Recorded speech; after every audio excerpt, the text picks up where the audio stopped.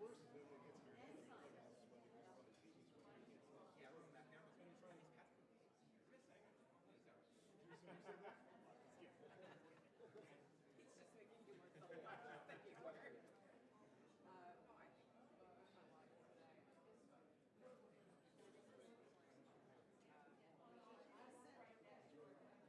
Anyway, I met my biggest very and then you know about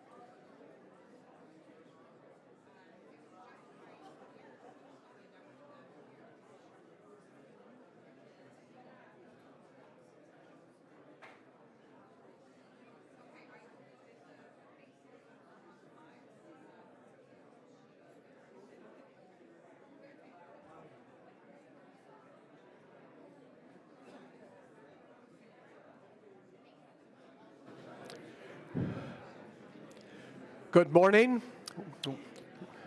Welcome to the second day of our meeting. As yesterday, we have a display in the cabinet up here.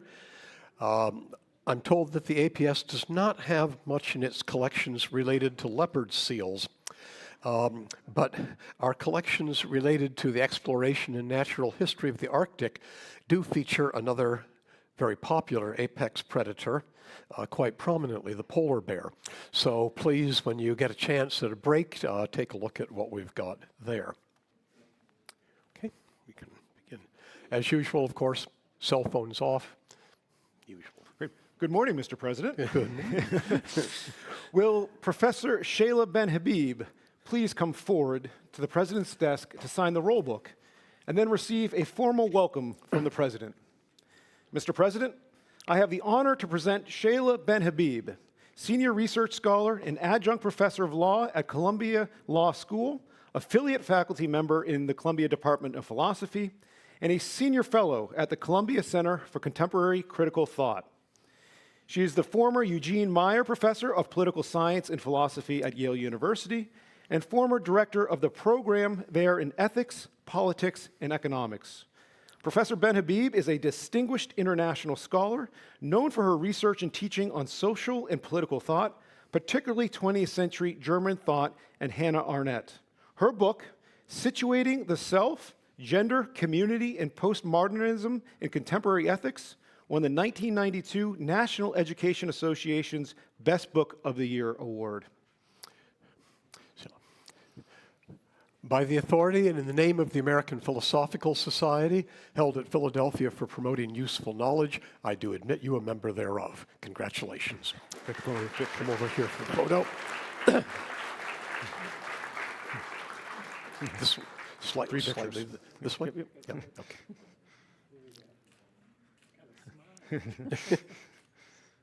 Great. Thank you.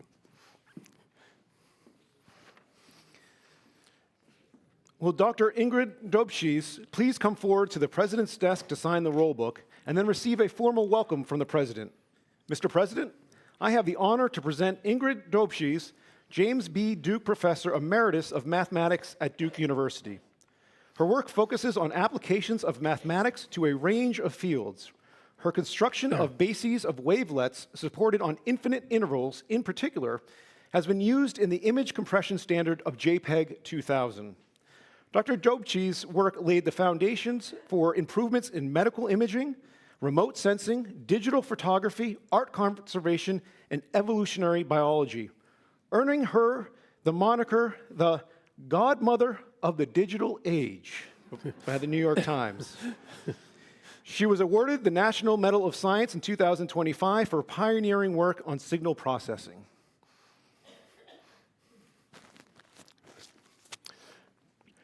By the authority and in the name of the American Philosophical Society, held at Philadelphia for promoting useful knowledge, I do admit you a member thereof. Congratulations.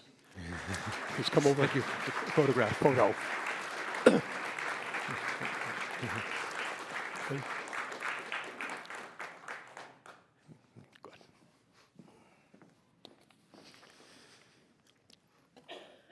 Will Dr. S.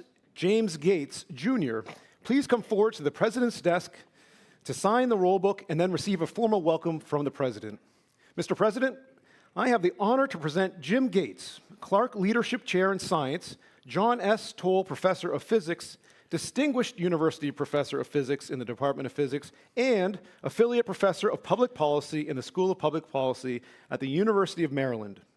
Dr. Gates is known for his pioneering work in supersymmetry and supergravity, closely related to string theory, and co-author of the first comprehensive book on supersymmetry titled Superspace, 1001 Lessons in Supersymmetry.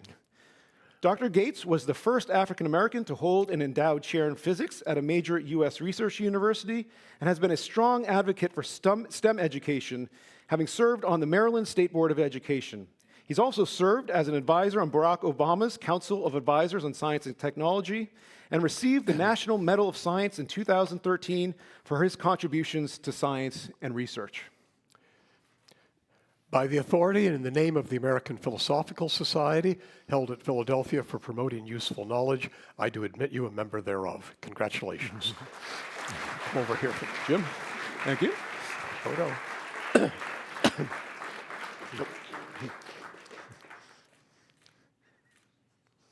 Got it. Will Dr. Brian D. Joseph please come forward to the President's desk to sign the roll book and then receive a formal welcome from the President? Mr. President, I have the honor to present Brian Joseph, Distinguished University Professor of Linguistics Emeritus and Kenneth E. Naylor Professor of South Slavic Linguistics Emeritus at The Ohio State University. His research primarily focuses on language change, especially involving Greek and Mycenaean through modern periods, in its Indo-European and Balkan contexts.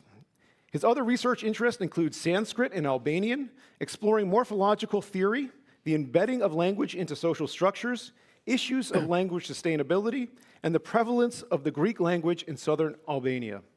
Dr. Joseph is the director of the Laboratory for the Study of the Greek Language, which is dedicated to the study of Greek in all of its manifestations across history. By the authority and in the name of the American Philosophical Society, held at Philadelphia for promoting useful knowledge, I do admit you a member thereof. Congratulations. Come over here. Congratulations, thanks. Photo.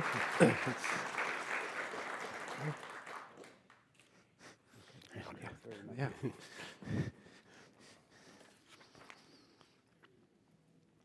Will Dr. Dolph Schlutoter please come forward to the President's desk to sign the roll book and then receive a formal welcome from the President? Mr. President, I have the honor to present Dolph Schlutoter, Professor of Zoology at the University of British Columbia. Dr. Schlutoter is an evolutionary biologist who studies ecological forces responsible for the origin and persistence of species and the evolution of differences between them in resource use, body form, and mating preferences. His studies on finches in the Galapagos Islands and his development of new species of three-spined stickleback in coastal lakes of British Columbia have served as experimental models for studies of adaptive radiation, and they suggest that ecologically induced adaptation can result in the evolution of new species. Dr. Schlutoter was recognized for his fundamental contributions to the understanding of adaptive radiation and ecological speciation with the 2023 Crawford Prize. By the authority and in the name of the American Philosophical Society, held at Philadelphia for promoting useful knowledge, I do admit you a member thereof. Congratulations. Here for the photo. Oh, this way. Leftward. There we go. Great. Thank you, Dolph.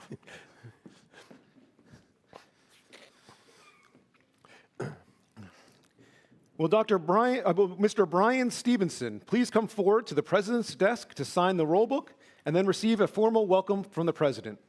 Mr. President, I have the honor to present Brian Stevenson, founder and executive director of the Equal Justice Initiative in Montgomery, Alabama.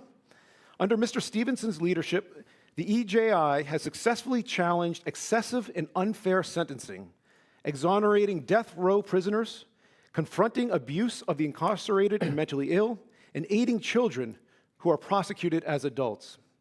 He has successfully argued multiple cases before the United States Supreme Court, including a 2019 ruling protecting condemned prisoners who suffer from dementia, and a 2012 ruling banning mandatory life imprisonment without parole. Under Mr. Stevenson's leadership, the EJI has helped over 140 wrongly condemned prisoners on death row and won relief for hundreds of others wrongly convicted or unfairly sentenced.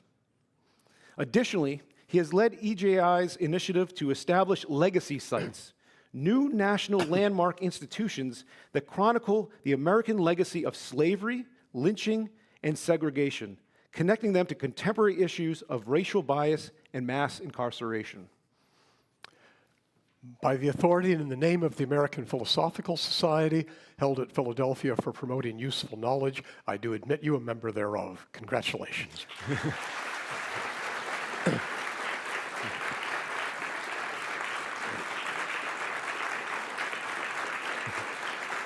Thank you.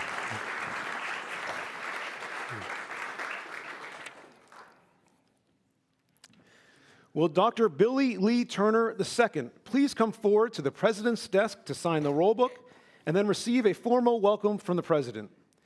Mr. President, I have the honor to present Billy Lee Turner, Regents Professor and Gilbert F. White Professor of Environmental and Society, of the Environment and Society in the School of Geographical Sciences and Urban Planning at Arizona State University.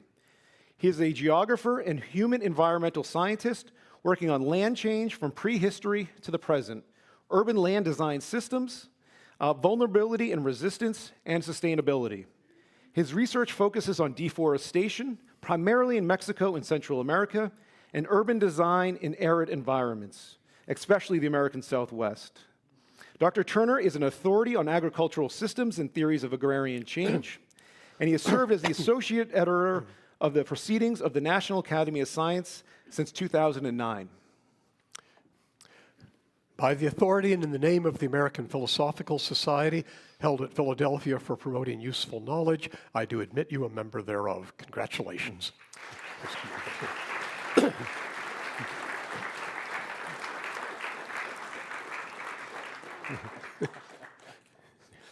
Got it.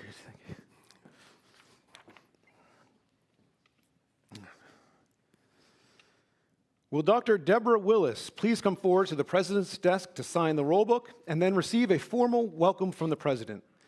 Mr. President, I have the honor to present Deborah Willis, University Professor and Chair of the Department of Photography and Imaging at the Tisch School of the Arts at New York University, and Director of NYU's Center for Black Visual Culture and Institute for African American Affairs. A scholar and an artist, she is one of the nation's leading historians of African American photography and curator of African diasporic cultures. Her research examines photography's multifaceted histories, visual culture, and contemporary women photographers. Dr. Willis's books, Envisioning Emancipation, Black Americans and the End of Slavery, co-authored with Barbara Krauthammer, and Michelle Obama, The First Lady in Photographs, co-authored with Emily Bernard, both received the NAACP's Image Award for Outstanding Literary Work in Nonfiction.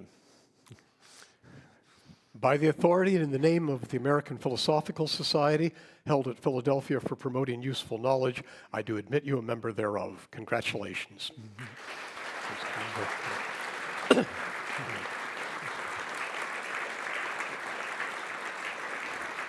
Congratulations, thank you.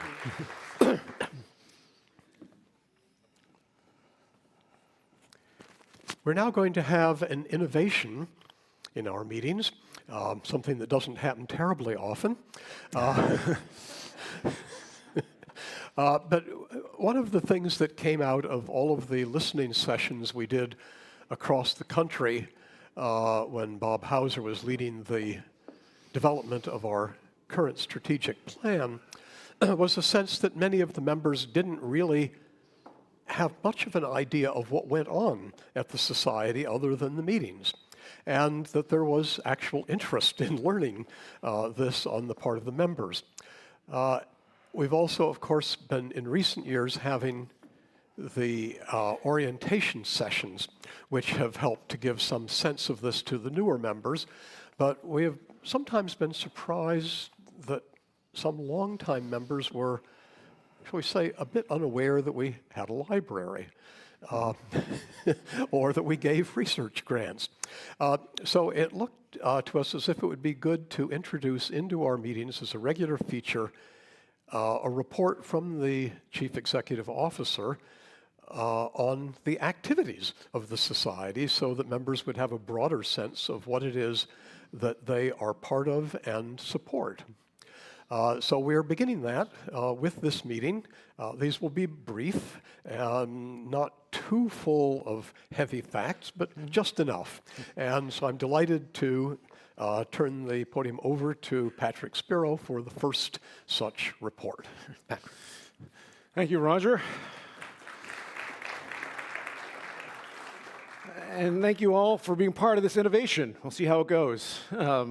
And I'm sure you all are tired of hearing my voice, so I will try and be, as Roger said, brief, because we all know the heart of the matter, the substance while we're all here, is for the conversations that are going to happen after mine.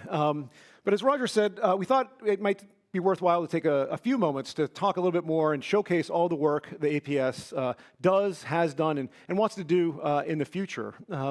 So we are the American Philosophical Society for promoting useful knowledge, and I want to talk about all the ways we serve that mission of advancing knowledge. And to begin, I want to talk about the foundation upon which we sit that helps us serve our mission. And it's an incredible resource that we have. It is an incredibly solid foundation upon which we sit. And we have an endowment that sits at around $260 million that supports all of the work that we do. And what I want to say is this endowment is an incredible testament to the members, to the friends, to the grant and fellowship alumni who have been supporters of the society really since the 18th century all the way up until the present. Our oldest endowed fund, I believe, is from the 1790s. And every year we're adding more and more endowed funds. Linda Jacobs can give you the number, but I believe it's around over 200 individually endowed funds. And those are coming from the ongoing support of members, friends, and grant and fellowship alumni. And I know that some of them are in the audience today who have either created an endowment or plan to do so in the future. So I want to thank all of you right now for that. I think you all should thank them too.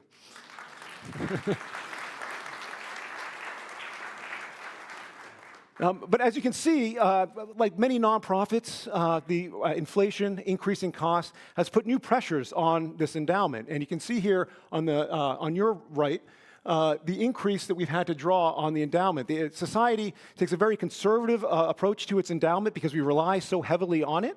And we now are pulling the maximum amount we can from this endowment, 4.5%. That's the cap that the society can spend. But as you can imagine, costs and prices have continued to rise, and the society itself, one of the things we have to steward is this very space that we're in now. And we have a number of aged buildings, and it's putting even more pressure on this endowment than before. And that's why we also rely on the ongoing support of APS members, our friends, and our grant and fellowship alumni. And as you can see, last year we had a record-breaking total in terms of the annual fund, so thank you all that contributed to that. But this year, when we look at the increased cost, we know that we have to raise at least 10% more in our annual fund to make ends meet. And the annual fund supports all the things that the endowment can't. As many of you come from academic institutions and you know that many endowments have restrictions. The annual fund allows us to do the things that often the endowments that are restricted can't do, like pay for these lights, upgrading the facilities in the space. So this is a vital part of what we do. And I also want to thank all of you who have contributed to the annual fund last year, who've already done it this year, or who plan to do it this year. So thank you all. And you all should give thanks to them too. So now for the fun stuff, though, it's how does these resources advance our mission? And our meetings are one of the primary ways in which we serve our mission of promoting useful knowledge. These are 3 days of incredible exchange of ideas, of fellowship, of conversation and discussion. And as you can see here with these numbers, we are beginning to come back from COVID. And it's not just in our meeting attendance, but it's across all sectors of the society's work. We're seeing our numbers return to where they were before COVID, in some places even surpassing them. And attendance has increased in 2024, 2025. You can see the number here is 282 I have on this slide. This was completed last week. We now have 330 people registered for the APS meeting over Wednesday to Friday, which is close to a new record. And we also have a record number of inductions. New members coming here who maybe were inducted during COVID and couldn't come in person are now coming to sign the roll book, which is great. And we award a number of prizes at these meetings. You're going to see 2 of them this afternoon. But we have a number of prizes that are providing real resources to scholars and highlighting some of the best scholarship that is happening in the world. Coming up this year, our November meeting, we're going to be meeting in La Jolla. This is part of the Society's plan to go out and travel around the country, to bring the work of the Society beyond just Philadelphia, to meet members where they are, to meet grant and fellowship recipients where they are. And we hope that these type of occasional meetings outside of Philadelphia can become a regular part of the Society's life. And this is our first attempt in almost 20 years of doing this, and we hope it'll become a much more regular pattern, a much more planned and regular pattern of the Society's life.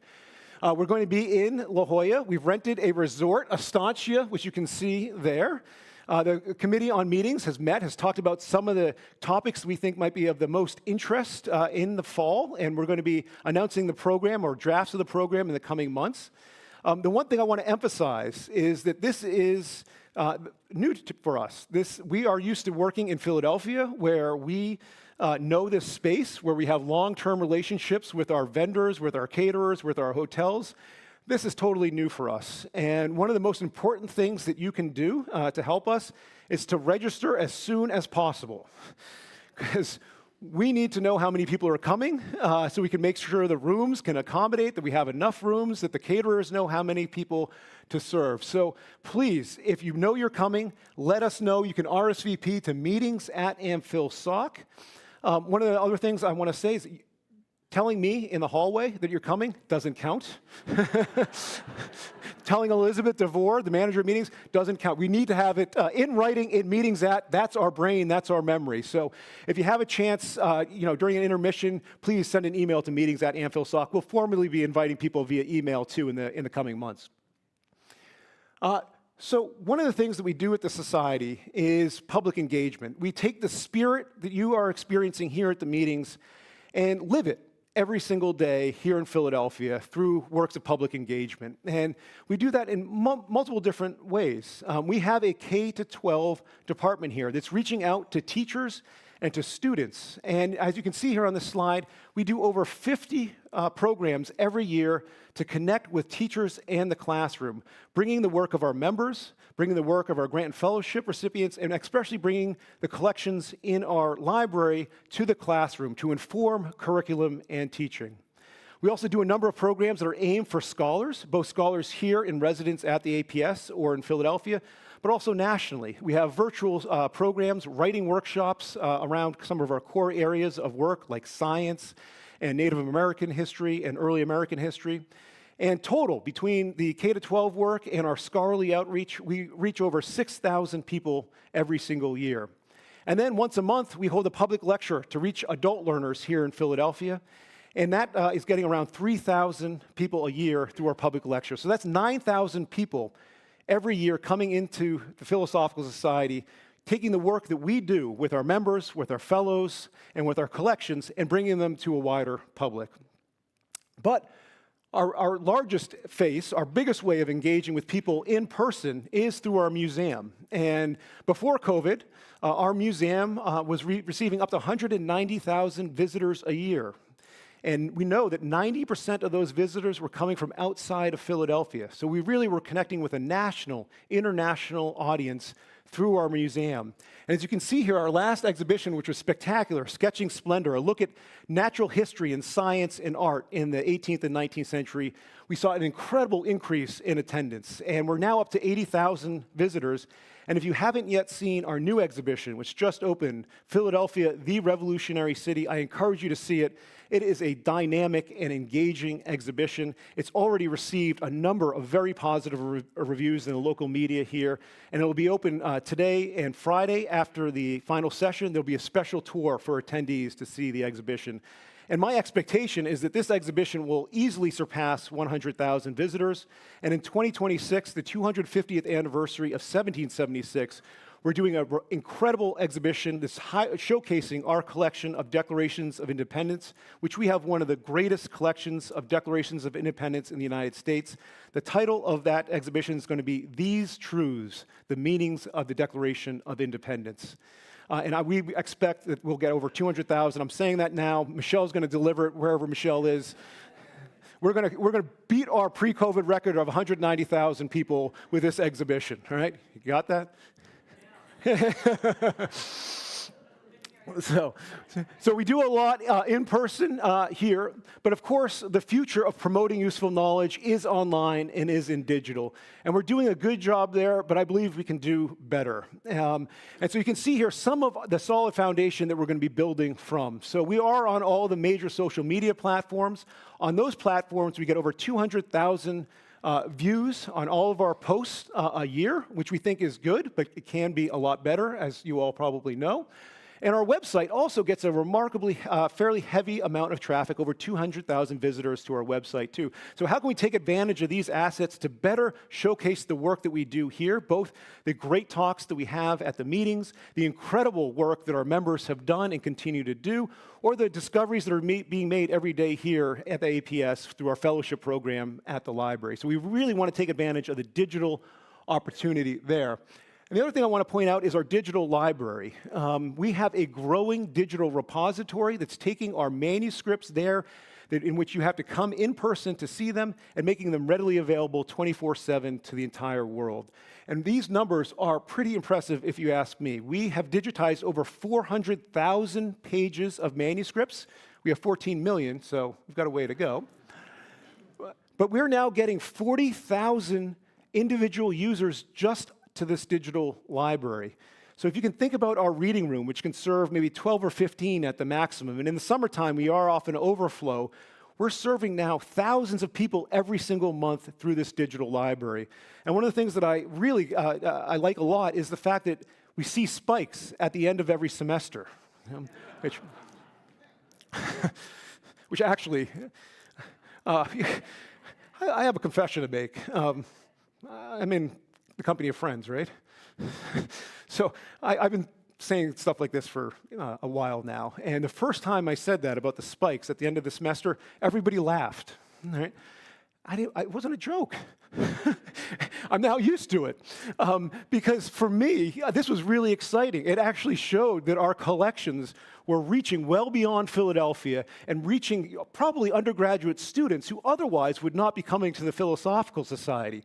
And then I had to think about, well, why are people laughing? And then I realized I was a professor once, and I know one of the banes of my existence was that students would talk about their research papers all semester, but really not do any work until the end of the semester, right? So this is proving student life. But in any case, that is a great way in which we're really promoting scholarship and reaching an audience that we generally don't reach, which is the college undergraduate audience. But of course, as I mentioned, I think digital is the real opportunity and future for the Society to better promote useful knowledge. And one of the things that we've done at the Society is create a communications committee to come up with a communications plan, and Nina Jablonski is chairing that committee. We're working on a draft strategic plan. It's still just in its kind of early stages, but we're pretty excited about what we think we might be able to do. And I chose 3 slides, images here that I think really kind of embody what the Society could do. So the first image you see there is an old radio broadcast. And we're not trying to get on radio. That's dying, right? So why did I choose that? Well, in the 1920s, the Philosophical Society partnered with NBC to broadcast all of their meetings on the radio, which is the primary medium people got information in the 1920s and 30s. And one of the historians of the APS made the point that this was probably the time when the APS was the most widely known in its history and had the most impact on the largest number of people.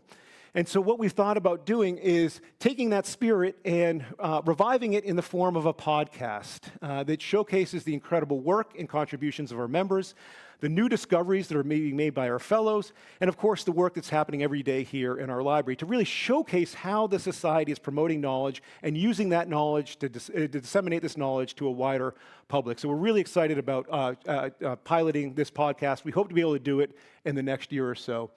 And then in the middle, you see Deva Sobel. If you were here at the last talk, you know she was talking about Madame Curie. And what we're now beginning to take our meeting content, which is usually 20 to 30 minutes, and we know that most viewers online who are watching on YouTube are not our age, are younger, and have shorter attention spans. And so we're taking our great content and making it digestible for what viewers are looking for. We've got to meet them where they're at. And you can see there that there's the closed caption with the colors, which I don't understand, but I know by observing my 3 kids, 15 and under, that that's how they watch YouTube videos, and they need these color-coded closed captioning. The last thing is virtual programs. We are doing virtual seminars for scholars, and we're exploring and thinking about doing virtual programs for members, for friends, and grant and fellowship recipients, because we do have a national, international membership, and I'd love to hear if you would be interested in doing virtual programs. And you can see here what our vision is, and I might just kind of summarize what I think we want to do on the Communications Committee. I mean, the Society has been and is a champion of evidence-based research. That's what we've been for almost 300 years.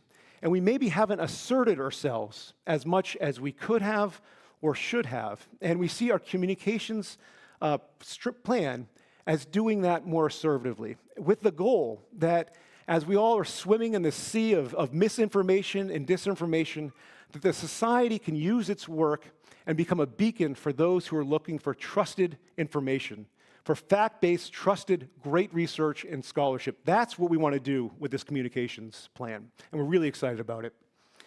So that's public engagement, but what underlays our public engagement is scholarship. This is at the heart of what the society is and does. And we do that 365 days a year in a number of different ways here. First off, there is our library, which if you haven't yet seen our library, you have to have an opportunity to see the riches that we have here. Over 14 million pages of manuscripts. We have Benjamin Franklin's papers, the journals of Lewis and Clark.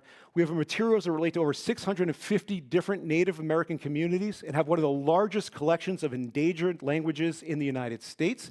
And we're working collaboratively with over 60 Native American communities to digitally repatriate this material so they can use it in their communities. And we have a rich collection in the history of science, I like to say from Newton to NASA. And this collection has an incredible potential, and we're going to start to enliven a Center for the History of Science. We created the Center for the History of Science last year, and this year we really hope to start to programmatically infuse it with energy and focus. And Michelle McDonald and Adriana Link are spearheading that initiative. And as you can see here, this is an active site of research, almost 1,500 reader days a year. 50 fellowships are in residence at the Philosophical Society every single year. And when you look at that reading room in the middle there, I like to describe the reading room as a laboratory for humanities. Just like scientists have laboratories where they make discoveries, well, that's what's happening in that reading room every single day. Our press is a great way for the society to promote new knowledge to a wider audience and also to be a conversation starter. And we see the press as a great opportunity of growth in the future. It's been reinvigorated by Peter Doherty, an APS member, and now taken over by Kim Gwinta. And they both have renewed energy and vision for what the press can be. And I think we're starting to see this press bearing fruits of this new energy. These are the books from 2024. Our planned books for 2025. I'll note that the most recent one, Why the Hindenburg Had a Smoking Lounge, Essays and Unintended Consequences, just launched last week here. We did a book launch in Philosophical Hall. We were crowded just like we are today. We also had C-SPAN here. And this book, as you can see, is bringing people together to talk ideas and to share ideas. And that's exactly what we want our press to be, a conversation starter. And I think we're on the road to doing that. And then last but not least is our research program. Every year we provide over 250 grants, primarily to young, early career scholars who need this support the most to do their research and to begin to make new discoveries.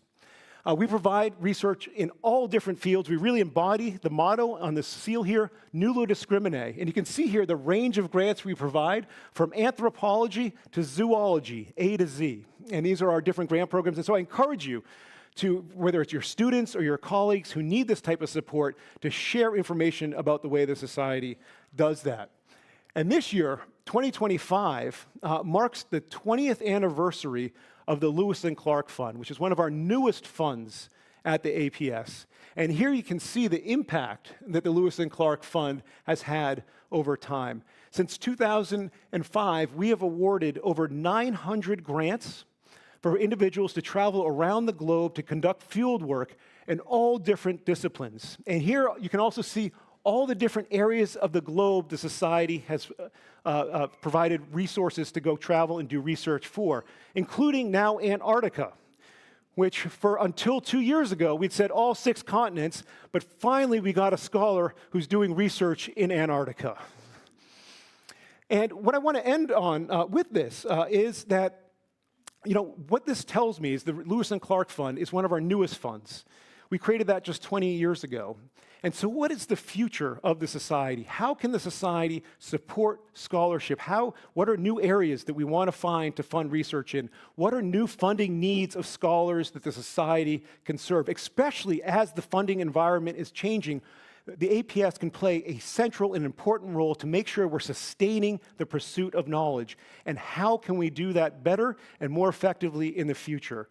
So I'd love to hear your thoughts on that. For that, you can grab my ear in the hallways. So thank you all for your time. I'm happy to talk more about any of these programs, any ideas you have. I also want to mention that in your programs themselves, there's a questionnaire. Please take a look at that questionnaire. We want feedback on the meetings. We want feedback on ideas you have about the society and what we can do in the future. So please, if you have a moment, fill out that questionnaire. You're able to return it at the back. Correct, Elizabeth? There's a dish for you to return your questionnaires there or give them to us in person. But we really want your feedback. And of course, if you have any ideas, also feel free to email me at any time. So with that, let's move on to the substance of the day. Nina Jablonski.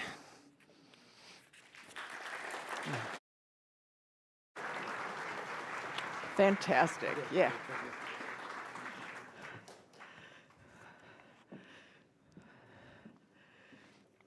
We are energized.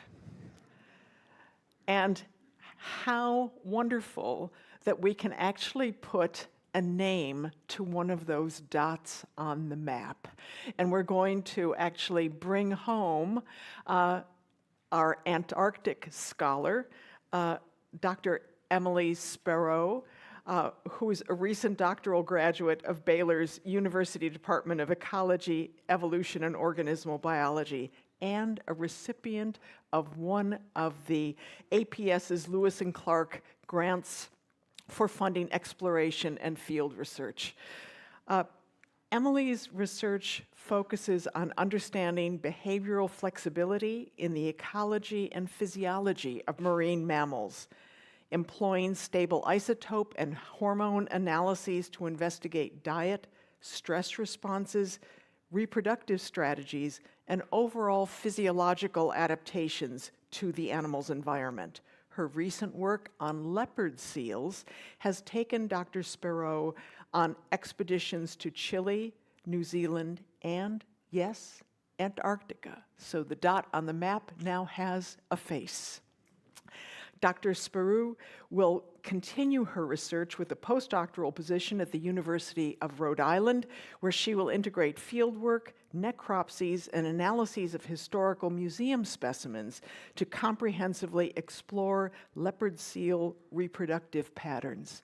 For those of you who enjoy nature documentaries, you will know that there's been a tremendous emphasis in recent years on understanding the ecology and behavior, especially the social behavior of marine mammals. New methods and techniques, including those of photography and GPS tracking, have allowed us to understand much better what's going on, especially near shore, among seals and walruses, but also among marine carnivores like the leopard seal. So I'm really excited to bring to our talk today Dr. Sperou, who is going to talk about individual specialization in a generalist apex predator, the leopard seal. Please welcome her. Hi, thank you. Okay, hello everyone. Thank you so much for that introduction. Like she said, my name is Emily Sperou. I'm a PhD student at, well, I just actually defended my dissertation, so I graduated, yeah. But still at Baylor right now. And I'm really excited to talk to you a little bit about some of the research we've been doing on leopard seals. Today I'm specifically going to talk about foraging, ecology, and some behavior within leopard seals.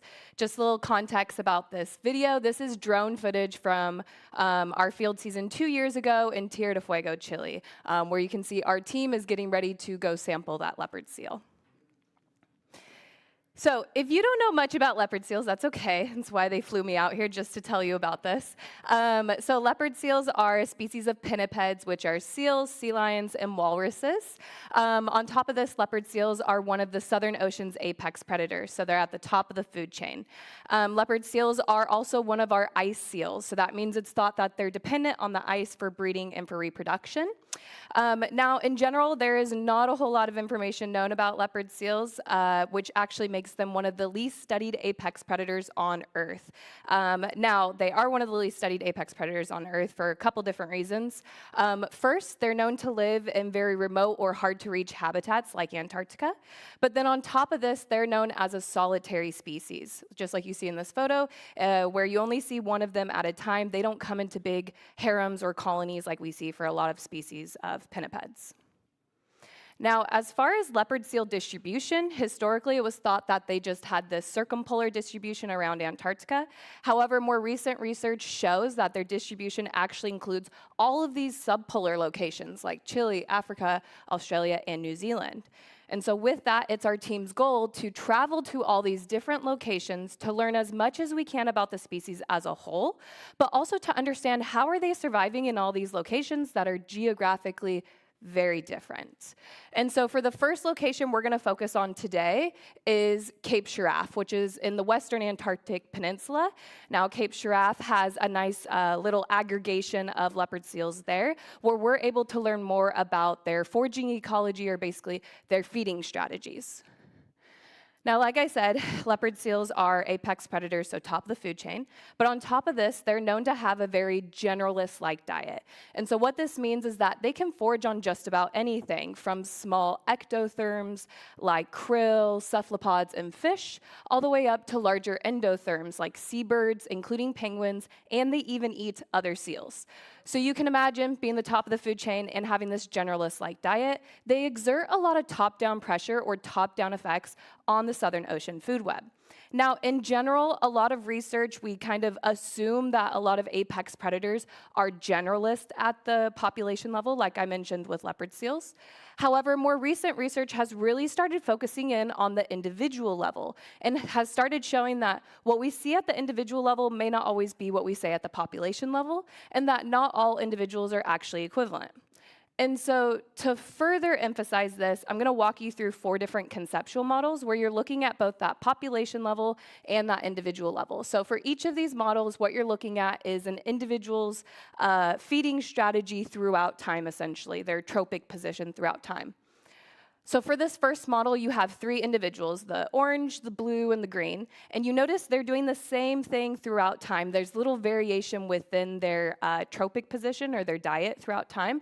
So we would say these are individual specialists, and they're within a specialist population. There's little variation between the individuals, making it a specialist population. On the other hand, this is an example of a generalist population where each individual is changing their tropic position through time. There's a lot of variation within each individual. And then there's a lot of variation between the individuals, shown by that larger black arrow, telling us generalist individuals within a generalist population. However, this is an example of another generalist population, where if you actually zoom in, it's filled up with a bunch of specialists. They're just specializing at different tropic levels. We call that niche partitioning. But due to the variation between them, we would naively call this a generalist population. And then lastly, here's another example of a generalist population where it's actually filled with a lot of, with individual specialists and generalists, but we would just broadly say it's a generalist population. And so this brings me to my main questions for this project, which was first, are the leopard seals out at Cape Giraffe true individual generalist, or are they specialist? And then on top of this, do they maintain this level of specialization consistently throughout time? So if an individual is a true generalist, do they show this pattern every single year, or do they change their feeding strategies? So in order to do this work and answer these questions, I'm using stable isotope analysis. So how this works is basically as an individual consumes a prey resource, the isotopic signatures of carbon and nitrogen of that prey resource will be reflected in the individual's tissues. So essentially, you are what you eat. So if a leopard seal eats a penguin, we're going to be able to recognize that in the leopard seal's tissues. And so as you work your way up the food chain, you see changes in their carbon and nitrogen values that let us know which tropic position they're foraging on. And for this research, we're going to specifically focus more on nitrogen. So the higher the nitrogen values, that tells us they're probably feeding on something like seals or penguins or larger animals. Now, for this study, we're using leopard seal whiskers. So a leopard seal will grow its whisker for about a year until they molt that whisker and then grow again. So for this, what we're able to do is serially segment these whiskers into tiny little increments so we can get fine-scale data. Essentially, we can see what is the leopard seal foraging on almost every single day for up to a year. So we have roughly 46 whiskers for this study, and then on top of this, we had a subset of individuals where we had yearly repeat samples. So what we did is we saw an individual one year and we plucked their whisker, and then we went out another year, we saw that same individual and got another whisker. So we can actually see, are they doing the same patterns throughout multiple different years? Once we get the stable isotope values back, we're able to apply this specialization index formula that allows us to categorize each individual as a true generalist, specialist, or intermediate. And so jumping first to our results at the population level, the first thing that we saw is that majority of the individuals within our population, almost 60%, were true individual specialists. And only a small percentage, 13%, which is 6 individuals, were true individual generalists. Now that's really interesting considering we've been broadly claiming leopard seals to be generalist. On top of this, we found that there's 2 different types of specialists. There's what we call high tropic level specialists. So these are individuals who are consistently foraging on higher tropic level prey, probably Antarctic fur seals, penguins, and large fish. Whereas we also had a group of medium to low tropic level specialists, individuals consistently foraging on the lower tropic levels, probably on krill and cephalopods. And then when we looked across the length of the whiskers, we were able to confirm their specialization. So for instance, the top 2 figures in the blue and the green are showing you an individual example from each of those categories. So you're looking at the nitrogen values along the length of the whisker. So notice for those top two figures, the line stays fairly consistent, telling us they're specializing, compared to the bottom figure is an example of a generalist. You can see it's switching its tropic positions throughout time, telling us it's a generalist forager. Staying with the population level, I then wanted to map out each category's isotopic space within time and to see how they overlap. So back again with our 4 different categories. And then this is first showing us our high tropic level specialists. So each of those dots represents one of the individuals within that group and their average isotopic value. And the key thing to note here is that that ellipse around them is showing their isotopic space, so essentially where and what they're foraging on, and their ellipse is very small. Then we add in our medium to low tropic level specialists and note that they're foraging at a lower tropic level than our high. Then we have our intermediates, and then lastly, our generalists, and that even though there's only 6 individuals there, they're occupying much larger space, making us think, oh, leopard seals are really this generalist population. So now moving on to the individual level, I wanted to look at each individual's isotopic space within their category and to see how they overlap. So first here we have our high tropic level specialist. So each of those different colors, variations of blue, represents an individual. So there's 13 ellipses in there, but it's hard to see because they're all right on top of each other, feeding on the same thing. They're all super compact, and they don't occupy a lot of space. Then we have our medium to low, who, again, lower tropic position, starting to occupy a little bit more space, compared to our intermediates and our generalists, who you can see those ellipses have really started to elongate vertically, telling us multiple tropic positions and overall just occupying a much larger range across the food web. Okay, so then back to our individuals we had repeat samples of. So our question was, do you do the same thing throughout time, or do you change your foraging strategies? And we saw overall 2 different patterns, and I'm going to talk to you a little bit about each of them. So for one example, we have Rosie. This is seal 397, And overall, we had 4 whiskers from Rosie spanning over 10 years. And what we found is that Rosie is very consistent. She likes what she eats, and she did the same thing every single year. She was found to be a high tropic level specialist. So note, her isotopic space in the darker gray is really small compared to the light gray is the whole population's isotopic space. Then we have Penny, who did the complete opposite. We had 3 whiskers from her spanning over 5 years, and she showed behavioral flexibility. She switched her foraging patterns every single year, one year being a medium to low tropic level specialist, then a generalist, then a high tropic level specialist. So for the rest of our individuals, we saw these same patterns. Either you did long-term specialization like Rosie, or you changed your foraging patterns throughout time like Penny. So if you go back to thinking about those conceptual models that I showed you in the beginning and you put little leopard seals in there, what we see is that we have high tropic level specialist, we have our medium to low tropic level specialist, we have a group of intermediates, and then lastly, we do have a small group of generalists, again, only 6 individuals.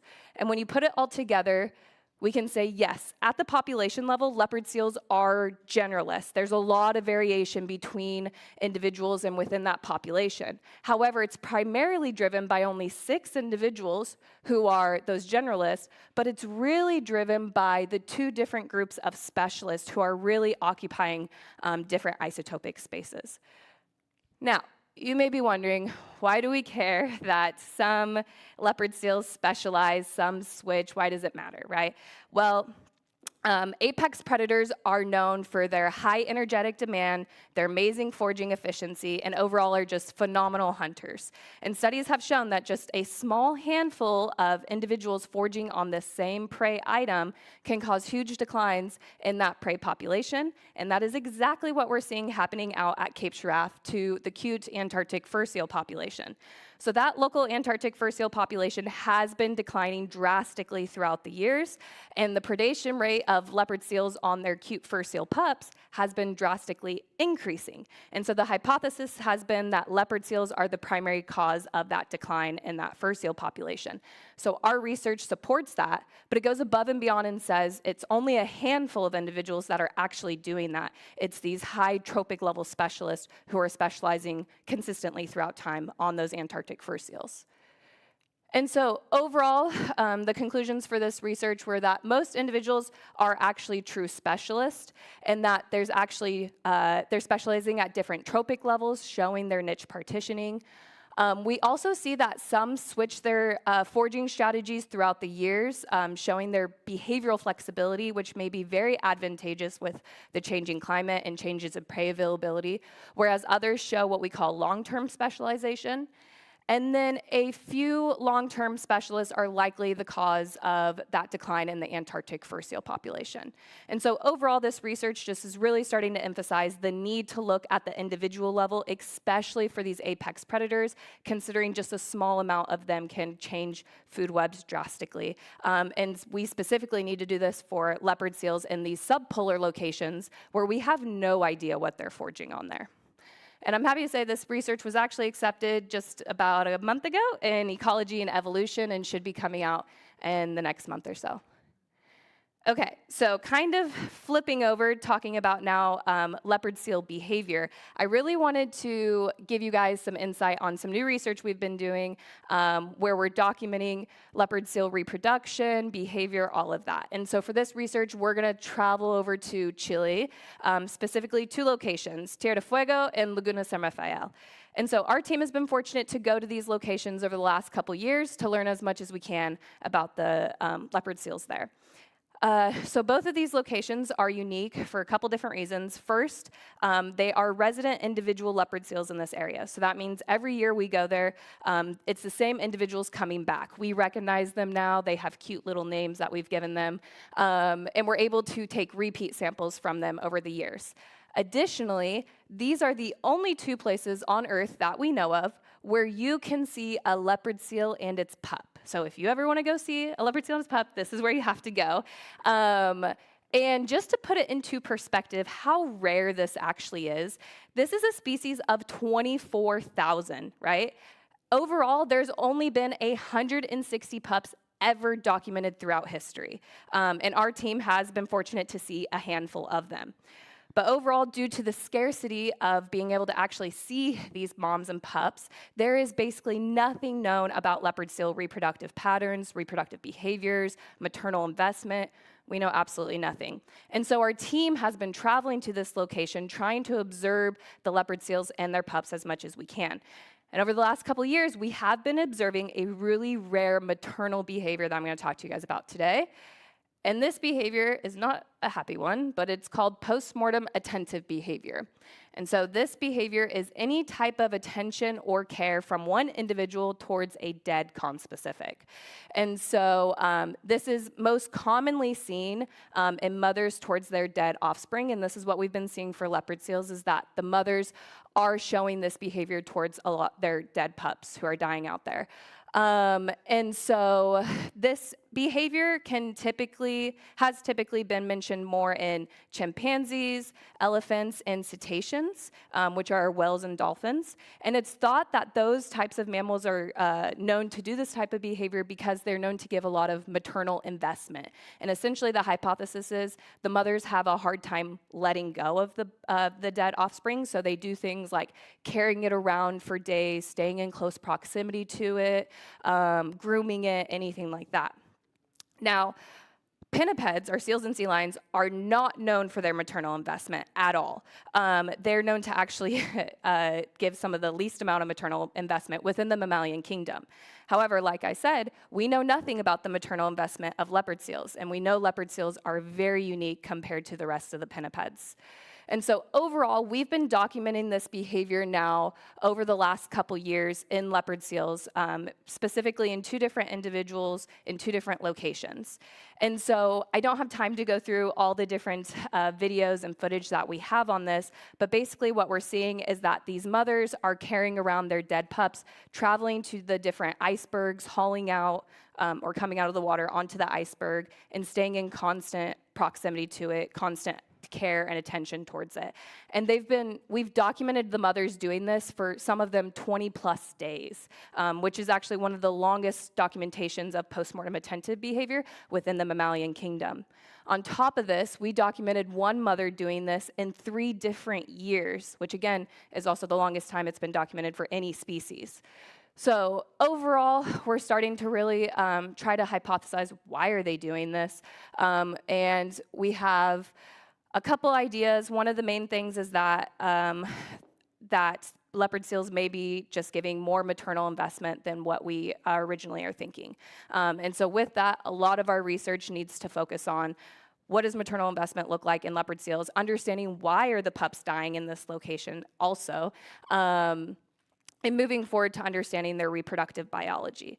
And so this is really where, there we go, my postdoc work is taking off, is continuing to understand their reproductive biology, their reproductive patterns and behaviors as much as we can. So this includes going to the field, continuing to observe these animals, using necropsies that I've done to look at reproductive anatomy, which has never been described in the leopard seal, and then also using historical samples specifically from museums to look at their overall lifetime reproductive success. And so all of this work will give us a much more comprehensive understanding of leopard seal reproductive behavior and biology, but also have huge implications for understanding how do we protect this species, especially in these subpolar locations where we know basically nothing about them. And so for acknowledgements of this work, we've been really fortunate to have been funded by a lot of different agencies. I've been lucky that I've been a Lewis and Clark recipient now twice to fund some of this work, which I'm really, really grateful for. And then on top of this, this is a huge international collaboration. So we have collaborators all around the world working on this project with us, and it's a huge group effort. With that, I will take any questions.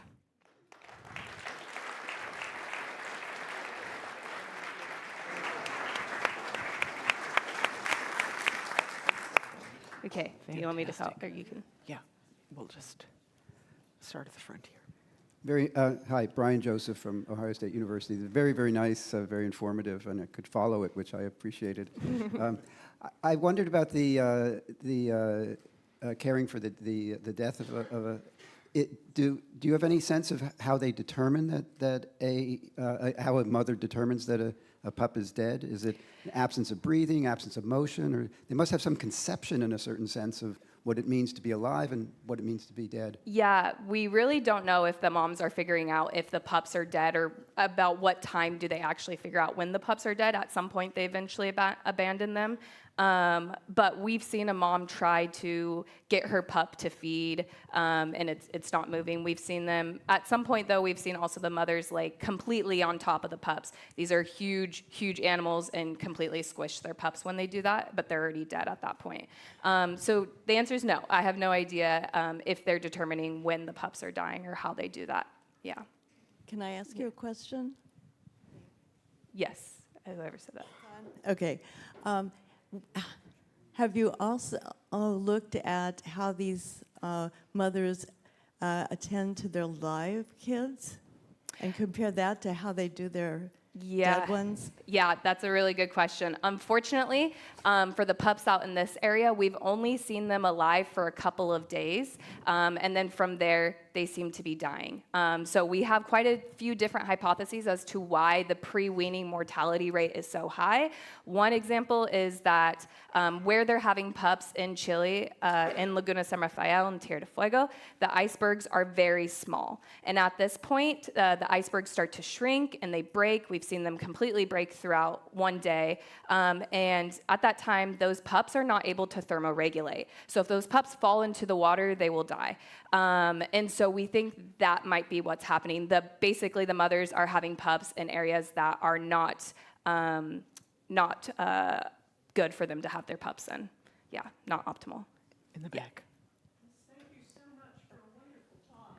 I wonder, I've noticed in your photographs that there seems to be an articulation by the mother. The mouth is open. Mm-hmm. Do you have recordings of any of these sounds, and do you have anything similar to a form of lament? So yes, we do have. We actually just are submitting this paper next week to a Journal of Animal Behavior, where we have tons of footage on this behavior. I mean, hours. I think in total we collected 8,000 photos and like 170 videos. So typically that moment where she is lifting her mouth and then closing it is usually because we are approaching, and she's showing more territorial or protection at that time, what we think. And yeah, did I answer your question fully? Sorry. Yes and no. Are there any patterns in the articulation? Okay, so overall, after observing all of the, and recording all of the behavior, the only patterns we're able to see consistently is that anytime we start to approach, right, because we have to be there in order to record the behavior, anytime we start to approach, the mother will consistently lay on top of the pup and in a sense try to hide it from us. And then at some point in almost all of our videos, she ends up grabbing the dead pup by the neck and jumping into the water and swimming away with it. And so that behavior in itself is extremely unique. Pinnipeds are not known to carry around their pups even when they're alive. You think about when they're swimming, that's essentially a 200-pound pup that causes a lot of drag, and energetically it's very costly to do that. So that in itself is a very unique behavior that we're seeing as well. Yeah. So many questions. Yeah. Or sorry. Yeah. Rich here in Indiana. Great talk. If any of us had a postdoc available, we'd be happy to take you. The question is, you seem to imply, you didn't say, that the individual differences were due to food preferences. How do we know that they're not due to variations in the food sources? Yeah, that's a good question. So part of the paper that I didn't mention here is we do look at just yearly changes in the prey availability, and we don't actually see these huge changes except for that Antarctic fur seal population that's been declining. And for some reason, somehow, those high tropic level specialists, even in the years where that fur seal population is still declining, we see them still out there feeding on the last little fur seal pups. So they're still able to, it seems like they are preferentially choosing those fur seal pups they are seen just like waiting in the waters for those little pups to start coming in, and then they just attack. And so on top of everything that we have here, as far as looking at the stable isotope analysis, we also have a lot of critter cam data where we're able to see those individuals and what they're actually eating. Last question. Hi, I agree, a great talk, and I think all of us enjoy the intrinsic interest of it. But if you had to make a case to a skeptic about why this is useful knowledge, what would you say? Yeah. So this is useful knowledge, and if you care about ecology at all.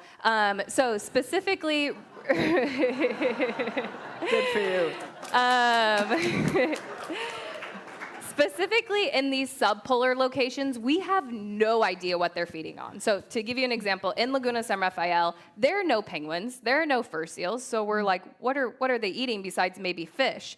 And on top of that, there's only so many individuals there right now, but we have started to see this population increase throughout the year. And so one thing that we need to know is, if this population is increasing, what are they feeding on, and will it cause any type of cascading effects to the other populations toward competition, anything like that? On top of this, we know about their distribution, but we're learning so much more about it. Like every time we go out to study these animals, we start to get even more information. And part of it is just understanding, do they have the potential to cause cascading effects within that ecosystem that they're in, especially if they start to change their distribution and come into a new ecosystem, a new food web? Are they going to kick out others because of competition? Are they going to cause declines of those other species, things like that? So, yeah. Great. Dr. Sperou, thank you very much. Thank you.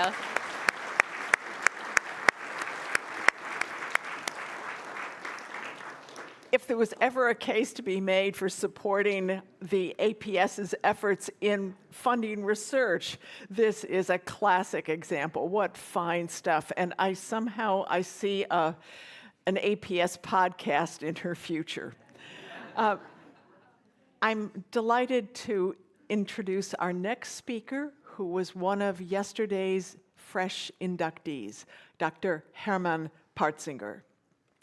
Hermann Parzinger is the president of the Prussian Cultural Heritage Foundation, or SPK, a collection of 25 museums, libraries, archives, and research institutes, 5 of which are UNESCO World Heritage Sites, primarily located in Berlin. Under Dr. Parzinger's leadership, SPK has proceeded with 2 large cultural projects. The first is the renovation of Museum Island. If you've been to Berlin, you know Museum Island originally opened in 1830 as the first public museum in Berlin. The second is the realization of the Humboldt Forum, housed in the reconstructed Berlin Palace at the heart of the city, to provide a space to address themes and developments impacting humanity on a global scale. Dr. Parzinger's contributions to German cultural preservation were recognized in 2012 with the Order of Merit of the Federal Republic of Germany, a very high honor indeed. And today, Dr. Parzinger is going to share with us more of his work toward the Humboldt Forum in his talk entitled Postcolonial Provenance Research, Transcultural Cooperation, and Restitution Practices, Lessons Learned from the Humboldt Forum. Please welcome Dr. Parzinger again to our stage.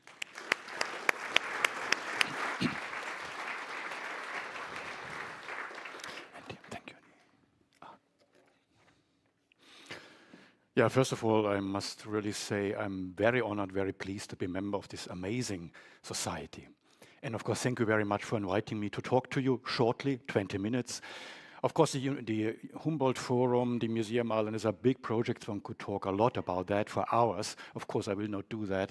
But this 3-topic, postcolonial provenance research, transcultural cooperations, and restitution practices, I think these are challenges for museums in the last 5 to 10 years, which become more and more important, not only in Germany, not only in Europe, also in the US. And I think it's also a chance to develop museums into the future. The Prussian Cultural Heritage Foundation, it was already said in the introduction. I always say it, to make it short, it's something like the German Smithsonian. So we have 25 museums, National Library, archives, several research institutes, more than 2,000 employees. It's by far largest cultural institution in Germany. And of course, the Berlin Palace, which was rebuilt, a decision which was taken by the German parliament 25 years ago, and you can see it, you can see it here in this old picture. This was the core of all these institutions. The Art and Wonder Chamber was in the palace. This is where the museums have been born, the museum collection. The National Library was there. The National Archive of Prussia was in this building. So in a way, it's the origin, and later it shifted over to the Museum Island. The Museum Island, the first public museum built. The brain behind that was Wilhelm von Humboldt, but the first museum. And what is so interesting, it was built at the beginning of the 19th century, opened in 1830, after the Napoleonic Wars. So Prussia was devastated, financially ruined. And what did they do? They built, with the best architect of its time, the first public museum. And this was so important that for Wilhelm von Humboldt, there have been 3 pillars for the future, because the lessons learned from the Napoleonic War is we had no citizens which really felt responsible for society and for the state. Is a school reform, second, this modern concept of university, the combination of research and teaching, and the museum, the aesthetic education of the citizen. And later, a few decades later, then in the second half of the 19th century, the whole Museum Island was built, and the idea by Frederick Wilhelm IV, Prussian king in the middle of the 19th century, was to build behind this first museum an island full of different museums for different collections. And of course, then it was finished in 1930, the Second World War, heavy destructions. This was the east part of Berlin, so it was in GDR. I have to say, they repaired the buildings, but there was no real serious refurbishment. So this we are doing now, since more than 20 years, and it still will take some time. But this will be the image when everything is finished. You have here the old National Gallery is finished, the new museum, which was a ruin until the late 1990s. So it was reopened in 2009. The new building, entrance building, the Bode Museum is finished. The Pergamon is under refurbishment now. This is a real long story still to finish this unique place. And I have to say that opposite of the Museum Island, we have this archaeological center. So all the scientific functions, labs, thousands of cuneiform tablets, papyri collections, etc., etc. An enormous library has been, which was spread among these buildings here, was taken out and concentrated here in a research center where from all over the world people are coming and working on the collections, on the study collections, and also on the different archives and libraries. And of course, the Museum Island is the great idea of the 19th century, of the Humboldt brothers and others, to show to the people the cultural development and historic development of Europe with its roots in the Near East. But today, the enlargement of the Museum Island, in a way, took place by the decision of the German parliament to rebuild the city palace of the Prussian kings, from the building from the Baroque period, from the 18th century. And there was a question, what to use it for? And there was a long discussion. At the very end, they took a good decision, because they said, okay, we will make a cultural center out of it. And if we live in a globalized world, we need really to have all cultures on this Museum Island, all world cultures, and 2 museum collections, the Ethnological Museum and the Museum of Asian Art, which have been in the fringes of Berlin, is very southwest, came into the center, and in a way, as a dialectics of history, came back to this place of origin and occupied the whole building, partly rebuilt building for a cultural center in this sense. And the idea of seeing a connection between the Museum Island, you see here, and the palace, this was an old idea. These are drafts from the middle of the 19th century. One even thought about building this connection between the Museum Island and the palace, because the palace was, in a way, the origin of this collection, as I already mentioned. The palace was, during the war, it was heavily damaged, but not too bad. There have been exhibitions in the 46, 47, but then it was a decision by the East German Communist Parliament to say it's a symbol of monarchy, of feudalism, of militarism. We have to take it off. And they blasted it. It took more than 1 year to take this huge building off. There was a lot of protest because it was considered as the most important Baroque building in the northern part of Germany. But nevertheless, it was removed. But then, after the German unification, there was a long debate what should come at this place, and the decision, as I said, was taken more or less 25 years ago to rebuild the palace, but only partly, and inside to use it as a cultural center, and it was called Humboldt Forum. Humboldt Forum dedicated to both brothers Humboldt. By the way, I suppose that Alexander von Humboldt was a member of the society. At least he was here and met Thomas Jefferson in Washington. It was a famous debate about slavery with him. Alexander von Humboldt, of course, the scientific discoverer of Latin America with his expeditions, and of course Wilhelm von Humboldt as a linguist also dealing with languages in the Pacific, with languages, the Basque language in northern Spain and others. So both stand as their generation as this really cosmopolitan scientists, cosmopolitan scholars, which believed in the equivalence of world cultures. And therefore the idea was to name it after the Humboldt brothers. And of course, the collections of two huge museums, the Ethnological Museum, which is one of the largest worldwide, and the Museum of Age and Art, both together more than 600,000 objects, which are presented in the Humboldt Forum in this building. And of course, the origin of this collection has strong connections with scientific expeditions. You see here the first pieces by Georg Foster. Georg Foster in the late 18th century traveled with James Cook. He brought the first pieces to the Pacific collection in the Berlin museums. Alexander von Humboldt brought the first pieces from Latin America, from Mexico, from Aztecs. Then von Hofmannsthal traveling in the Amazonas region, Schlagentweit, in Mongolia, in Tibet. So scientific expedition, traveling worldwide and collecting material culture from these parts of the world. But of course, there's also another part of this story, and we are becoming closer to the topic, the colonial story which is behind. And of course, especially the 19th century, for Germany, the later 19th century, the collecting was strongly connected with colonial history. A very famous case are the Benin bronzes. You know that the kingdom of Benin, historical kingdom of Benin, which is in the southwestern part of today Nigeria, the British approached to occupy that. They sent a delegation there. The king of Benin did not want to sign the contract because this would mean to give up independence. So simply he killed the delegation. And this was the reason for the British to make a huge military expedition in 1897 to conquer the kingdom of Benin, to destroy Benin City completely, and to loot the palace area. And tens of thousands of objects, bronzes, have been taken to Britain. They are filling British museums, but then from London, on the market, it was sold to museums all over the world. The Smithsonian has, the Metropolitan has, and the Berlin Museum, of course, acquired a lot. We have the largest collection after the British Museum. But the context is clear. It is connected to looting. It was taken by force. And of course, we approached this idea to say, well, how we can get to a solution? And I was one of the three persons who had to negotiate with Nigeria, with the central government in Abuja, with the Oba, the historic king of Benin, and also with the governor of the Benin bronzes. And it was very quick. We understood and got to a solution because we said, okay, it was looted, it was taken by force, this was illegal, so it should be given back. But on the other hand, and even our African counterparts wanted from the beginning that, of course, we want that this injustice is recognized, but we also want, of course, that this object in the future can be seen in museums in Berlin all over the world.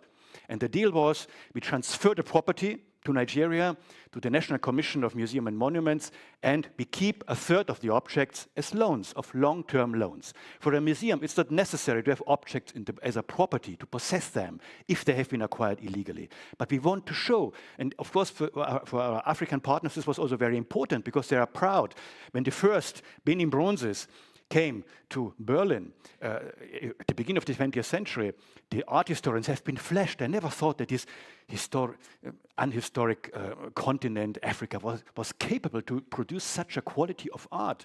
And the artists compared it to Renaissance sculptures and so on. And of course, it's not only art. This is their telling of history, because this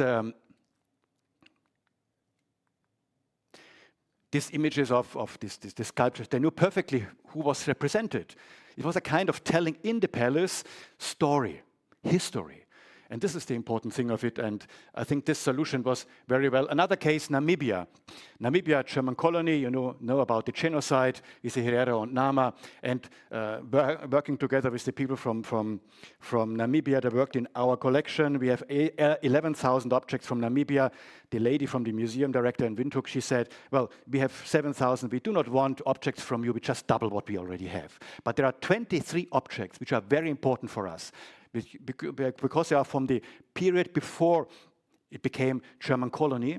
So it was from the 1860s, 1870s, and they are very important to see how step by step the traditional clothing changed into a more European influence. There are small dollies near missionary stations and so on, and these pieces we gave them back, because they said, if you give these pieces back, you give us back history, because we have nothing from this early period. And I think these are good reasons, really, to give it back. And now in Otjiwarongo, is north of Windhoek, they created with these 23 objects a museum, Namibian fashion museum. And there are designers and others working and taking these elements, these objects as sources of inspiration for their own creations. Tanzania was another German colony. There was the Maji War, a similar genocide. Up to 200,000, 300,000 people died in this fighting. And we have now recently opened in the Humboldt Forum this exhibition, but together with curators from the University of Dar es Salaam and the National Museum of Dar es Salaam. So they are telling, together with us, this story in 3 languages, in English, in Swahili, and in German. And with, of course, these objects, we already have transferred property, because it's another completely clear illegal case. But we said, and we agreed, that we have to tell this story to the German public and to the people who come to Berlin, because in Germany, people mostly never heard about the Maji War, and it's important to explain it. So this will be shown here for 1 or 2 years, and then the objects go back to Tanzania forever. Similar cases in Cameroon. I mean, in Gonzo, this is a figure, and we have been contacted by someone from this area. It's near the border to Nigeria. Cameroon was before a German colony. Cameroon is now French-speaking. After the First World War, it became French. But near the border to Nigeria, there are communities which are English-speaking, and they are a little bit marginalized. And they say, well, we need this figure for our identity and so on. And then we decide, okay, we give it back. After a long process of discussion, this is always important. Speak with each other, not only just ask, give things back. Because for us, they also have, in the meantime, an importance. But in all these cases, talking to each other, through conversations, we found very reasonable solutions. And now we wanted to give it back for the time being. And this is another challenge, working with Africa, because the community wants it back, we want to give it back, but the national government still sees problems. And we are in talks since more than 1 year. Of course, we can't give it back without the consent of the Cameroon government. So they founded now a commission and a lot of talking. I think for them it's also a new challenge. It's not only for us a challenge that we give back these collections with colonial context, also for our partners in Africa. And we have no right to give them pressure. They also need time to prepare themselves for such restitutions and returns. In Angola, what was easy, there are no restitution questions, but a German scholar in the early 20th century who worked there collected parallel for the Berlin Museum as well for the Luanda Museum. So he collected twice and left one part of it in Luanda. And of course, now it's very interesting to work with our colleagues in Luanda. What did he select, and so on, all these questions. But it's not only a question of Africa. I mean, Asia, Central Asia, the Turfan expedition, beginning of the 20th century, these Buddhist caves, and parts of these paintings have been cut out from the caves and brought to Berlin. China is not asking them back. There are others in Sweden, in Russia, in France, all these countries. We did expeditions in Central Asia, in Xinjiang, in this area. But we do, together with the Chinese colleagues, a complete digitization of all the paintings, of all the documents, and bring it together. I think this is important in a future-oriented approach. And also the Wangshu Gallery. We had a gallery for Chinese imperial art of the 18th century, and the designers did not present something which convinced us. So we simply said, okay, then we asked Wangshu. He's a very famous architect and artist, Pritzker Prize winner, and he designed, in the sense, with traditional material, this gallery, this important gallery. This is also a way of cooperating, giving in other hands, and let them say and decide how they would present their heritage in this building. And the Boxer War, you know about that, 1901, 8, let's say, Western or global North countries, Germany, of course, the US, Japan, Russia, Austro-Hungary, made an expedition and destroyed. I wrote a book recently about that, about cultural destructions. It's unbelievable massacres. They destroyed the palaces, the Forbidden City, and looted. And our museums are full of stuff which came from this looting in the Boxer War into the art market and then into many museums. And it's not only, also in our colleagues with the contact with Chinese colleagues, it's not the most important question to give all this back. But it's so important to work it, to reconstruct history. And of course, it's still traumatic for the Chinese, and they still did not forget what happened in this Boxer War. And if we want to get into a different future, I think we have to recognize what happened. This does not mean that everything has to be given back. Their museums are overloaded with objects, but we have really to consent what happened and to acknowledge it. And this is a way of really working together. Or now coming to Africa, the Chugach Corporation in Alaska, they studied their collections of their ancestors in different European museums. They have been in Berlin. We have about 200 objects. And when they finished their study, they came up to me and said, look, you have 200 objects of Chugach. We finished our work now, but there are 9 objects which have been taken. They saw it in the inventory books, have been taken from graves. So graves have been opened to take out objects. But graves, not archaeological, 3,000 years old, but graves from the late 19th century. This was forbidden, of course. And okay, this we will give back. So these 9 objects we transferred, they are already back in Alaska. And since then, we have a very strong and close connection, continuous exchange of ideas. Young people are coming from Alaska, working on our collection, and vice versa. And I think this is a way into the future. Or the Omaha. There was this Laflèche, Francis Laflèche. He was a chief of the Omaha, and at the same time, he was anthropologist. And the first director of the Berlin Museum of Ethnology asked him, buy 60 objects which represent your community. And the museum bought this, and they never have been shown. And now in the Humboldt Forum, they are exposed through a cooperation with the Omaha Corporation in Nebraska. We did this exhibition together. And imagine, it never has been exposed. Imagine for today's Omaha coming out of Nebraska and looking at this collection, what Laflèche, and everybody knew him, what 100 years ago, which object did he select, what should represent in the best way his community? And these are the interesting questions which we are following. Orikogi in Colombia, 2 masks which have been taken in the early 20th century. It's not very clear, was it legal or was it illegal? Not always you can really decide this very precisely. But then when Pedro, the president of Colombia, came to see the federal president in Germany, we used the opportunity to give over the 2 masks following the UNESCO Convention for the Rights of Indigenous People. Because they say these 2 masks are so important for us that we would like to have it back. And we gave it back. That means one can give things back, but by far our museums, of course, will not be empty. But it's not only the restitution. I mean, the Amazonas Basin, we are cooperating with indigenous communities in Venezuela, in Colombia, in Brazil. They are coming each year, a group of them, working on our collections. And there's no question of restitution. All this has been acquired legally, but for them, and they also do not want, because if we give certain things back, they are very symbolical. So it's even dangerous for them to get things back. They don't want to have them back. But of course, they want that that their voice is heard in the exhibition.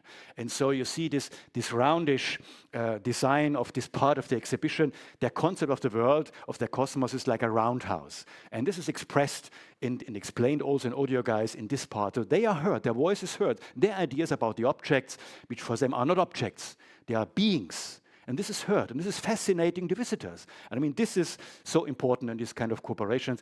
And now we have a global cultural assembly, once gathered up to 100 colleagues from Tanzania to Alaska and from Bolivia to Korea, all over the world where we have the collections from, and we work on this.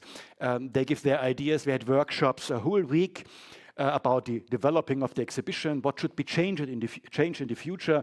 They have now a permanent delegation, which is meeting twice or 3 times a year, and they're independent. They have their rooms in the Humboldt Forum, but working independently. And they will provide us with their ideas, but it's important that they can work there independently.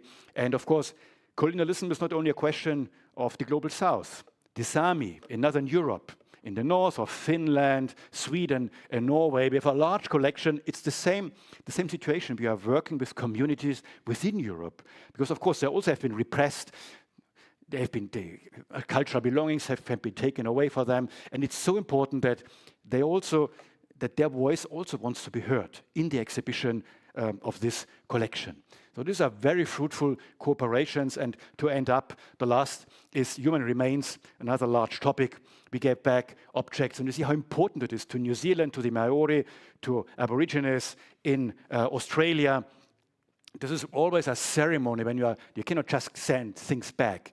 There's a real ceremony, and this we had recently in November last year, 2 children mummies from Torres Strait Islands, it's north of Australia. And it was really touching to see how important it is, what it means for them. They get back their ancestors. And of course, we have taken over from the Museum of the Charité more than 6,000 skulls. They collected skulls for this at the late 19th, early 20th century, for this anthropological research to group people, to define populations by measuring skulls. Therefore, they only collected skulls. But they have been collected by opening graves from living community. This would be as if you go to a church and open a graveyard and take out the skulls. This is completely impossible. This is forbidden. And we say it's clear we want to give all this stuff back. But of course, we have to reconstruct. We have to do our homework first. We have to reconstruct to whom give it back, which community to which community they belong. And we do this work also together with anthropologists. Here we had workshops in Rwanda, in Togo, in Cameroon. This is a large challenge as well, but we are very well cooperating and trying to give this back. But here there's an interesting issue that this is then the last image. The countries, again, the national governments are not really very convinced to accept that. I mean, I can imagine if Rwanda receives 700 skulls, what to do with them. It's not an easy question, but also we have to give them time. They have to prepare themselves as well. But in this case, we had from, this I have to tell, we are from Tanzania. There are known 2 leaders which organized several, but from 2 we know the descendants. We organized the war, the resurrection against the Germans, the German colonial power. And they have been taken prisoner, they have been killed, and the skull has been sent to Berlin.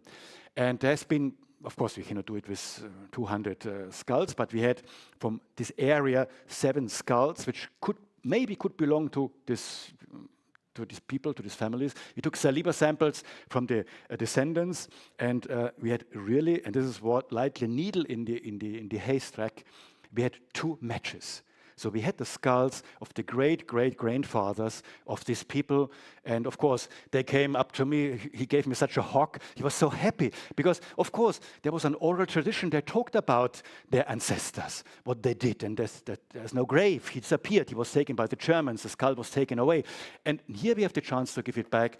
But we still are waiting for the consent of the Tanzanian government. I don't know what happens, but it's a strange game they are doing. But of course, this is something which I hope soon will have a solution and will heal also a little bit the wounds of the past.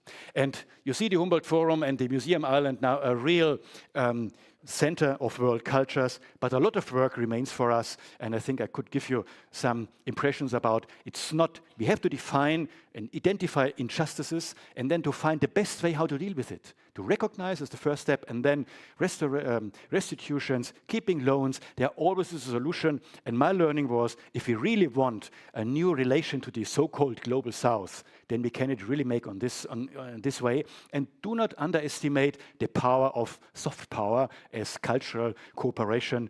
It is very important for the understanding between people and nations. Thank you very much.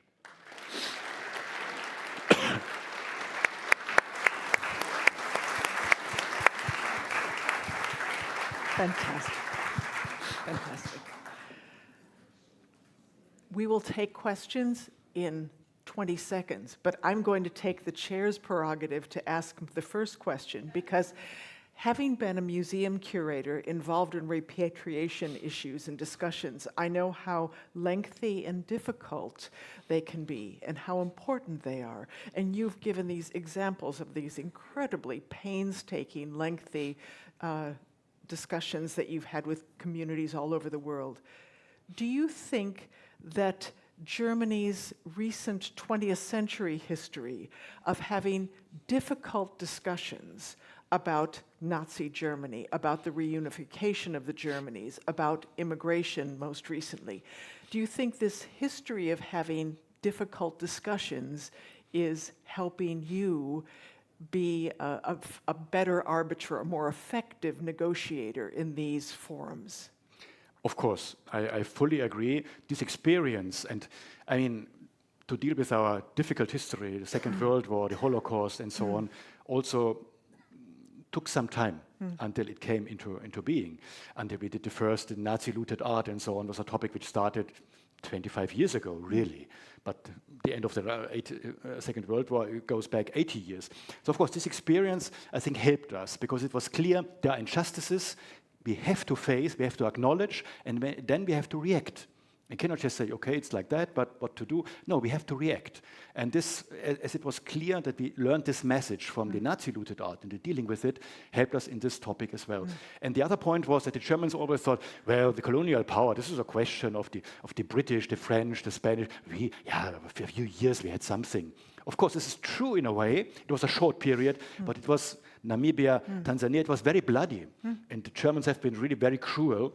And of course, suddenly, when this came up, let's say 10 years ago in the German public, people suddenly became aware, because there's no school book on history where the German colonial power is taught.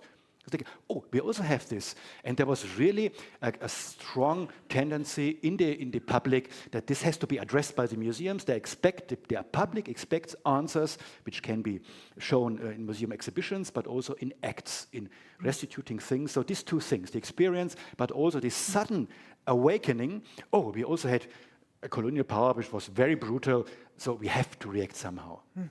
Fantastic. Questions for Dr. Parzinger? Please give your name and where you're from.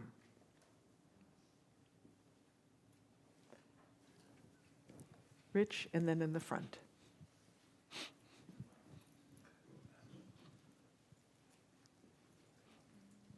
Yeah, Rich here from Indiana. What factors do you take into account that make you decide whether and when to give back historical artifacts to countries of origin that might not be able to keep them safe?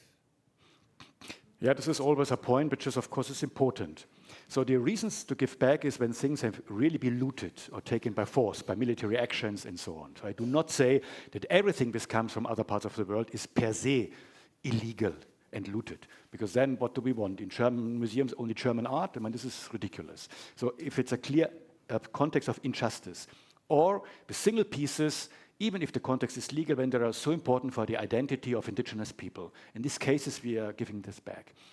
Of course, giving things back, always the great argument against is they do not have the museums. They do not have places where they are preserved in a proper way. So this cannot be the argument for us to refuse a restitution. Then we try to help them. Now in Benin City, they are building a museum. And of course, we are training museum curators, we are training restaurators, which then will keep this collection. The Silla in Berlin, the property has been transferred, but later they will go. When the museum is finished, and they want it like that. This was not we didn't insist on that. They wanted it to do it that way. And I think this is a good way to work together. And by the way, it's not only that we are teaching the world. The education program for the 2 Benin galleries in the Humboldt Forum has been developed by 2 scholars, young scholars from Benin City. So we are learning from each other. And this is very important. Last question. Hi, Valerie from Philadelphia. I was interested in the Namibian example with the textiles, and we all know textiles are notoriously fragile and difficult to curate over time. But I wondered, you mentioned the impact of colonialism in the change of designs. Did it also affect the change of the substance? So were they using natural fibers before in the earlier design and then they changed, or did they start growing different things? I just wondered, like, did the art itself or the textiles themselves become of a different substance because of colonialism? Yes, 2. It's not only the style, it's also the materials they are made of. And the interesting thing is we have clearly original or indigenous pieces of dressing, headdress with leather and other things made. And then therefore these small dollies from missionary stations are so important because there are several ones and we even know the girls who made them. The names are known. Namibian girls, Herero and Namane girls, how they really gradually get more and more European dressing. And then the end of the story is, of course, is, you may notice these Herero ladies with these huge hats and these huge skirts, which are looking rather European, the influence. But this wave, gradually from the beginning, very traditional, to this more and more European, I think this can so well followed in these 23 pieces. And there are really the earliest material objects we do have which are existing worldwide, because what is older, there's nothing left. And the good thing, of course, also coming back to the last question, is these kind of museums, even it was illegally collected, at least it was collected. Now, if you know it's illegal, we can give it back. We can give back history. This is so important. Otherwise, this object would not have existed anymore. This was often the reason not to give back, not to do restitution, because we took all the costs of preserving this collection. No, this we don't say. We have to give it back, as I said, if illegally. But at least we can give it back. This is also something which is very, very important in the recognition of the work of these museums. Great. Thank you. These wonderful talks this morning have given us, no doubt, an appetite. So we will now have a short break until 11 o'clock. Please come back promptly at 11 o'clock. But before doing that, let's thank our own UN convener of culture, Dr. Parzinger, for a really uplifting talk. That was amazing, really.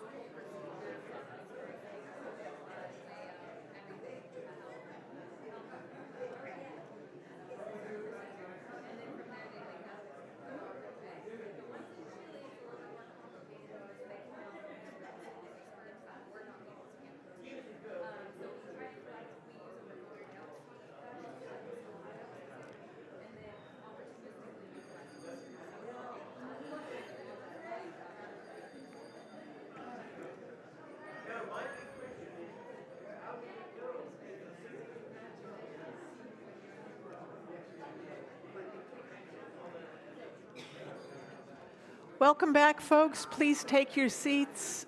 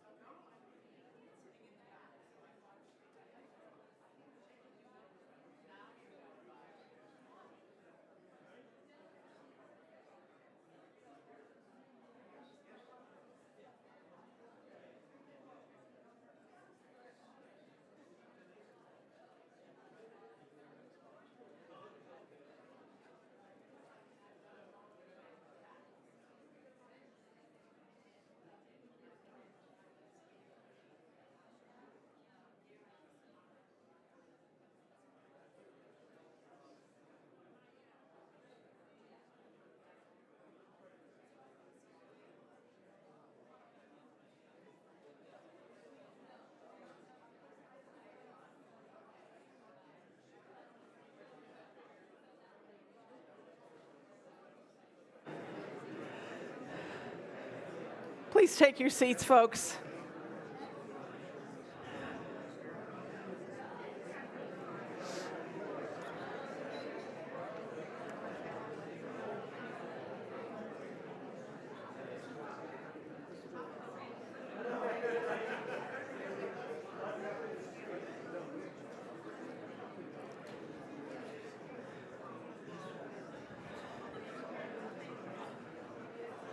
Welcome back, everyone.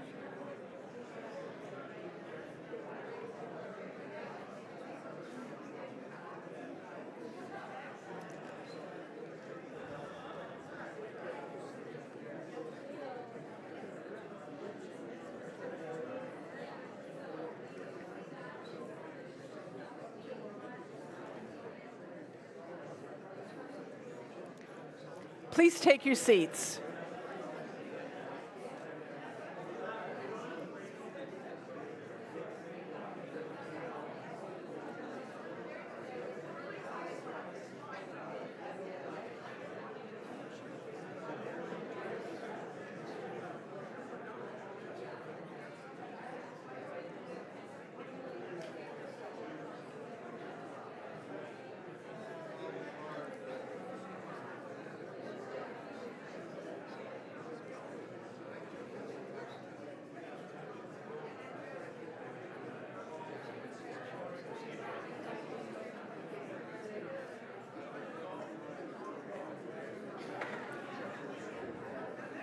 Thank you, everyone.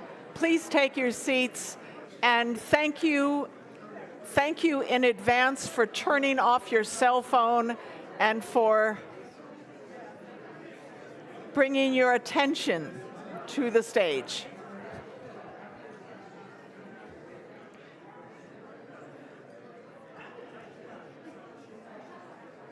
Clearly a case of too much blood sugar at the break.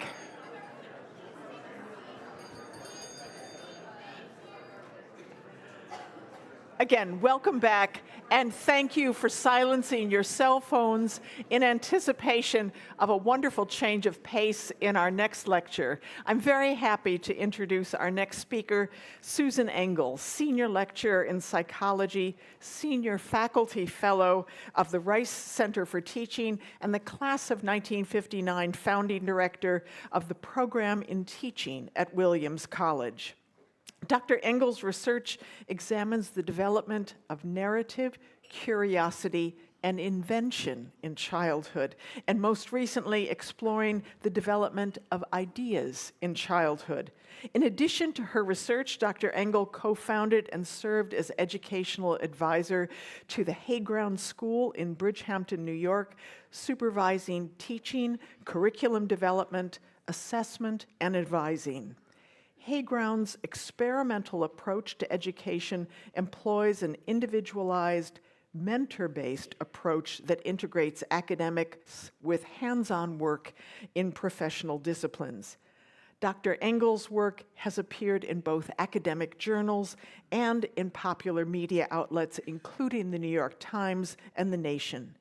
Her upcoming book, American Kindergarten: Dispatches from the First Year of School, will be released in 2026. Her title, a wonderful title, Do Children Have Ideas? Please welcome Susan Engel.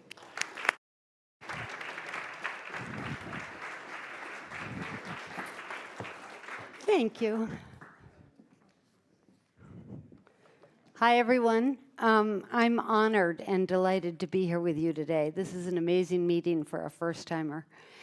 I'm going to try and answer the question, do children have ideas? I bet you already have thought to yourself, I know you do, because someone already said this to me. Of course they do. What an obvious question. You may quickly have thought of some intriguing or complex idea that your own child or grandchild told you. But, surprise, surprise, you are not representative of the general population. Most of you, by virtue of your work, if nothing else, dwell in the world of ideas, but the general population does not. If you've spent extended time observing young children in school and at home, as I have, you will also realize that actually most adults, no matter what they tell an interviewer, do not behave as if children have ideas. And if you don't treat children as if they have ideas, they're less likely to go on doing it. And for a reason that I can't completely understand, to be honest, psychologists until very recently have discovered very little about when and how this complex and yet essential ability to develops. That gap in our scientific knowledge is very disappointing, to say the least, since I would argue that our capacity to build ideas is the single most powerful and distinctive feature of evolution as a species. But it's not too late. The answer to my opening question begins with a story about a man named Robert Kearns, who lived in Detroit in the 1960s. One day, as he was driving in the city in Detroit, it began to rain. He put on his windshield wiper, but as some of you, maybe many of you may recall, in those days, windshield wipers had only two speeds, on and off. Without the wipers, he couldn't see at all, but it was raining so lightly that when the wipers were on, they dragged across the windshield, making an irritating noise. Annoyed, his mind inexplicably wandered back to his wedding night, years before. You may wonder why. When he and his wife opened a bottle of champagne in their hotel room to celebrate. The cork flew off, hit the ceiling, and ricocheted back, hurtling right towards his eye. Luckily, at the very last second, he blinked, and his eye was saved.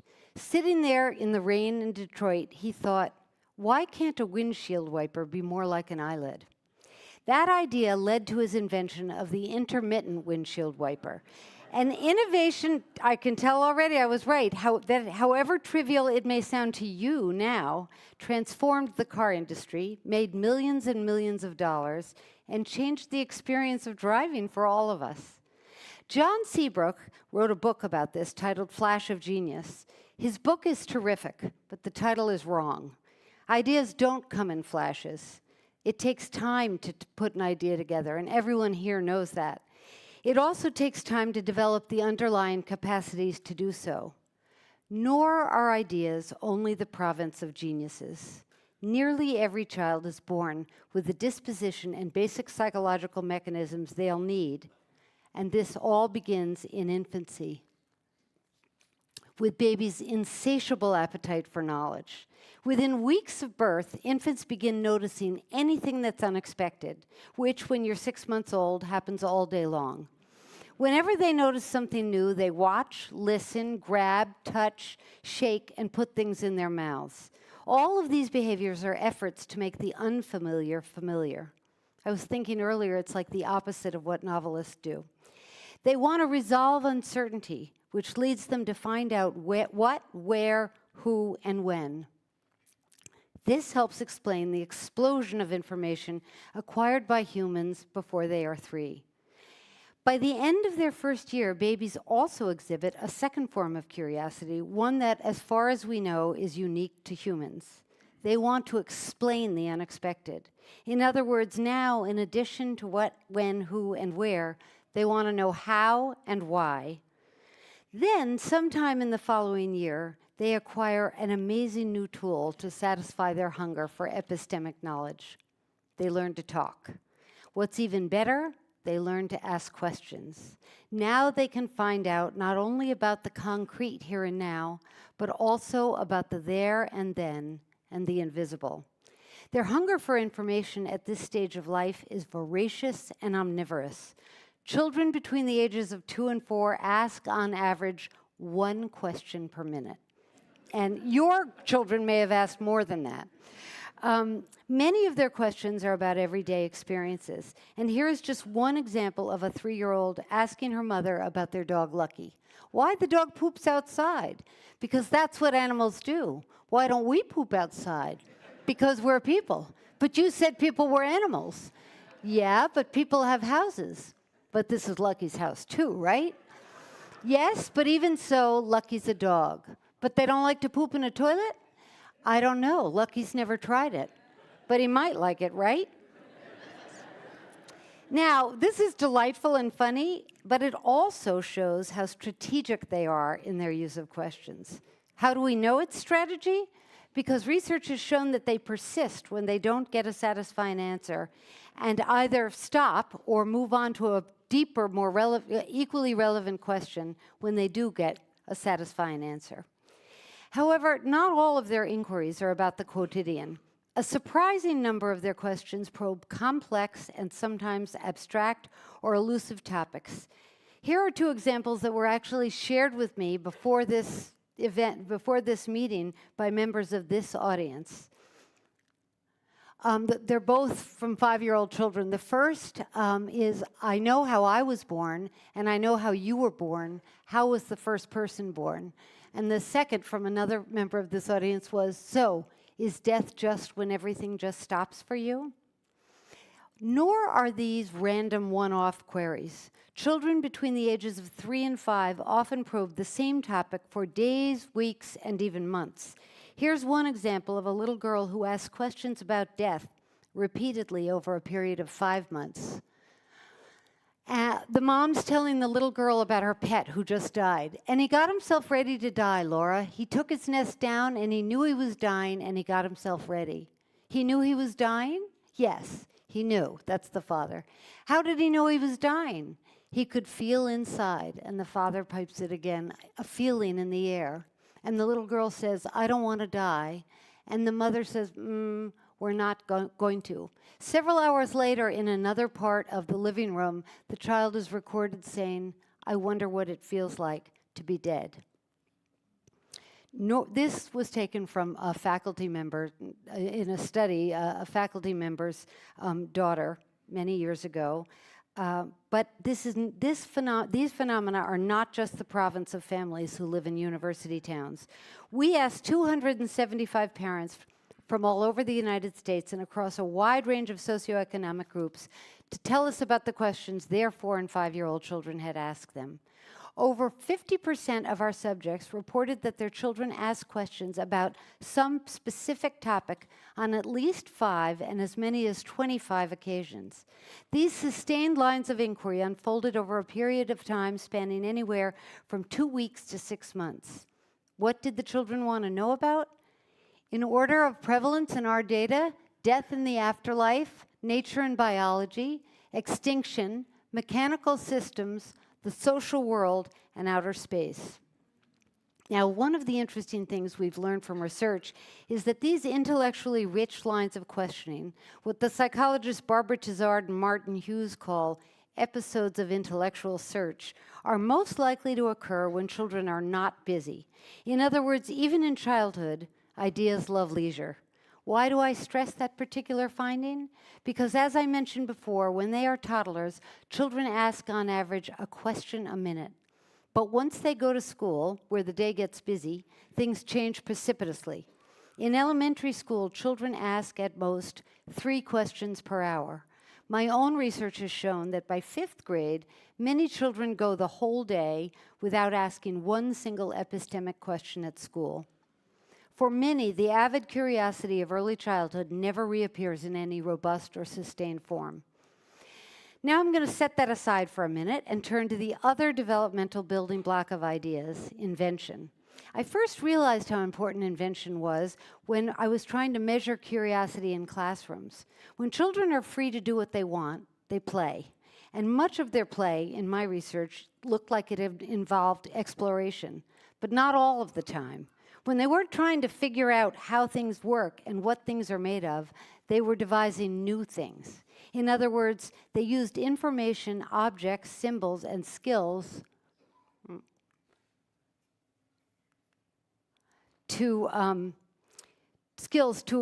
acquired from a variety of sources to solve interesting problems. And this is just one photograph of children inventing instead of exploring. Now, the puzzling thing about my observational discovery about the role of invention was that most developmental scientists claim that before the age of 8, children are incapable of innovation. What evidence do they have for that claim? In one foundational study of this, children were invited to retrieve a small basket containing a sticker, which sat at the bottom of a clear plastic bottle with a wide opening at the top. The children were offered 2 objects to use as they figured out how to haul up the basket, a string and a pipe cleaner. Under the age of 8, the children were unable to solve the problem. That is, unable to choose the pipe cleaner, not the string, bend the bottom into a hook, drop it down to hook the basket, and lift up the basket to get the sticker. They could do all of the component tasks when asked to, but seemed unable to spontaneously coordinate the necessary pieces of knowledge. Scientists refer to this as young children's inability to cope with an ill-defined problem space. In other words, they are unable to keep in mind all the elements they need to first visualize a solution and then work backwards towards the sequence of steps required to achieve it. It's an elegant set of studies. And yet, watching children at play, it's clear they invent frequently. They make up stories, games, songs, and even whole worlds. They devise traps, weapons, and habitats. They explain outer space and one another's bad behavior. And these are just 3 examples taken from 3 different studies of the kinds of inventions children build in more controlled group settings. I don't think children fail at invention per se. Rather, they fail at solving the researcher's problem, an uncompelling problem at that, and one which typically has only one solution to it. I mean, would you want to solve that kind of problem? No. Now, to test this possibility, my students and I tried a different approach. We told 4- and 5-year-old subjects an exciting story about a character who needed to rescue a loved one stranded across the river. That's the scenario up at the top with a river. We also invited them to choose from a range of toy characters to populate the scenario. Then we asked them to come up with a solution to get the character across the river to help their loved one.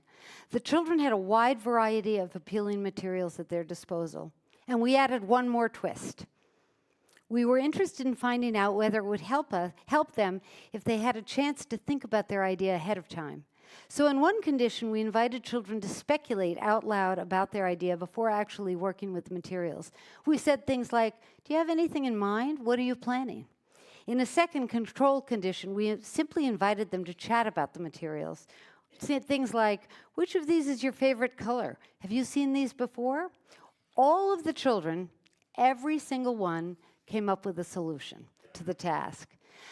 So, what did we learn? It seems 4-year-olds can invent, given the right conditions. However, the children's solutions were not all the same.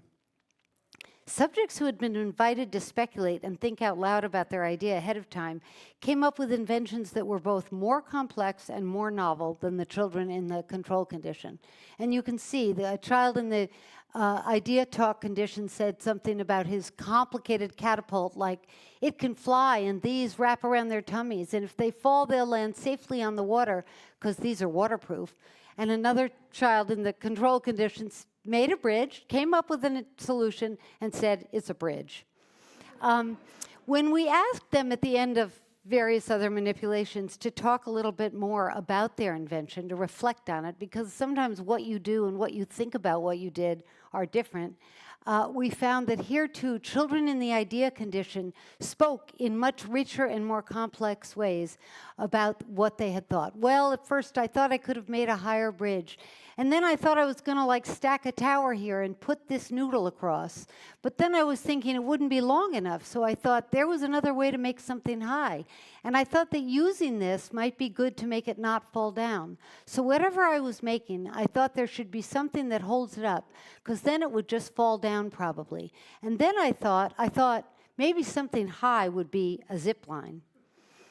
Now, what's really important to me, besides the impact of the condition, is that in this condition, they treated their ideas as if they were objects of thought. In the last year, we've gone a bit further with that idea of how to know when a children's developing their idea by identifying 4 behavioral signs that tell us when a child is engaged in an episode of idea building. And they are, they integrate knowledge from separate sources, they revise, and they often revise right in front of you and out loud.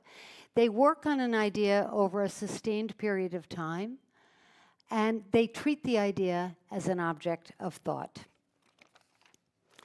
These signs show up when children play, construct narratives, ask questions, and ruminate on things that interest them. Using these indices will allow us to find out more about when, where, and how children pursue ideas, because we still know far too little.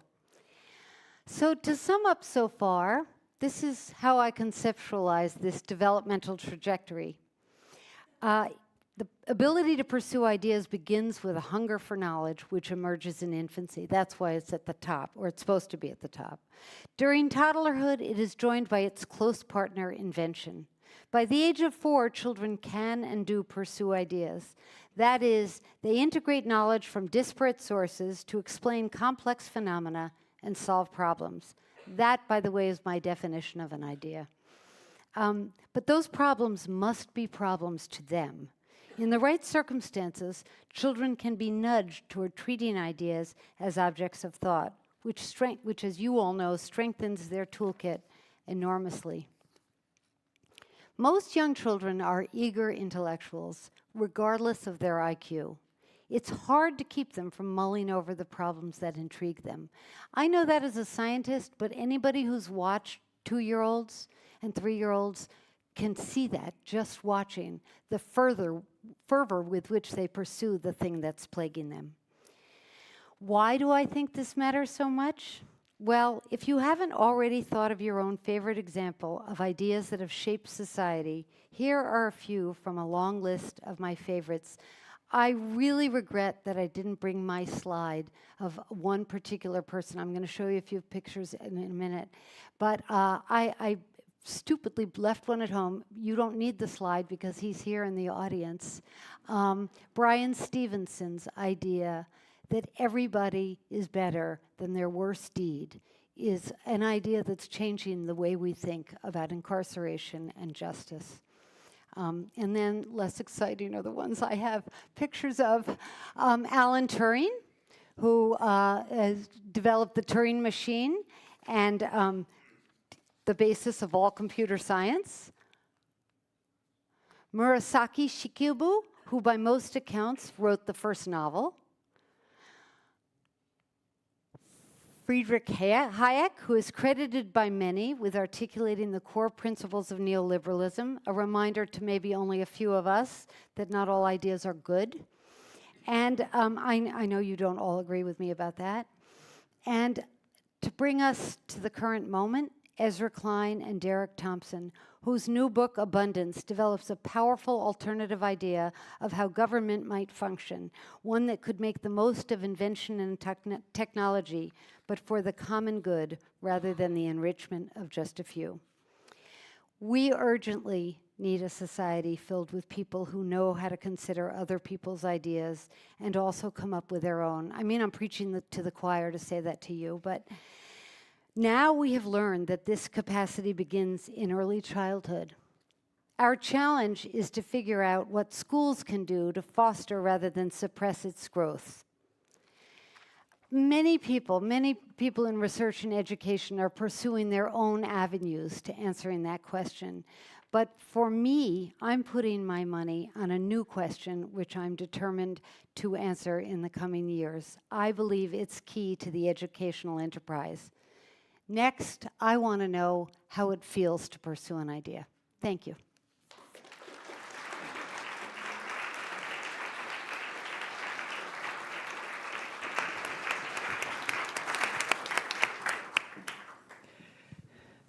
Questions?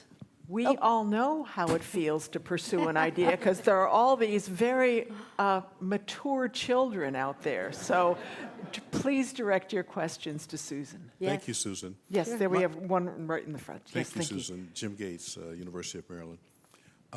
You had a list that started up there of ideas that were essentially afterlife and end in outer space.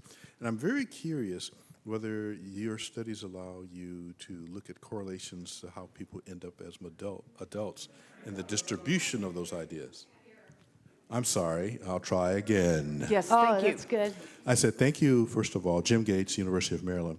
You had a list of concepts up there that started with afterlife and ended with outer space.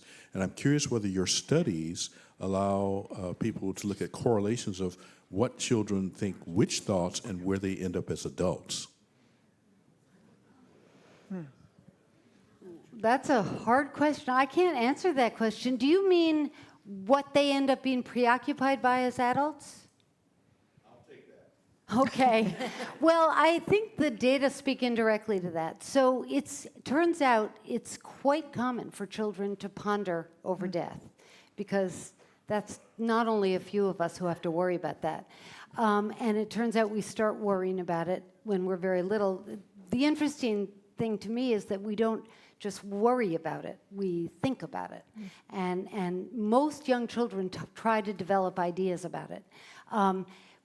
I doubt that all of those people go on to be, well, I don't know, maybe everybody goes on being preoccupied by death, but I don't think there's a correlation because I think it's too general in both periods. So no, I have no data, and I know of no data that shows a direct line. There are some people, I have a good friend who's a developmental psychologist whose research is also about intellectual growth in childhood, and he talks about remembering as a child that he wondered why something was there versus not there.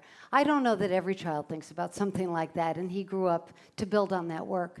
But I don't think we have any data to show specifically correlations between particular preoccupations in childhood and adulthood. Yeah. There we go. Linda. Linda Greenhouse, Stockbridge, Massachusetts. Oh, we're neighbors. Oh, okay. So the colloquies that you had up there, the one about the dog pooping and the one about the death. Yeah. I mean, obviously the parents really just wanted to get out of the conversation. I mean, Right. they were not satisfactory. Right. So I wonder, from your perspective as an educator, is there a better way for a parent or a teacher to satiate that natural curiosity instead of saying, well, you're a person and that's a dog, Well, I would put a different spin on this. I'm going to give two answers to you. One is actually, that was a pretty long conversation. They stayed pretty engaged, and that's pretty great, because one thing children learn is whether or not it's okay to ask questions.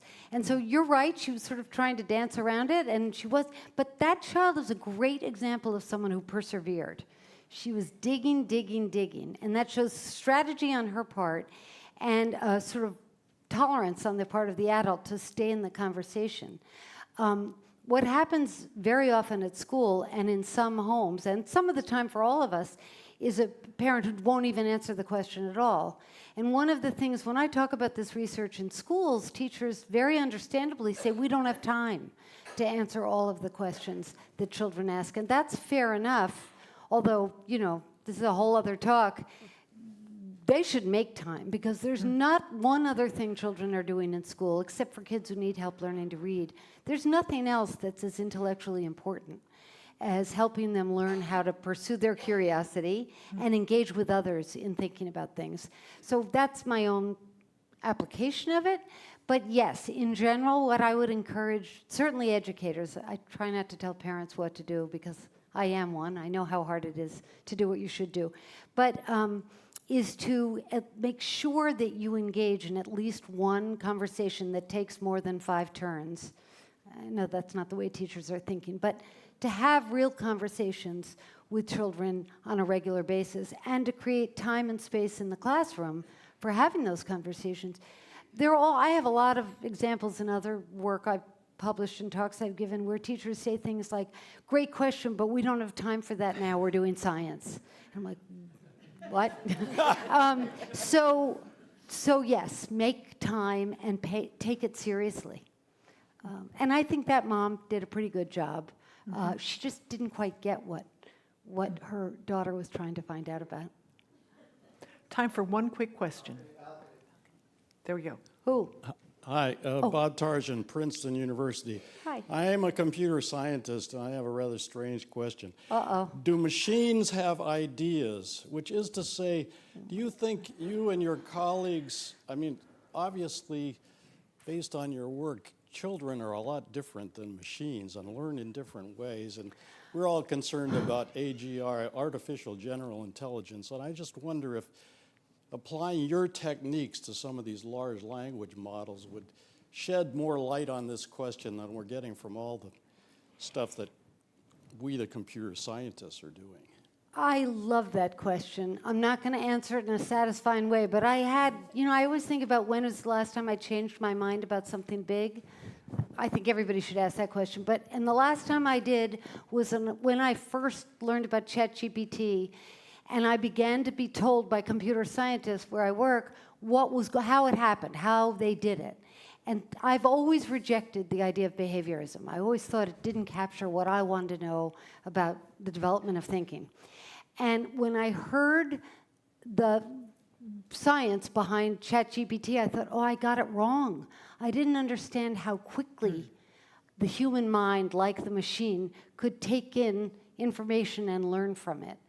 And so I began to doubt myself about the similarity. I never thought there was a real similarity between the machine, a computer, and the human mind. And now I'm beginning to think I was wrong.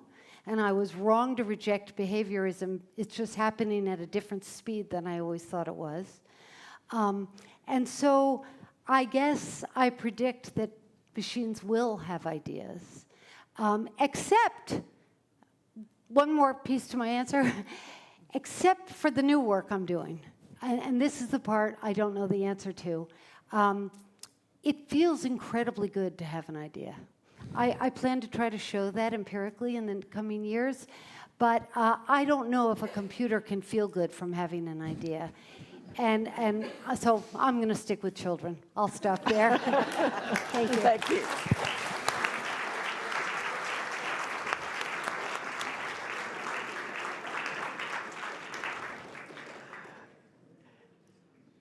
As a superb follow-up to that wonderful presentation, our final speaker this morning is Carrie James, co-director of the Center for Digital Thriving and Project Zero with the Harvard Graduate School of Education. Her research explores something that most of us think about, if not are obsessed about, the lives of young people looking at digital, moral, and civil aspects. She has paid particular attention to ethical issues in digital life, civic engagement in a world of constant connectivity, and cultural implications of life online. Through projects with the Center for Digital Thriving and Common Sense Education, Dr. James has built resources on digital well-being and digital citizenship and support for the young as they navigate new technology. Dr. James, a parent to 2 technology-loving teens herself, has her most recent book is Behind Their Screens, What Teens Are Facing and Adults Are Missing, co-written with Emily Weinstein. This book draws on perspectives from over 3,500 teens to assess and understand the pressures and positives of technology for teenagers. The name of Dr. James's talk today, coming from her book, is Behind Their Screens, Reframing the Current Conversations on Teens and Tech. Please welcome Dr. James.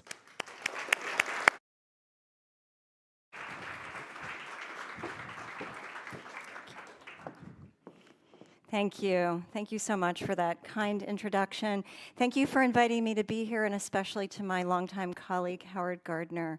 And Susan, what a wonderful talk. I mean, it really serves as an apt bridge to what I want to talk about. We're going to move into adolescence and really honor the perspectives and the experiences of adolescents in a very complicated world they're growing up in. So I want to set the stage by starting here with a sampling of relevant news headlines from the past year or so. Often headlines like these suggest that the verdict is out, that technologies like social media and smartphones are key drivers of the adolescent mental health crisis. But is the science really settled? It actually depends on who you ask. Where researchers like me who work in this space mostly agree is that adolescent mental health is an urgent issue, and teens today are struggling more with depression and anxiety than in the past. Public health data point to pronounced increases in mental health issues for adolescents, especially for girls, beginning around 2010. These trends are pretty widely acknowledged, as is the reality that that timing coincides with increasing uses of smartphones and social media. This disagreement, but where researchers disagree is whether technology is a cause, the cause, just a contributor, or a side note, and in turn, what we should do about it. The disagreement is portrayed really well by two prominent voices in the debate. In The Anxious Generation, Jonathan Haidt claims that smartphones and social media are the single largest reason for the tidal wave of adolescent mental illness.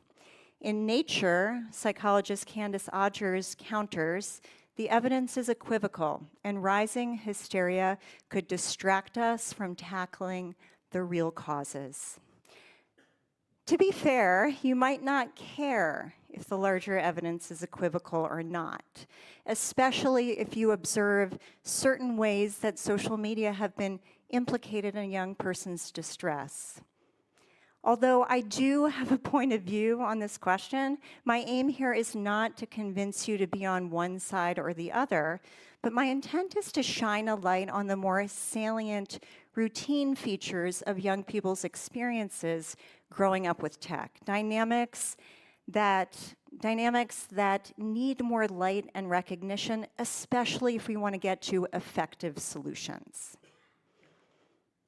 For over a dozen years, my colleagues and I at Project Zero have been talking to young people about the ins and outs of their lives as they grow up with digital technologies.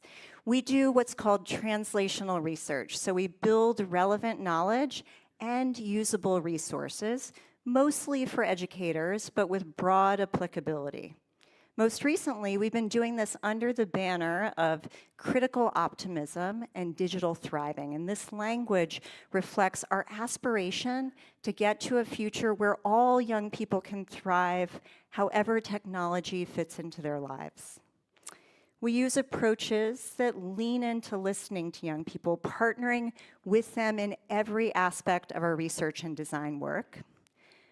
One key source of inspiration for us was the late Carlina Rinaldi of Reggio Emilia, who wrote about a pedagogy of listening to young people, to young children in particular, and we drew on that principle and brought it into our research with teens.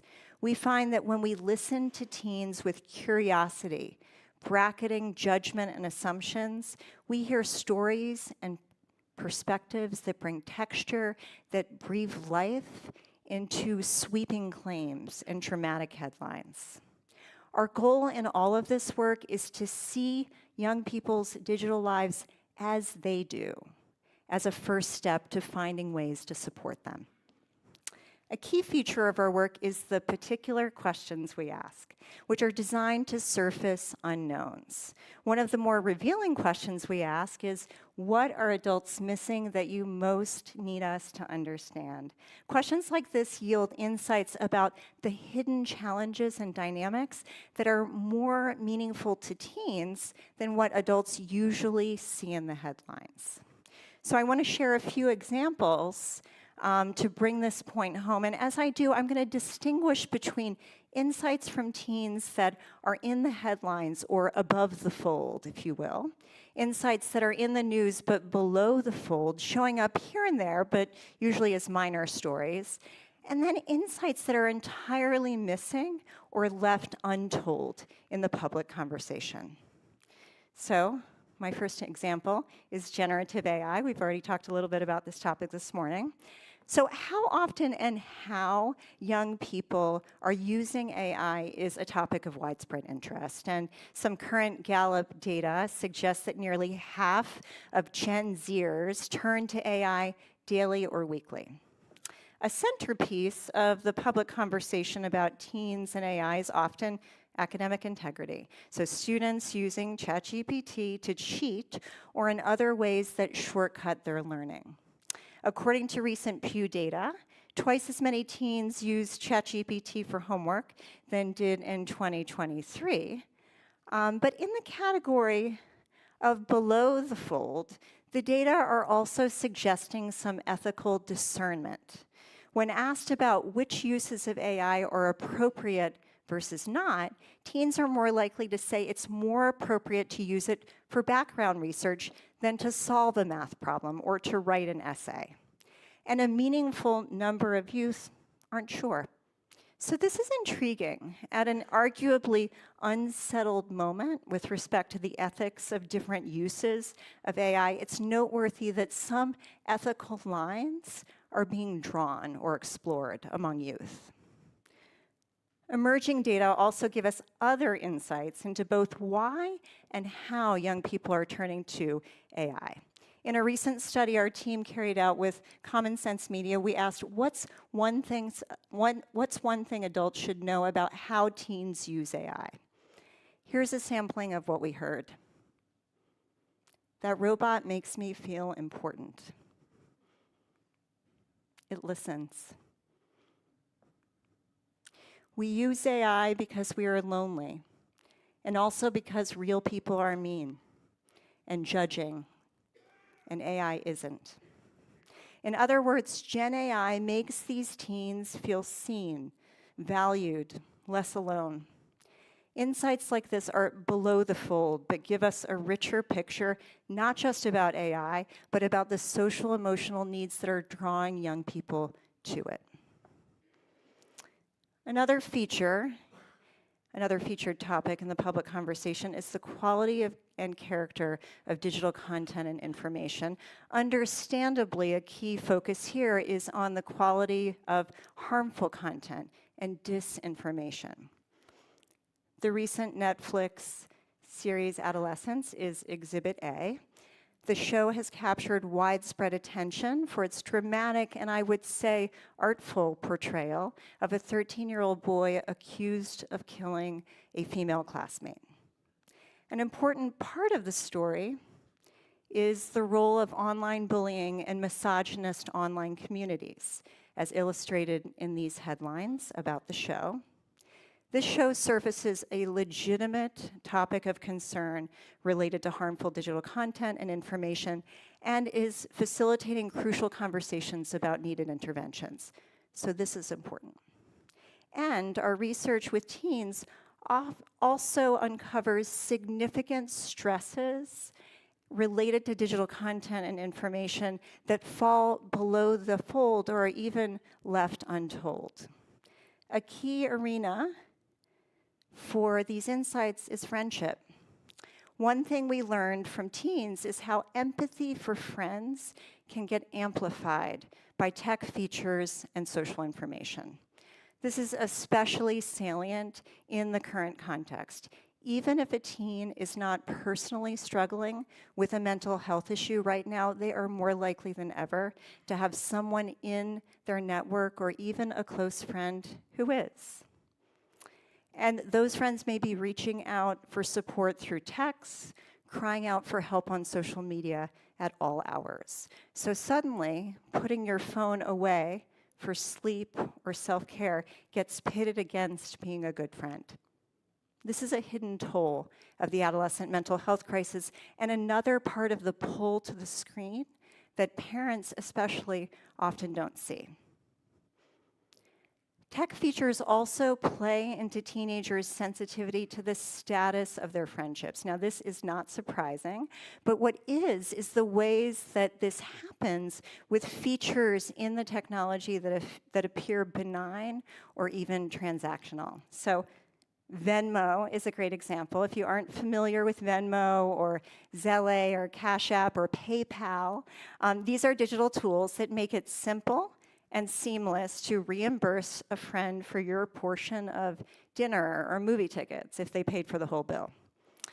But a feature of these apps is also social. So this is a typical Venmo feed that a teen might see. Actually, my daughter shared this with me. And this one shows that Marta paid back Allie for dinner, and that Letitia and Allie shared drinks in an Uber home. Transactions like these carry meaningful social information, especially for teens who are developmentally primed to care. Seeing friends reimburse each other for dinner or for an Uber is how you found out you were left out. Here's another example. Read receipts. These are indicators on text messages that tell you when the person you've sent your message to has actually read it. What these screenshots show on the left is that a teen Snapchat message to a friend was opened 3 hours ago. And on the right, that a text message sent, "Hey, are we okay?"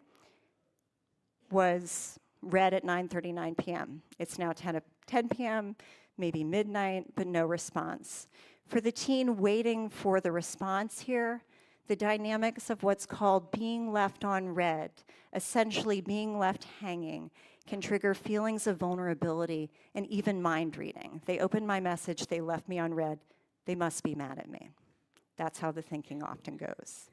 So a big part of what's hard for teens growing up with tech is the sheer volume of social information that one can stress and obsess over.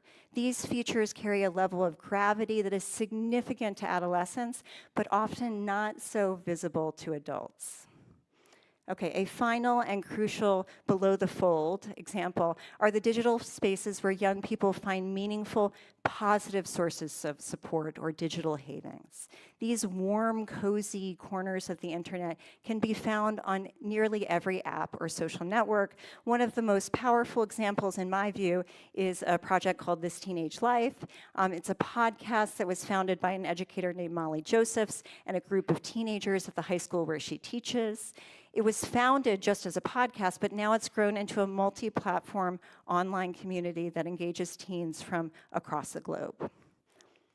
Messages like this from a teen named Lydia are worth taking in. I just listened to your episode about a year in quarantine. I felt seen. I thought no one else knew how I was feeling. Another one, on This Teenage Life, I feel like I have a group of friends who truly get me. I feel supported and heard and validated. It keeps me afloat when I feel so alone. These testimonials speak to the unique affordances of certain digital communities to provide meaningful connection and support to teens who don't have it nearby. So Molly and the teens have begun to use the terminology of digital havens to capture the magic of these spaces. They're organic, co-constructed communities that contributors choose to return to again and again. People have full agency when they're together in these communities. They're kind, elevating, restorative. It's definitely worth noting that a key ingredient of this teenage life is the presence of a loving, validating, caring adult, Molly Josephs, who helps shape the tone of the space. Not all digital havens require this. It can be achieved through other means like thoughtful moderation, important like explicit norms, but it's definitely a notable part of the secret sauce of this teenage life.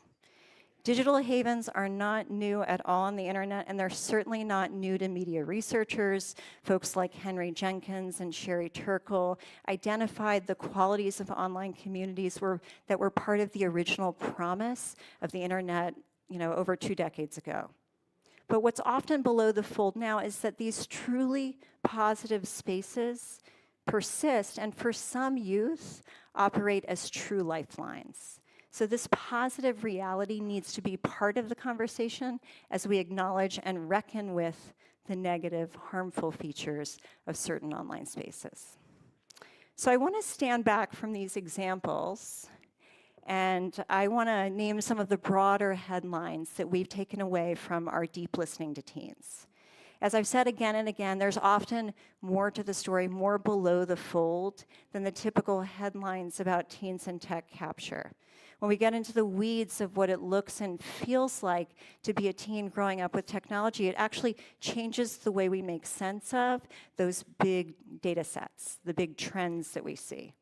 One thing that we see is technology is both and. It's a source of challenges and a source of positives. We also see meaningful variation in youth experience. Some teens find true benefits in online contexts that we don't fully appreciate. Some teens experience significant harms. Another complicating factor is that 2 teens exposed to the very same content will have very different reactions to it. This variability among teens is a crucial part of the story and needs to be above the fold, especially because it orients our thinking towards solutions. Speaking of solutions, my colleagues and I have been struck by the abstinence orientation of leading solutions for addressing some of the challenges that youth experience with tech. Many communities, school districts, or even some states are moving towards sweeping, one-size-fits-all solutions that limit and control young people's access to social media. While we at the Center for Digital Thriving are advocates of intentional boundaries, device-free moments, especially in school, our research tells us that we will miss the mark wildly if our solutions center only on restrictions and limiting access. In fact, we believe that youth will be better served and supported in the present and in their futures if we direct our energies towards solutions that are protective of young people and emphasize agency building for a world full of technology. Psychologists and youth development experts define agency in this way: the ability to shape and manage one's chosen path, rather than being at the mercy of external forces. We've been thinking a lot about a concept called digital agency, which we define as having meaningful choice, intentionality, and control over the way technology fits into our lives. We've been inspired by the work of the psychologist Albert Bandura, who talked about 3 different paths to agency, not about digital life, but in general. And we think a lot about these 3 pieces. The first one is personal agency, and that means equipping young people with skills and strategies that build their sense of agency for a tech-filled era. Educators and parents, of course, play a hugely important role here. A big part of the work that we've done at Center for Digital Thriving has been designing resources for educators and parents that are keyed to both the visible and less visible challenges that teens experience, so that listening to teens becomes our jumping off point for developing resources that really matter. But equipping individual youth with skills isn't enough. We need collective solutions too. So collective agency is where where people together provide mutual support and work together to secure what they cannot do alone. And a powerful lever for social change is social norms. So Michelle Lamont's point yesterday about how narratives change really resonated. And we've been inspired by learning a bit about the history around the introduction of the concept of designated drivers as a way to manage the social problem of drunk driving. So the term designated driver was actually seeded by research at Harvard School of Public Health, and it was mainstreamed with help from both public service campaigns and Hollywood. So one could say the term went viral after being strategically mentioned in the 1980s TV show Cheers. So collective agency gets us into the space of considering what practices, when it comes to digital technologies, do we collectively want to go viral so that we can all live well with tech? Are there places or times where we have designated distance from our phones? Or norms about showing others our full attention? My favorite examples of collective agency are where teens work together or collaborate to build norms that protect their well-being. For example, deciding to put their phones away at a sleepover so they can prioritize in-person time, or checking with one another to vet photographs before they post them on social media. The last one is proxy agency, and this is where what adults understand and do is especially important. So proxy agents are typically those who hold more power and wield it on others' behalf. Whether we acknowledge it or not, adults are crucial proxy agents in the context of technology opportunities and risks for young people. We create the rules, the policies, the laws, and the very technologies that young people use. So tech designers are proxy agents, so are school leaders, parents, grandparents, policymakers. In these roles, adults often have good intentions, but if we want to effectively support youth agency and well-being, we also need good insights, especially around the nuances behind their screens. Thank you so much.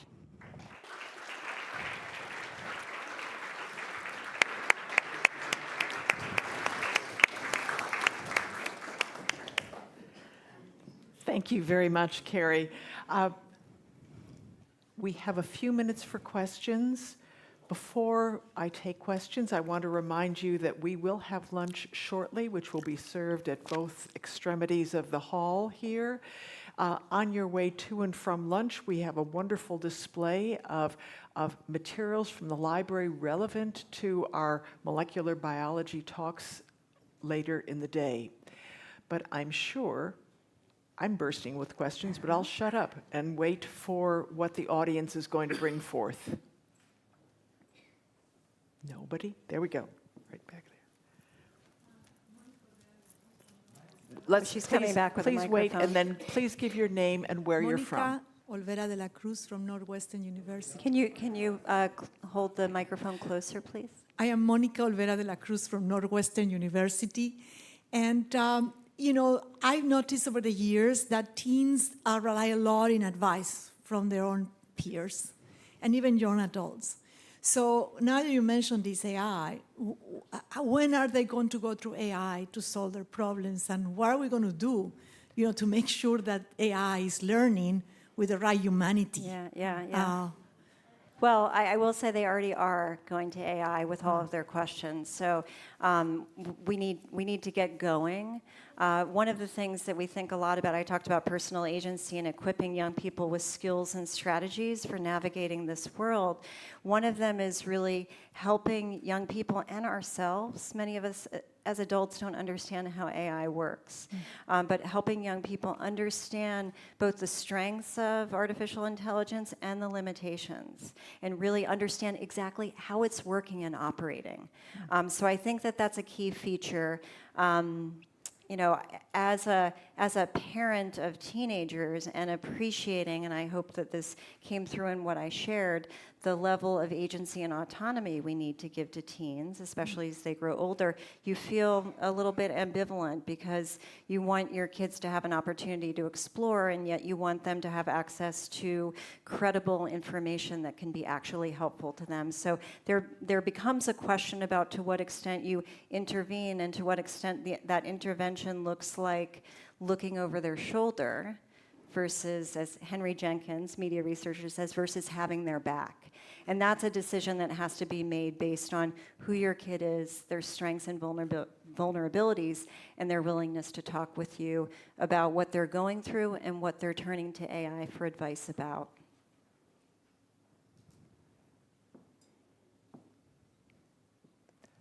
Okay, well, we'll get that question, and then I'll unleash one of mine. I very much liked how you, it's my point of view also, that as new things arrive, we cannot just shut it away from kids and teenagers. But I loved how you showed that they would and could use it for good, for support, for empathy, if that was available. So how can we encourage the creation of fora where, as tools come up? I mean, you said that site had been created by an educator. I thought that was great. So how can we do more of that? I mean, I think educators have a big role to play. Adults have a huge role to play in this, and we've found in the work that we do, which is often work where we co-design alongside young people, is finding ways to bring them together and curating those conversations where they speak with one another about what their social emotional challenges and needs are, become design spaces for things that may have a digital component to them, or may not. But I think that that's where things started with Molly, as she was gathering students together who really wanted to talk about real issues, and then decided, like, this is a podcast. Other teens may want to hear us talk in this way.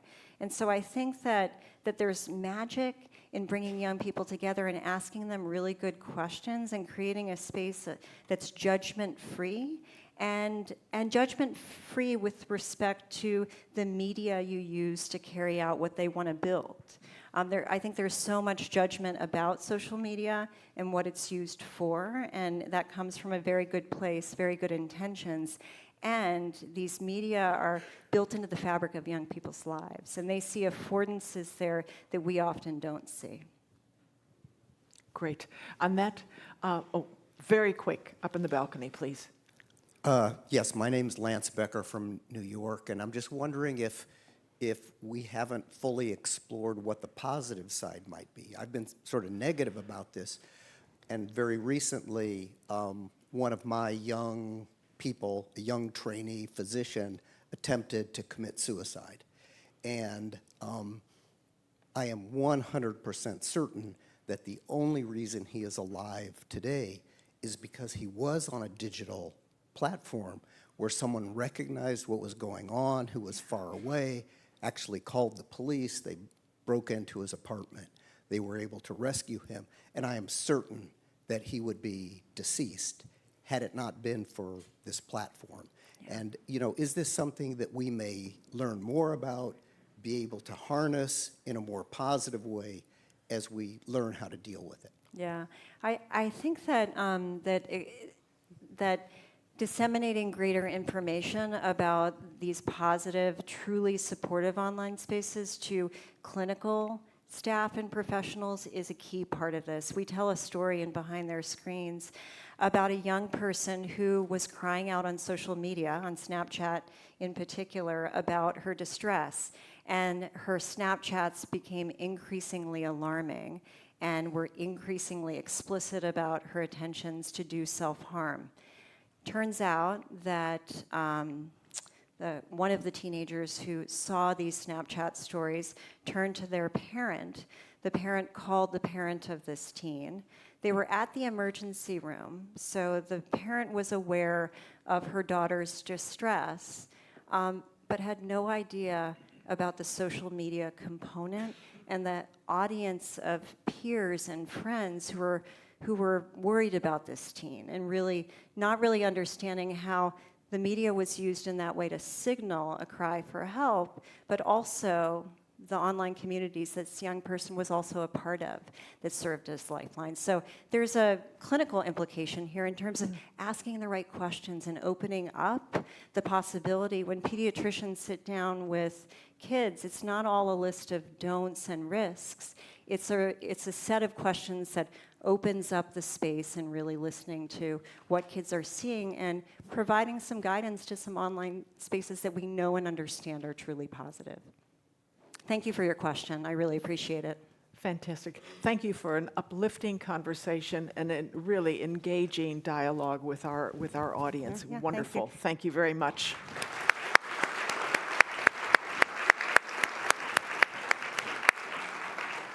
We will now adjourn for lunch. Please chew efficiently and come back at 1 p.m. Thank you.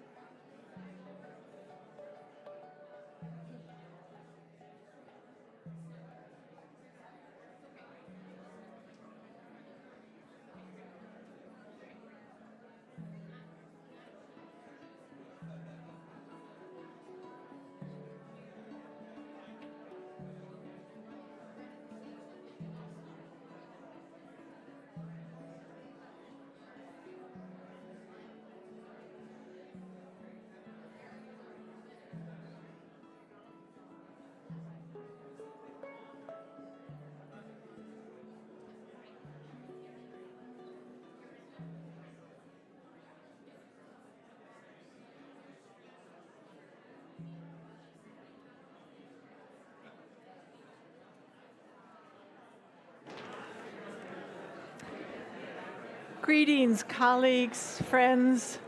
How wonderful to be back together after a fortifying lunch. Thank you for your attention. Thank you for taking your seats. And thank you most of all for silencing your cell phones so that we can pay full attention.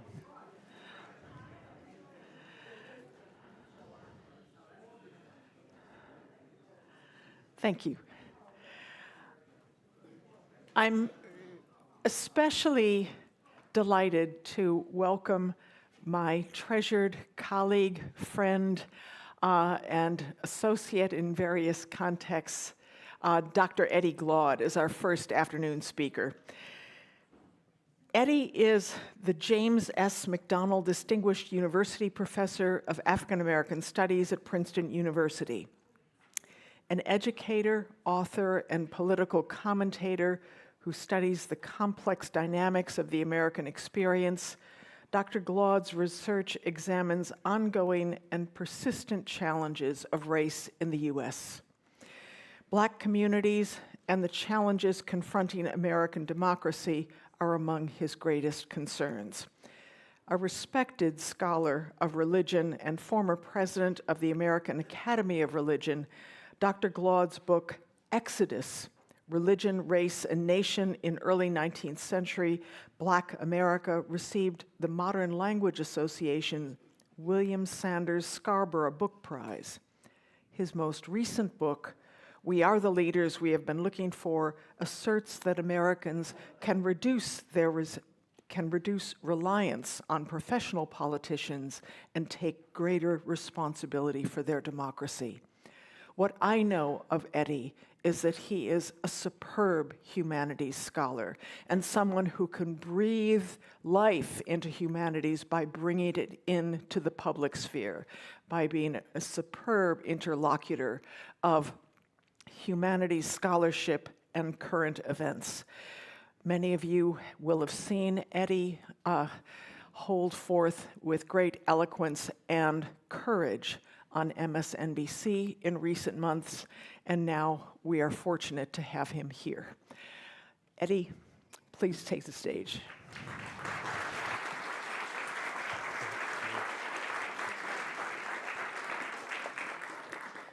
Thank you, Sister Nina, for that gracious introduction. You are an example of God's grace.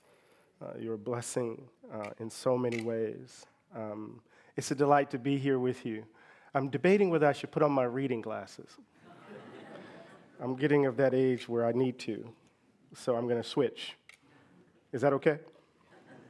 I'm watching my time. Mine is an abiding faith in the capacity of everyday, ordinary people to be otherwise. And in our ability, no matter the evils that threaten to overwhelm, to fight for a more just world. That faith isn't naive or a fantastical evasion of the ugliness of human beings. There's too much evidence to deny that. Instead, it reflects my willingness to run ahead of the evidence, to quote William James, to see beyond the limit conditions of my current experience and to ready myself to act on behalf of something not yet in existence. It is also part of my inheritance, a faith bequeathed to me by those unknown souls who survived the absurdity of the American project when they could have easily chosen death. In so many ways, that formulation is at the heart of this book, We Are the Leaders We've Been Looking For. It's my attempt to think through Emerson and Dewey and Ralph Ellison and James Baldwin to find resources to imagine a way of being in the world that affirms our capacities to transform it. In my work, I've sought to ground that faith in a politics that affirm the capacities of people to be the change agents we so desperately need. I do not want us to lose sight of our individual powers in the excitement and glamour surrounding a politician who will inevitably disappoint. or to outsource our needs and desires to a political class interested mostly in its own well-being. Instead, I want us to see the revolutionary possibility in self-cultivation on behalf of justice, right? That in the effort to become the kinds of people democracies require, the kinds of people a racially just society demands, we transform our conditions of living.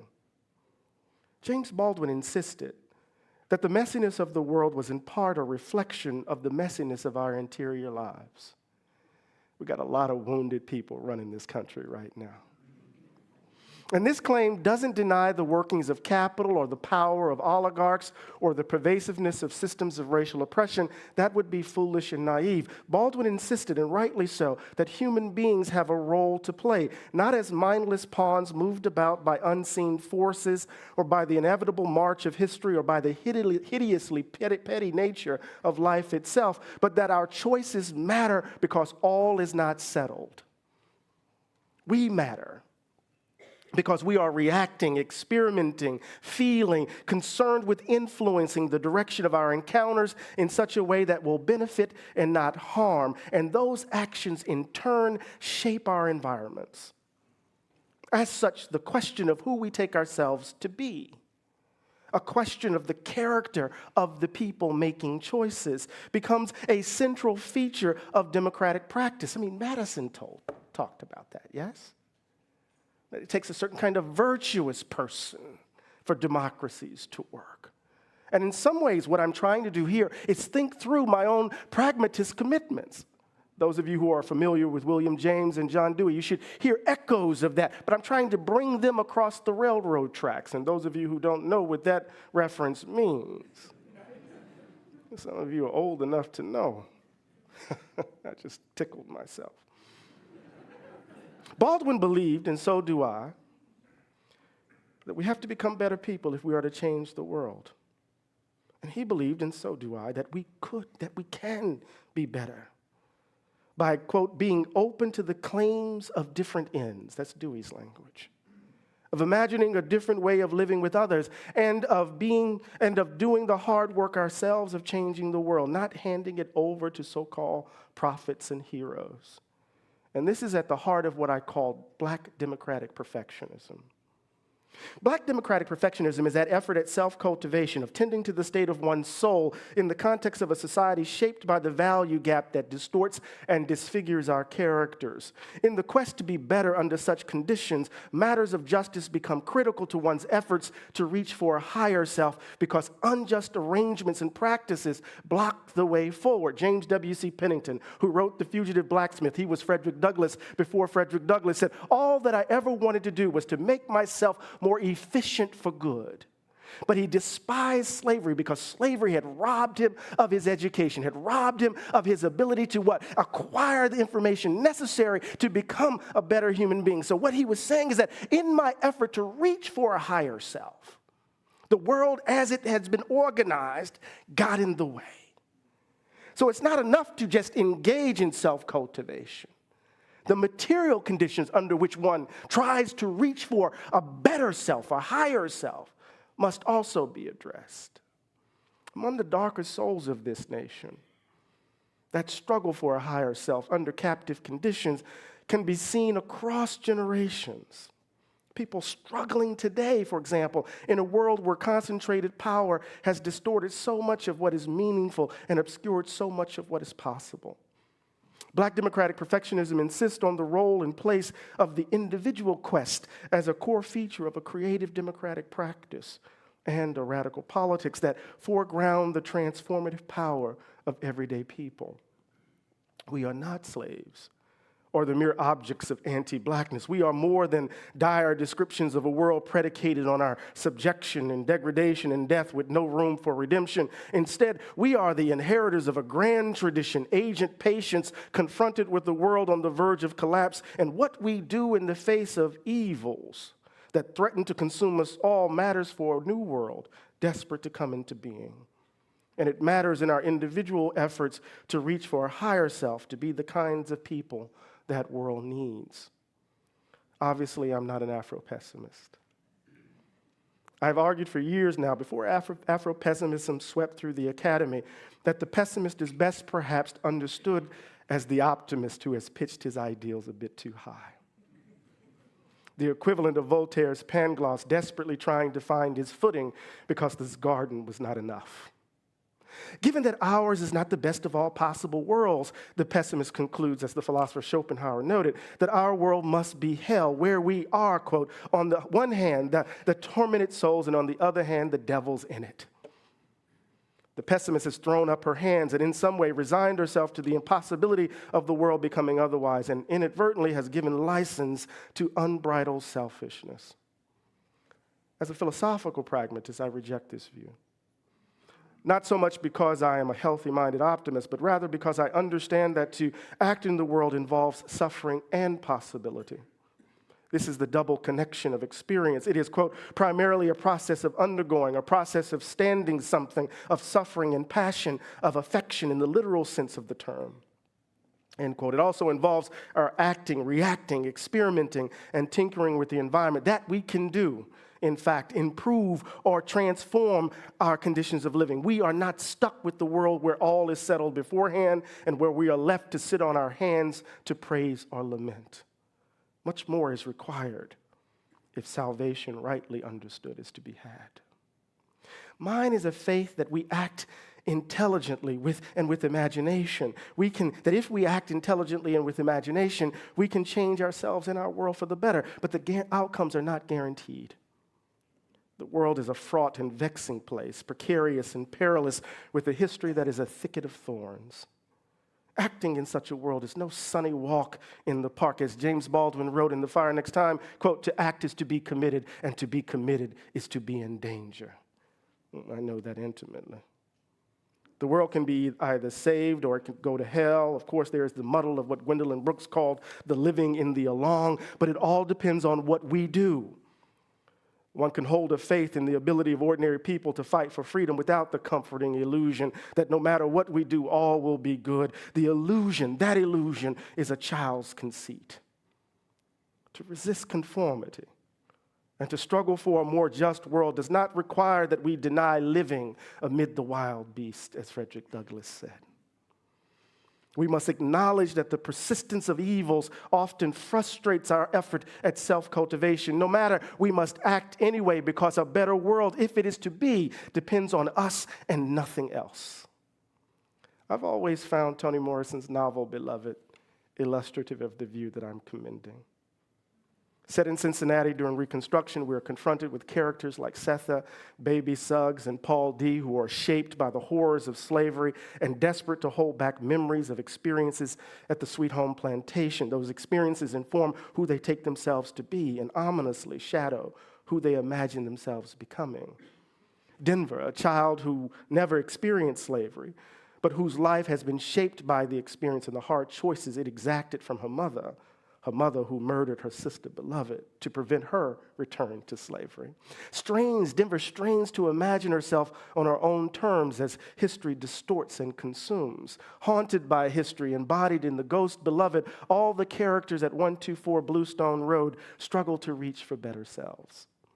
In the end, Morrison offers a relentlessly brutal picture of the context in which this desire for a better future is expressed and doubted. No one is left untouched. The psychical and physical toll of slavery cannot be left aside. Its effects intrude upon and infect new experiences, even the experience of love. The foul stench covers all involved. In a moment of dizzying doubt and clarity, the character Stampede, who works on the Underground Railroad and helps Setha to freedom, says, quote, white people believe that whatever the manners, under every dark skin was a jungle, swift, unnavigable waters, swinging, screaming baboons, sleeping snakes, red gums ready for their sweet white blood, end quote. And for Stampede, quote, the more colored people spent their strength trying to convince them how gentle they were, how clever and loving, how human, the more they used themselves up to persuade whites of something Negroes believed could not be questioned, the deeper and more tangled the jungle grew inside, end quote. This is the world, with its insidious assumptions about who we are and what we're capable of, in which Sethe asked Paul D that profound question, me? In response to his loving assertion that she was her best thing. Doubt and despair threatened to consume. But then Stampede turns the tables, and his insight, among others in the novel, sets the stage for a kind of revolutionary possibility, right? It opens space for a different kind of imagining and a different way of being in the world. Quote, but it wasn't the jungle blacks brought with them to this place from the other livable place. It was the jungle white folk planted in them. And it grew, it spread in through an afterlife. It spread until it invaded the whites who made it, touched them, everyone, changed and altered them, made them bloody, silly, worse than even they wanted to be. So scared were they of the jungle they had made. The screaming baboon lived under their own white skin. The red gums were their own, end quote. Stampede's insight here breaks open space for a different kind of imagining, an epistemic eruption. That might be too much like Iliada, but an epistemic eruption that allows for the possibility of a self not consumed with what they think and do, even as one must be intimately aware of the dangers they present. Another critical moment in the novel. I got 6 minutes.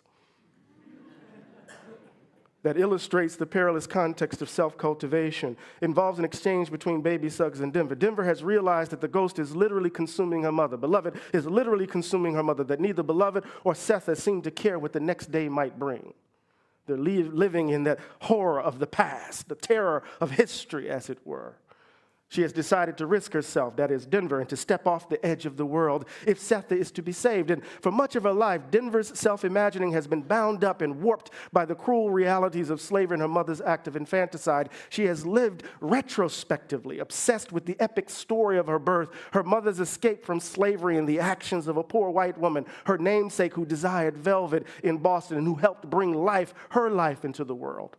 Denver has been comforted by the illusion that caring for the ghost, Beloved, that serving as a caretaker and protector of the wounds of the past amounted to a meaningful life, only to see the memories of the past swallow everything whole like a sweet piece of saltwater taffy.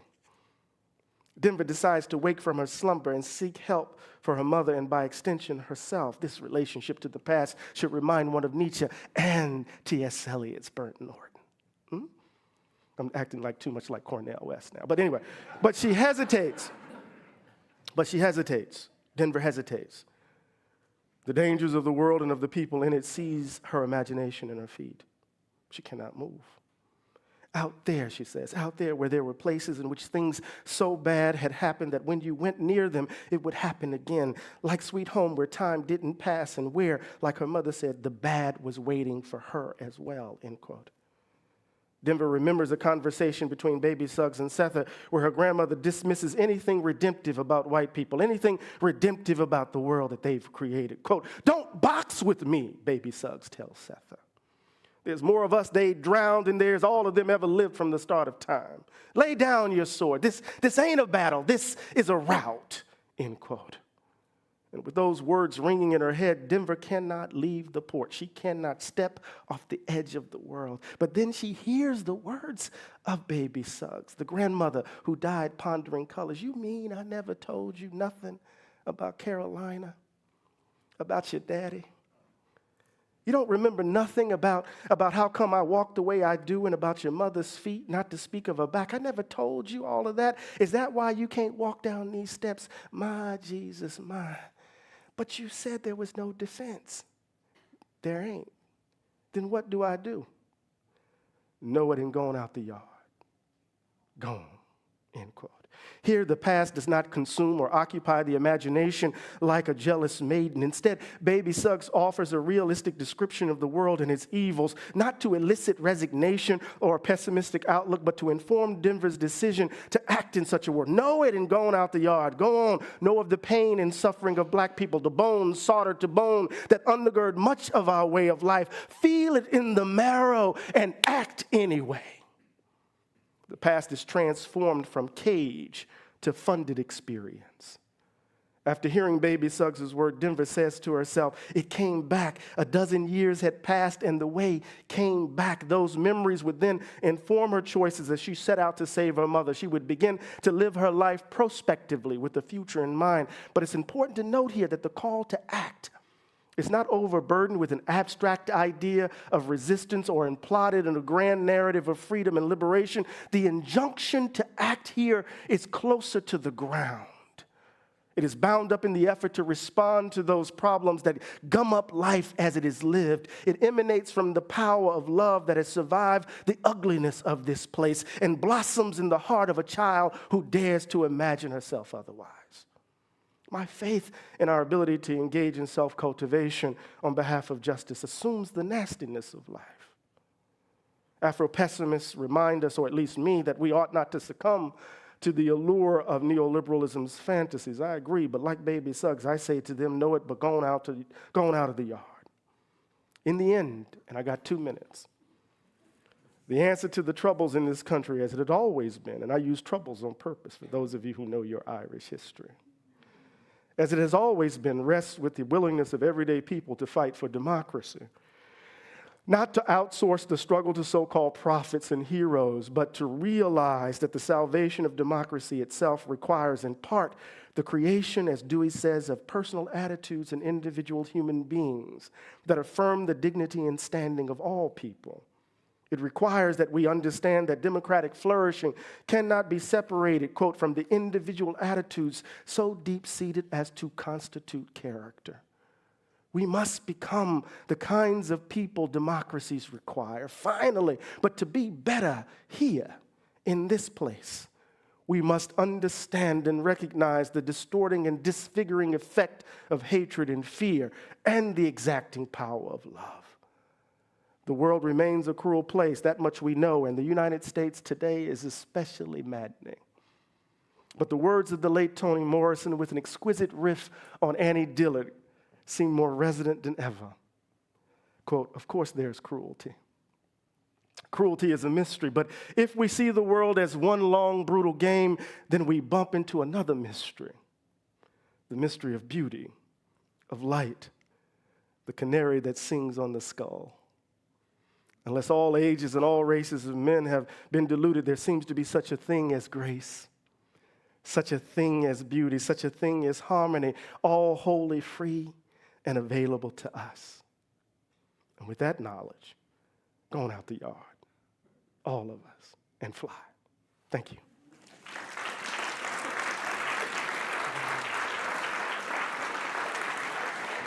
Two seconds.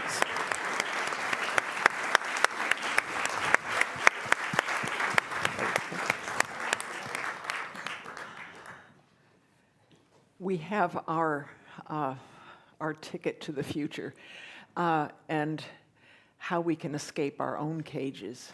Mm-hmm. Fantastic talk, Eddie. Questions for Dr. Glaude? You can ask me anything. I won't answer it, but you can ask me anything. Let me put my glasses on so I can see you. Come on, folks. This is not a timid audience. There we have it, right there, back there. Yes. I'm Susan from Massachusetts. That was amazing. Thank you.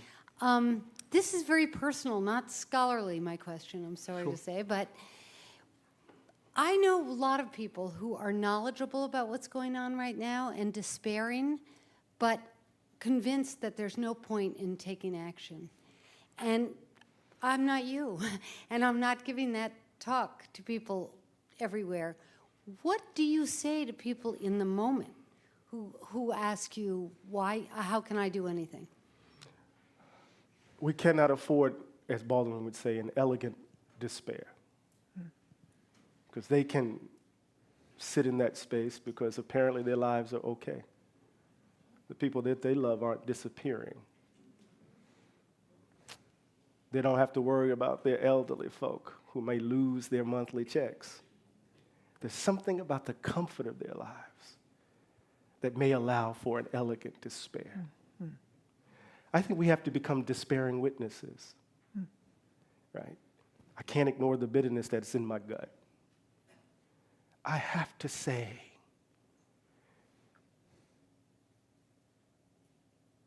that the country lied again. Period. And there's no room that I can come in, especially in this building, and not make you feel uncomfortable. Period. So, what I'm trying to do is to open the space for an honest reflection, to release us into a new way of being, because in order for a higher self to come into existence, you have to leave an older self behind. But if you keep telling yourselves lies, you can't do it. You're permanently docked in the station, right? And here we are in this moment. And what I'm trying to do over the course of my own grappling with madness, right, is to keep the bitterness from overwhelming everything. To look at you and not render judgment.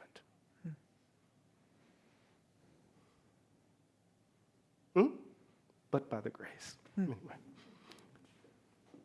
I should be looking up too. Look at you. No.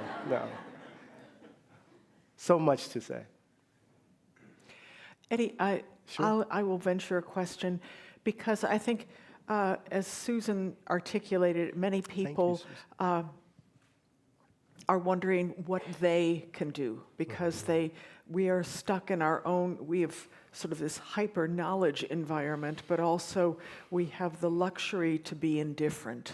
Yeah. How can we escape our own cages of indifference? How can we find, or what tools have you seen that are successful in helping people find ways to make a difference within their scope of knowledge and activity? It's hard, right? I think, first of all, we have to align our passions with actual organizations on the ground that are doing work. We don't have to reinvent the wheel.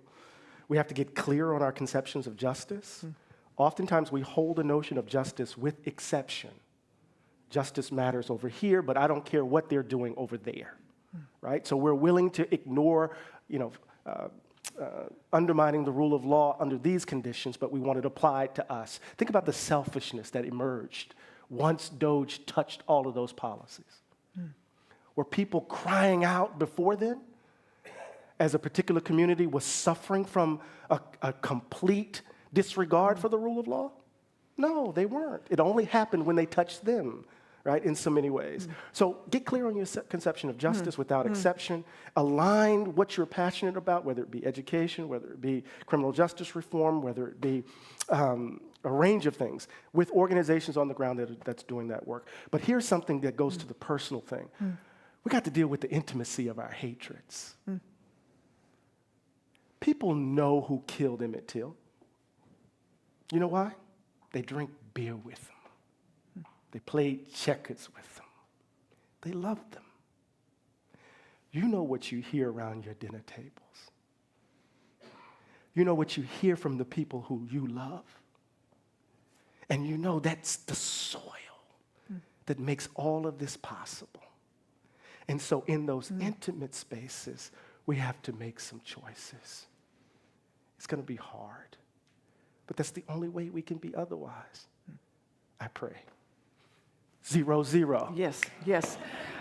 I'm happy to say that Eddie will remain with us for a little while, and he'll be available to sign his copies of his book, We Are the Leaders We Are Born to Be, after the intermission, so at the intermission. And he'll be in the Fells room with another afternoon speaker soon to come on the stage. So thank you again, Eddie Glaude.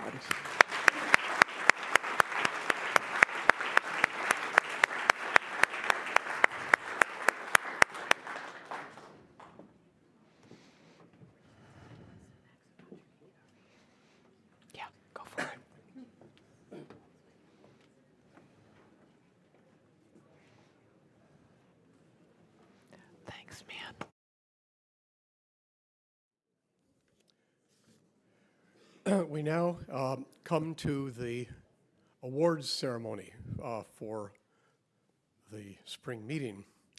And we will present two of our Distinguished Endowed Awards this afternoon. Our first award, the John Frederick Lewis Prize, was established in 1935 to recognize the best book or monograph published by the Society in a given year. The prize has been on hiatus for the past several years during the relaunch of the APS Press. So it's a joy to report that it can now be revived this year with consideration of books published in 2024. Paul Kroll, the chair of the Lewis Prize Committee, will present this year's award. Paul?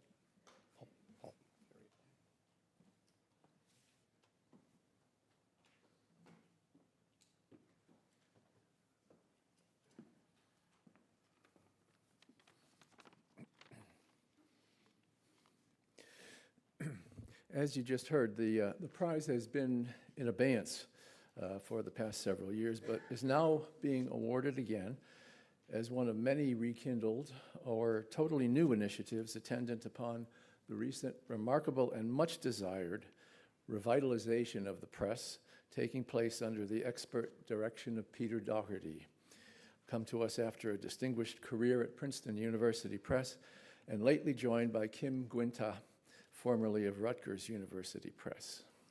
It's an exciting time for the APS Press, and we will be seeing an increasing number of publications from it in the years to come. In 2024, the press reissued half a dozen well-regarded publications from previous years that were already in circulation. It also published 6 new titles. The Lewis Prize Committee this year consisted of Kathleen Coleman of Harvard, Michael Hout of NYU, and myself. We considered for this year's prize only those volumes that were wholly new publications. It is our unanimous judgment that the Lewis Prize for a 2024 APS book shall be most worthily awarded to Bob Frischman for his book, Edward Duffield, Philadelphia Clockmaker, Citizen, Gentleman, 1730 to 1803. The book, which I hope you will all examine on the display in the lobby, is one that appeals to both a general and a scholarly audience. It is a large format, beautifully illustrated volume. Immediately upon delving into it, one is drawn compellingly into the world of pre- and post-revolutionary Philadelphia, as well as the technical arena of horology, both in its practical and artistic aspects.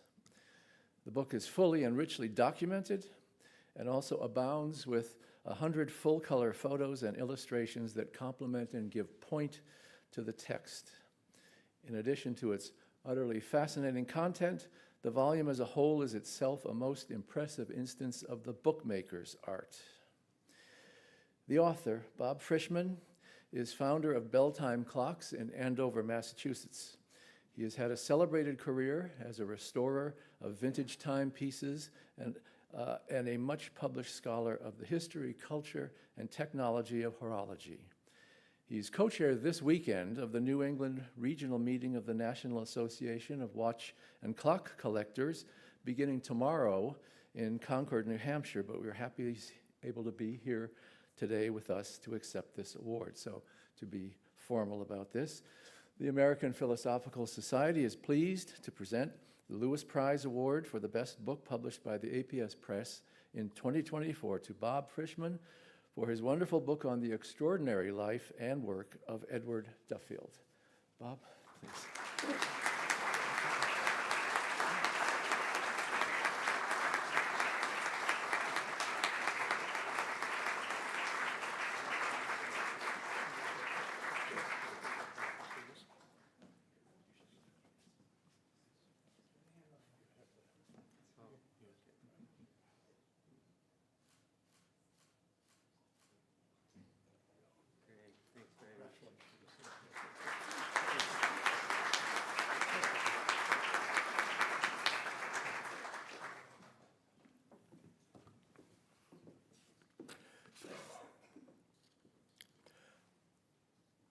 Our second award today is the Magellanic Premium, legacy of the APS member John Hyacinth de Magellan of London, who gave the Society 200 guineas for a gold medal to be awarded to, quote, the author of the best discovery or most useful invention relating to navigation, astronomy, or natural philosophy. Mere natural history only accepted, end of quote. The Magellanic Premium was first awarded in 1790 and is the oldest medal recognizing scientific achievement given by a North American institution. David Terrell, member of the Magellanic Premium Committee, will present this year's prize.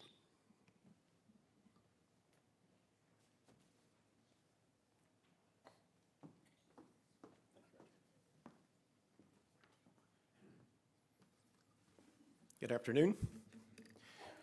The recipient of the American Philosophical Society's Magellanic Premium Medal is Barbara J. Wold. Following the award presentation, we'll hear from Dr. Wold regarding the work of her laboratory on mapping and measuring the active genome for fundamental discovery and biomedicine. Barbara Wold is Bren Professor of Molecular Biology at Caltech and the first director of Caltech's Merkin Institute for Translational Research. Today, she receives the Magellanic Premium in recognition of her central role in the development of methods and insights that have transformed our understanding of gene expression in biological systems. An organism's genetic information is stored in its DNA, and to function, genes must be transcribed into RNA and then translated into proteins through the process of gene expression. Dr. Wold developed reliable quantitative methods for analyzing the full population of transcribed RNAs in cells and tissues, including within single cells. These methods, used by Dr. Wold and others, have led to the discovery of new genes, characterization of RNA regulatory mechanisms such as differential RNA splicing, and mapping of where the proteins that control gene expression, the transcription factors, bind to DNA across the whole genome. The conceptual and statistical rigor of her work has set critically important standards for the field and stimulated the development of new algorithms and computational tools for bioinformatic analysis. Her laboratory has made hundreds of data sets available to the broad scientific community in pursuit of discovery across many fields of biology. The hand-illuminated prize certificate presented today is inscribed in recognition of the development of methods and insights that have transformed our understanding of genetic regulation in biology, enabling penetrating analysis of cellular transcriptomes and transcription factor binding to DNA, setting rigorous standards for acquisition and analysis of biological information, and supporting the creation of powerful public resources for research in functional genomics. The corresponding medal is engraved, Barbara Wold, for transforming our understanding of gene expression. The selection committee included the chair, Helen Quinn, Vicki Chandler, Sandra Faber, Eric Horvitz, Sarah Seeger, and myself. It's my great pleasure to present the Magellanic Premium to Dr. Barbara Wold.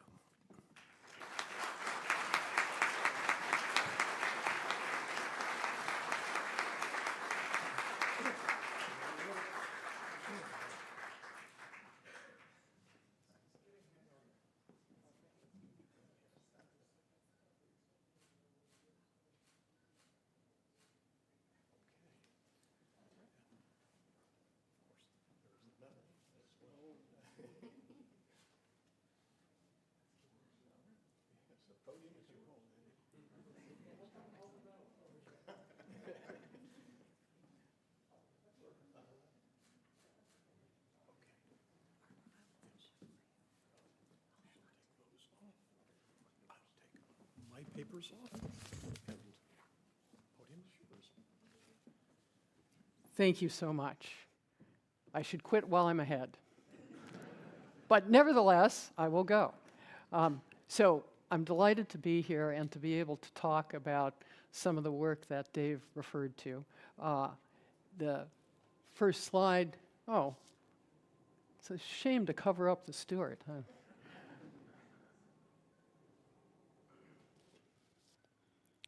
Okay, let's try this.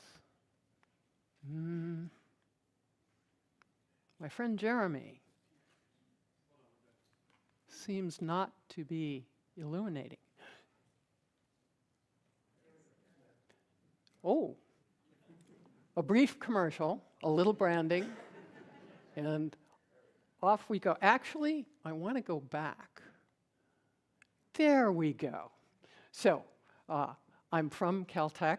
It's been a wonderful home, a place to get a PhD and be educated, a place to come back to as a professor.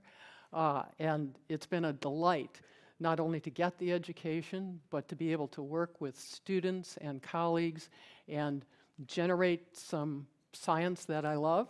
I couldn't have done it either without an interval in which I was sent out for further remodeling at Columbia, where I had a wonderful postdoc with Richard Axel. And all that I'm going to tell you has those underpinnings. And even beyond that, I'll extemporize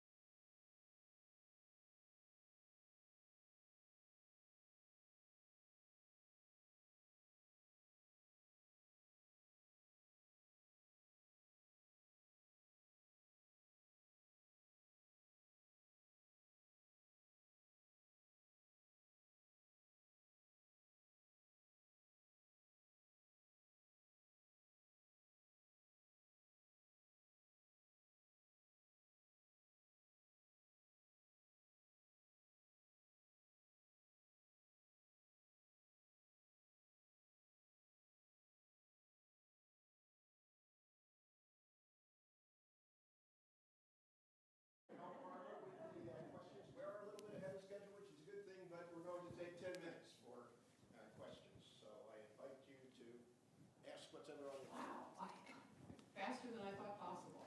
The power of coffee with lunch.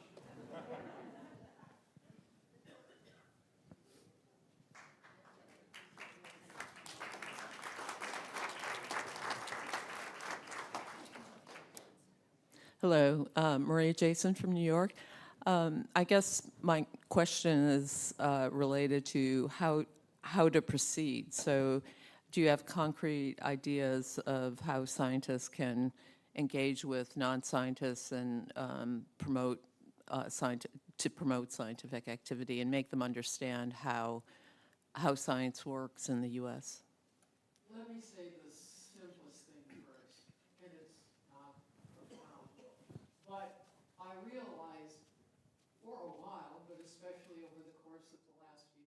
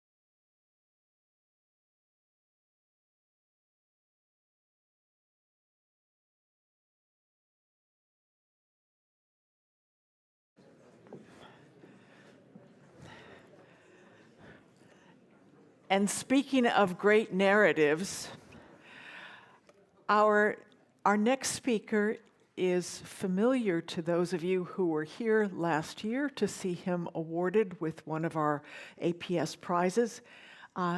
He is David Fagenbomb, the Associate Professor of Medicine at Penn, co-founder and president of Every Cure, president of the Castleman Collaborative Network, and the 2024 recipient of APS's Judson Dayland Prize.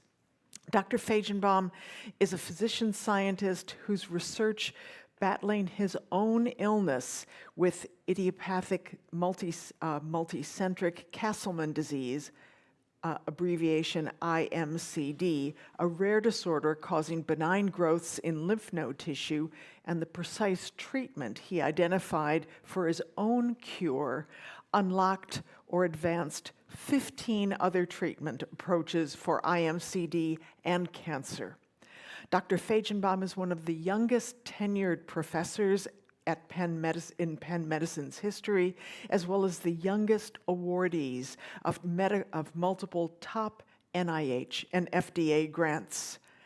His work was recognized with the 2021 NDRI Service to Science Award alongside Nobel laureates and APS members Katalin Kariko and Drew Weissman. Here to share his new book, From Chasing My Cure to Every Cure, Unlocking Solutions Hiding in Plain Sight. Join me in welcoming the narrative of the afternoon, David Fagenbomb. Thank you. Thank you so much. That's so nice of you. Thank you. Wow. Thank you so much for that kind introduction. It's such an honor to be with all of you today. I want to start out by first talking a little about some of the amazing successes that we've had in the medical field. So there are about 4,000 FDA-approved drugs that our medical system has developed over these years, which is just incredible. Those 4,000 drugs are approved for about 4,000 diseases. The average drug is approved for between 1 to 2 diseases, and the average disease that has an approved drug has about 1 to 2 drugs approved for it. So this is really pretty incredible.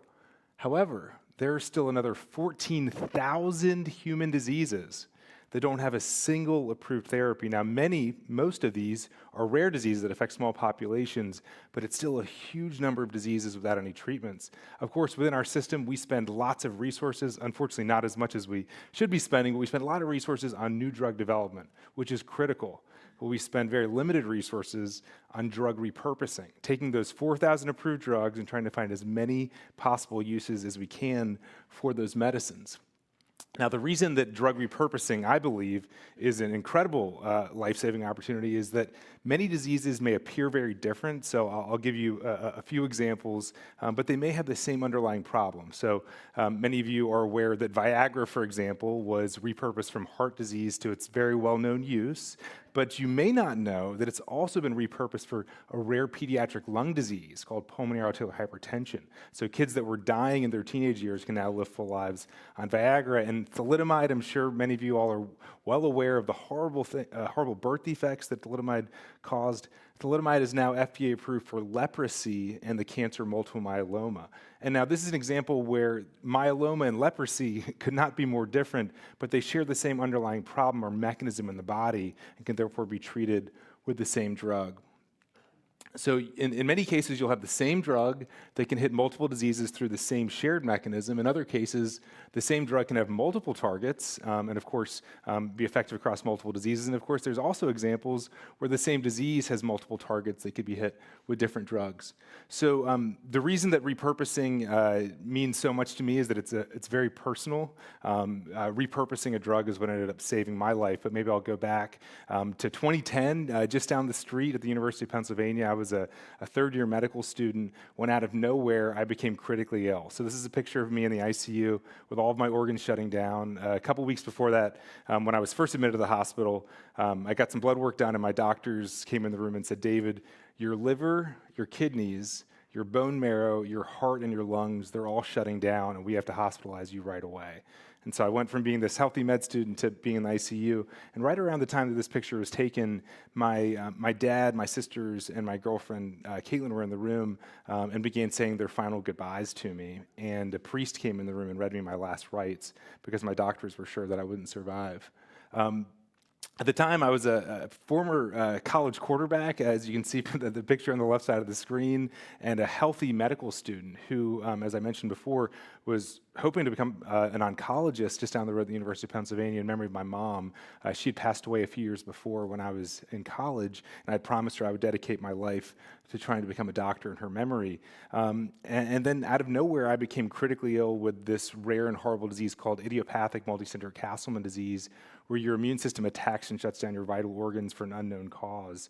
There are about 5,000 patients diagnosed each year in the US. About a third of us die within 5 years of diagnosis, another third die within 10 years of diagnosis. Fortunately, right around the time that I had my last rites read to me, my doctors decided to try a combination of 7 chemotherapies, really in a last-ditch effort to save me. 7 chemotherapies that weren't made for my disease, but amazingly they worked. They saved my life. They stopped this disease in its tracks. And you can see from this picture, I survived, and I've got my dad by my side throughout my whole journey. But those drugs, they didn't just save my life in that one moment. They opened my eyes up to this possibility that maybe there were other drugs out there that could maybe save me. I mean, those 7 chemotherapies, they weren't made for me, but they had saved my life. Maybe there were other drugs that could also save my life. Those drugs also gave me, I think, the worst before and after picture of all time. So I returned to med school at Penn, and over the course of the next few months, I was able to get back into my rotations, and I was hopeful that maybe Castleman's was in my rearview mirror. I was actually put on an experimental drug, an IL-6 blocker, that we hoped would keep my disease in remission. But unfortunately, despite being on that experimental drug, I relapsed. And I relapsed a number of times, and by the 4th time I relapsed, and each time got my life saved with chemotherapy, my doctor explained to me that we were out of options and I was approaching the lifetime limit of these chemotherapies, and that one of these times they weren't going to work and I wasn't going to survive. And I promised my dad, my sisters, and my girlfriend Caitlin that I would dedicate the rest of my life, however long that might be, to trying to find a treatment for me and for other patients like me. And when I made that promise, I was absolutely terrified about what was going to happen to me. I knew I had very little time left, and I remember around that time sitting in bed next to my family and just bawling my eyes out. I was just devastated that I wasn't going to have a family one day with my girlfriend Caitlin.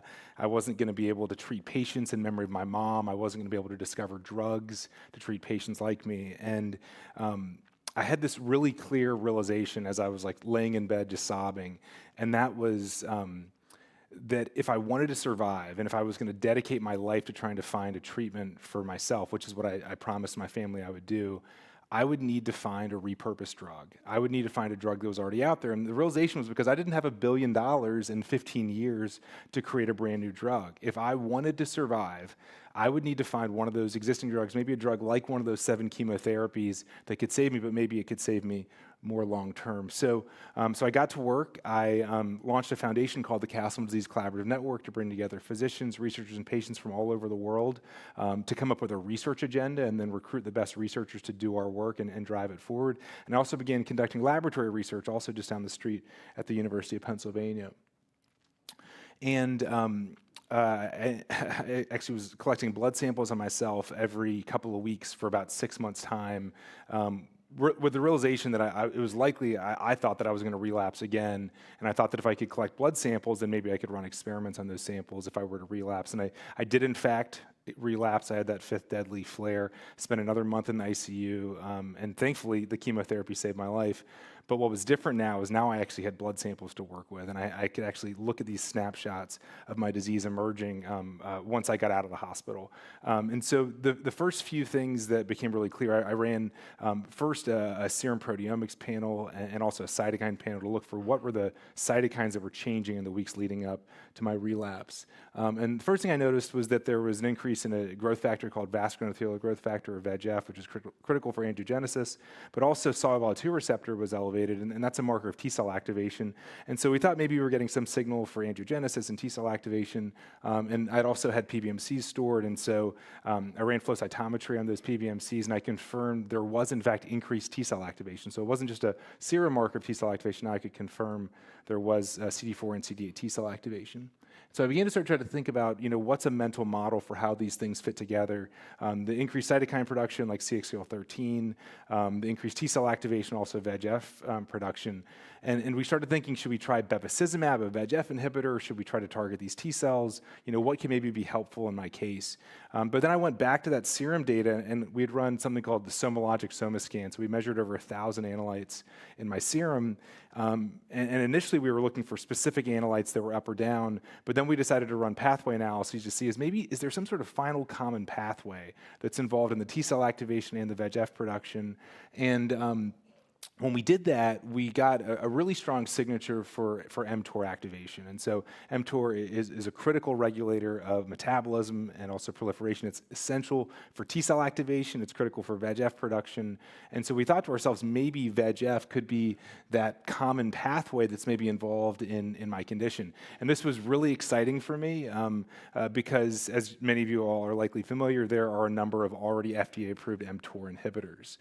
They were famously discovered on the island of Rapa Nui, but I actually want to show one more piece of data, and that was that I had this signature that maybe mTOR was activated, but it was indirect. And so during my last relapse, I had also asked for one of my lymph nodes to be resected for research purposes, so that way if I were to survive, I could actually do some experiments on that lymph node. And so I went back to that lymph node, and I stained it for phospho-S6, which is a really good marker of mTOR activation. So this first lymph node I'm showing here is just a typical reactive lymph node. It's what we repeatedly found when we stained phospho-S6 on normal lymph node tissue, and brown is positive, blue is the counter stain. So you can see in a normal lymph node there's some mTOR activation. And then I stained my lymph node, and I was just blown away by the results. I didn't have to look under the microscope. There was such clear and really hyperactivation of the mTOR signaling pathway. And so we had serum data that pointed us towards it. We had flow cytometry data, and now we had tissue data that was pointing to this increased mTOR activation. So I mentioned the island of Rapa Nui is where a drug called sirolimus or rapamycin was first discovered. It's a potent mTOR inhibitor. Has been around for decades. It was initially developed for organ transplantation, FDA-approved organ transplantation, has been used off-label for a few other conditions. But I actually went down to the NIH, to the clinical center at NIH, and I showed the data to a clinician there. All three data sets we looked through, and I said, what do you think? Should we try an mTOR inhibitor? And he looked at the data and he said, listen, I don't have any better ideas, and let's give it a try. And so he prescribed sirolimus off-label, and it's important as we think about drug repurposing to understand off-label prescribing. So once a drug is FDA approved for one use, any doctor can prescribe that drug for any use where they believe the benefit outweighs the risk. And actually 1/4 of all prescriptions in the US every day are off-label. So doctors are prescribing things off-label all the time, and they're getting reimbursed all the time. If they're inexpensive, they almost always get reimbursed. It's just expensive off-label doesn't. So I began testing sirolimus on myself, and it's now been over 11 years that I've been in remission on this drug that wasn't made for me, but that has been able to help me and also patients all over the world.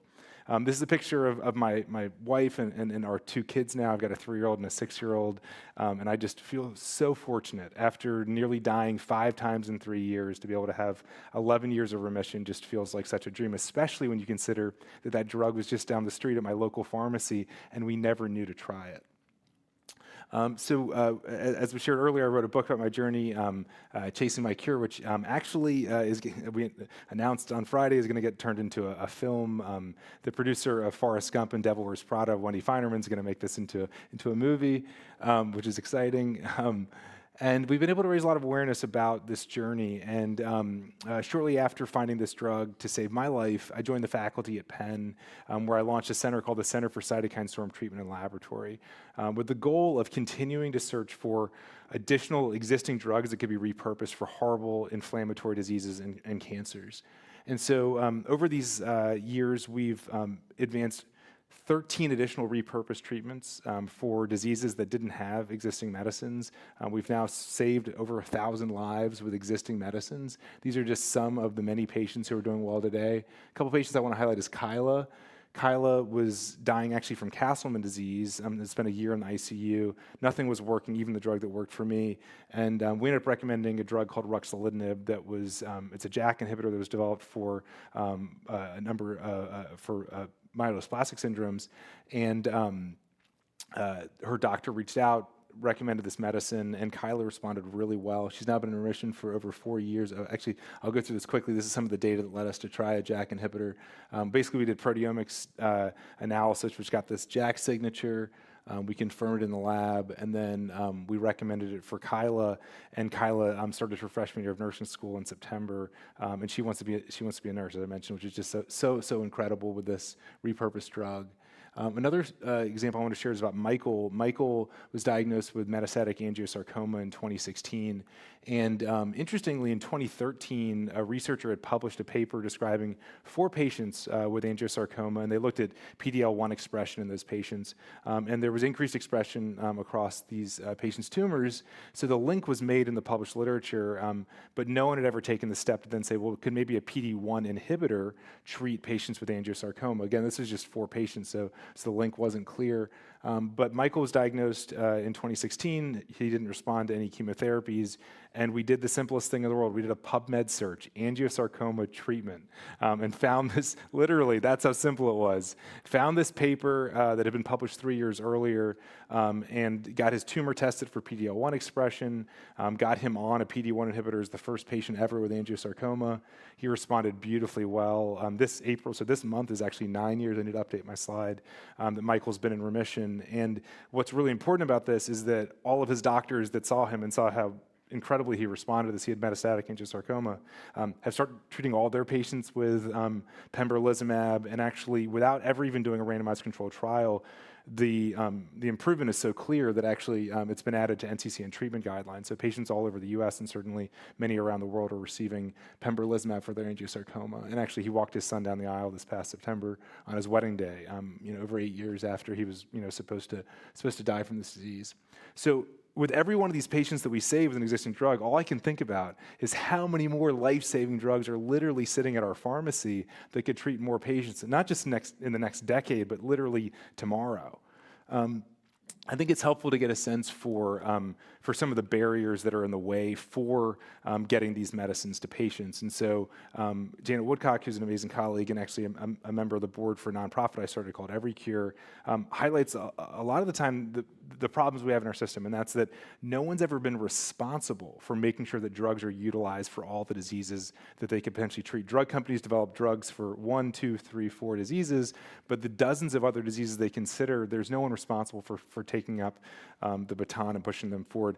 The biggest problem, of course, is our lack of financial incentives. So over 80% of drugs are already generic. So there's multiple manufacturers. Each of the manufacturers make pennies a pill. So you might discover that a generic drug could treat millions of people, and each one of those manufacturers might make thousands of dollars, and the math just doesn't add up. So in the current system, there's no one who's taken responsibility for making sure that drugs are fully utilized. About 3 years ago, I launched a nonprofit called Every Cure that's on a mission to take that responsibility. So we utilize an artificial intelligence platform to look across all drugs and all diseases to find the very best opportunities to repurpose these drugs to save lives. You can think about it as being a little bit like typical drug repurposing, where you start with a single disease like Castleman's and you look for drugs that can maybe be repurposed for it. That's traditional repurposing, and that's, of course, how we found sirolimus for me. Drug companies will start with a drug, and then they'll look across all the diseases, and they'll say, what other diseases might this drug work for? And that's traditional drug repurposing from a pharma context. But we do a combination of the two. So we don't start with a single drug or a single disease. We say, let's start with all diseases and all drugs, and then let's quantify the strength of evidence between every single drug and every single disease, and then we can actually let the data tell us what's the best drug-disease match. So if you go into it where you say, I don't care the name of the disease, and I don't care what the drug is, I just want to help people, and I don't care what the diseases that are affecting those people, I just want to help people, then you can find the best opportunities that are really, it's the equivalent of finding the lowest hanging fruit in the forest. And so how do you do that? Well, there have been incredible breakthroughs that were really foundational based on the work that was done at the NIH. So NCATS built a number of biomedical knowledge graphs which really synthesize and bring together evidence from all over the world. I've spoken to Chris Austin about this. He wasn't sure exactly what they were going to be useful for, but he figured if we can get all the data in one place, they could be useful. And this is just an incredible example of where NIH put tens of millions of dollars into organizing data that has been so transformative. And so these amazing biomedical knowledge graphs serve as the ultimate ingredients for these machine learning algorithms. And so we train algorithms on knowledge graphs and patterns of known treatments. So we know that sirolimus is effective for organ transplant rejection. We can train algorithms on those known treatment relationships, and then we unleash the algorithms on the rest of the graph and say, if we know that these drugs treat these diseases, now quantify the likelihood of every other drug to be able to treat every single other disease. And you get a score from 0 to 1 for every drug versus every disease, which serves as a really great starting point for us humans and medical scientists to then go to the top of the list and say, which drug disease pairs look most promising? And so the way that it works for every cure is that we use these knowledge graphs. We also turn to organizations to donate data to us, and actually also turn to physicians and scientists to share with us their repurposing ideas. You can go to everycure.org/ideas and tell us about a drug that you think might be useful in a new disease area. And we use all this information to quantify the likelihood of every drug to treat every disease. There's 4,000 approved drugs, 18,000 diseases, so there's about 75 million drug disease combinations.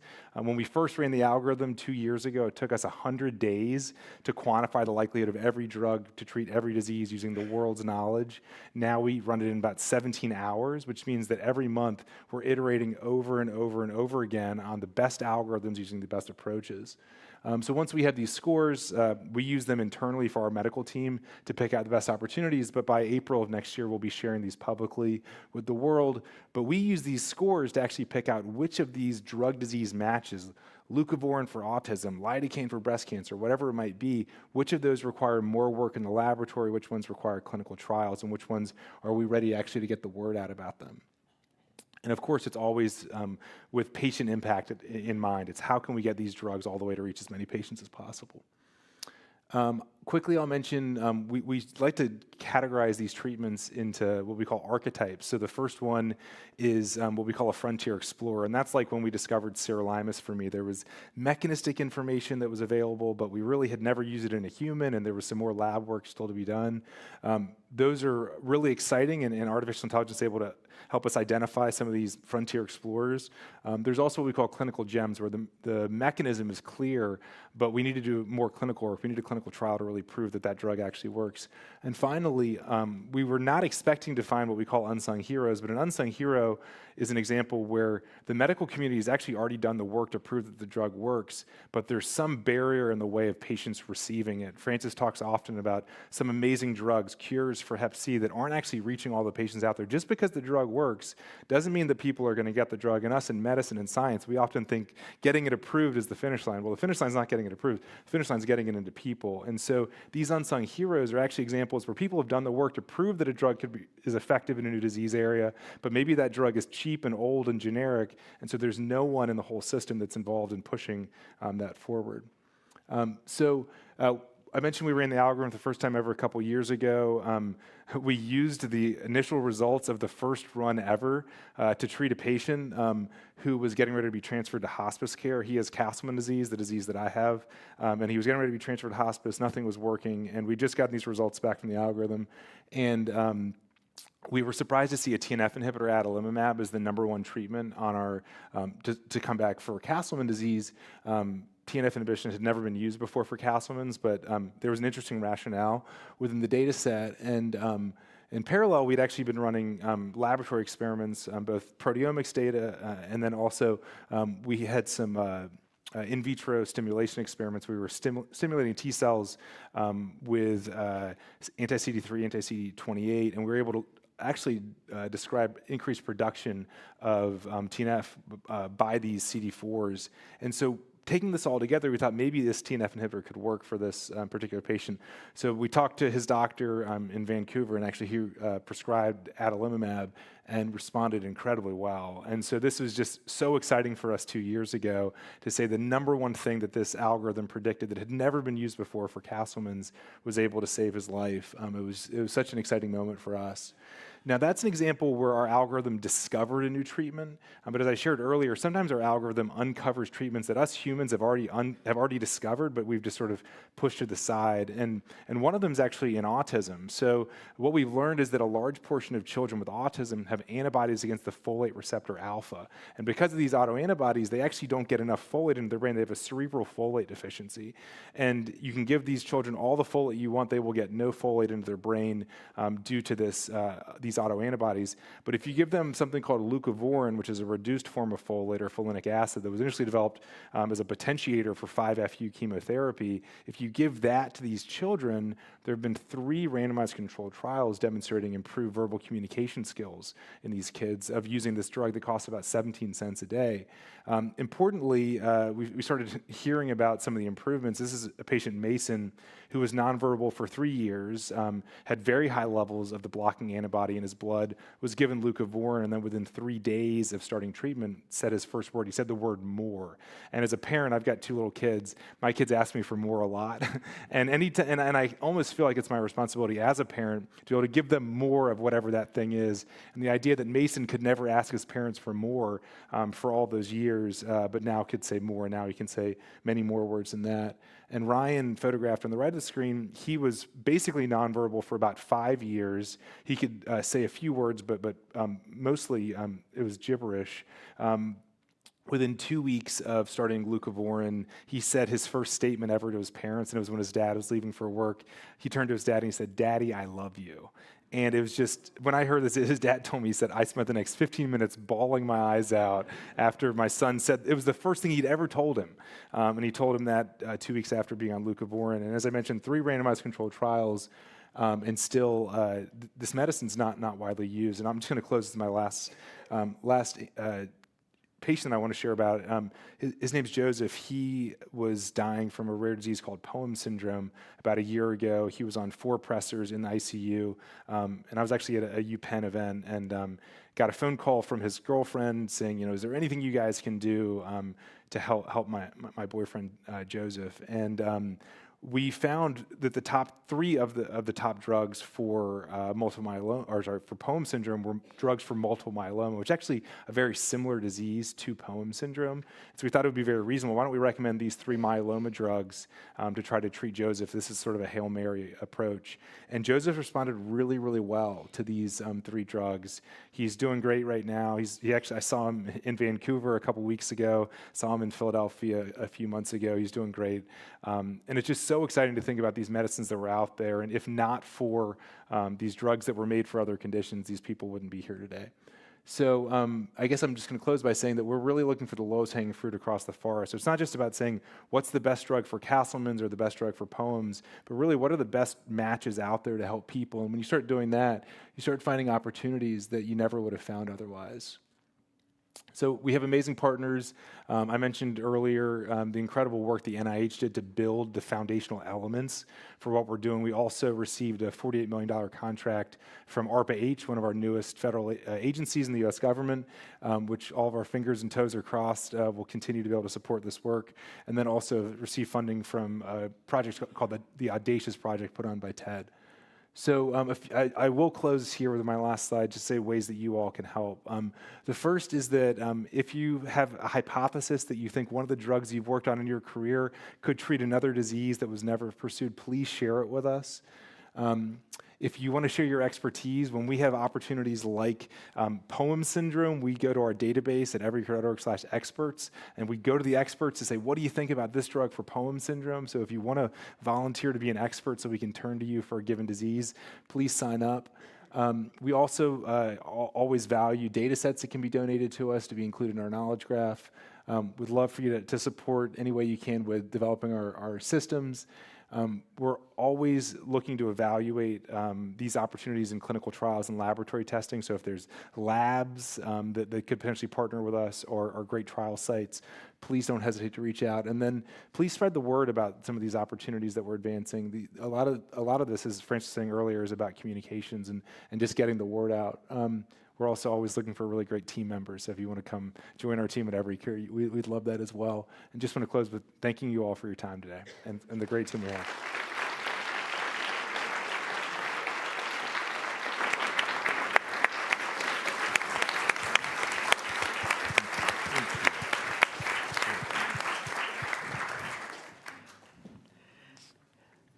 Thank you, David. I have the wonderful responsibility of fielding questions for you, and I hope there are many.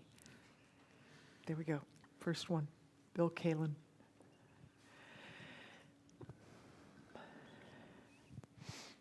That was spectacular, Bill Kalin from Boston. So my reductionist question is what's activating the mTOR, but we can put that aside. From a systems point of view, obviously when you measure molecular changes in a diseased tissue, some of those changes might be causing the disease. Many of those changes are the consequence of the disease, including some that might actually be adaptive. And so you can quickly get into what I call the blind men and the elephant problem of trying to use the phenotype to choose the therapy. So how do you get around that? I imagine in your case, the temporal information was a bit helpful, but in general, how do you get around that? And what's the denominator here? Like how often does this approach not work? How successful is it over a large number of patients? These are great questions, yeah. So in my case, yeah, we worried when I was talking to my colleague at NIH, is the mTOR inhibitor going to be counterproductive? Am I going to go into a relapse because there was some sort of, yes, who knows? And so that's a really important point. In terms of how the algorithm thinks about this, these biomedical knowledge graphs have millions of biomedical concepts. So every drug, disease, gene, protein, you can imagine tens of millions of relationships or edges between each of those nodes. And so built within this knowledge graph are going to be, just like you're talking about, compensatory mechanisms, driver mechanisms. It's basically you're putting it all in one place. And so as a result, I'm certain that there are false positives in there where, we think that an mTOR inhibitor will treat this disease when really that signal there is because it's compensatory. So you don't want to inhibit mTOR. So the important thing is that we use these scores to then have a medical team review through the results and then say, okay, among these, which of these top 1,000 or whatever it is that we look at, which ones do we want to take forward into the laboratory or into clinical trials? And so it's essential you have that human piece, and I think that oftentimes people start talking about artificial intelligence like it's going to just run off on its own, but these are the kinds of things that I think it's really important to have humans reviewing through these so we can actually pick out those opportunities. And then the last one is your question around the denominator, and so we try really hard to not recommend a treatment for a given patient when they reach out to us. The cases that I described were, I would say, sort of exceptions where the first case, Alan has Castleman disease. We just looked at the number. He was going to go on to hospital. Like, this was it for him. Joseph, same sort of thing. We found a result for a related disease, so we felt confident saying, like, let's try this drug.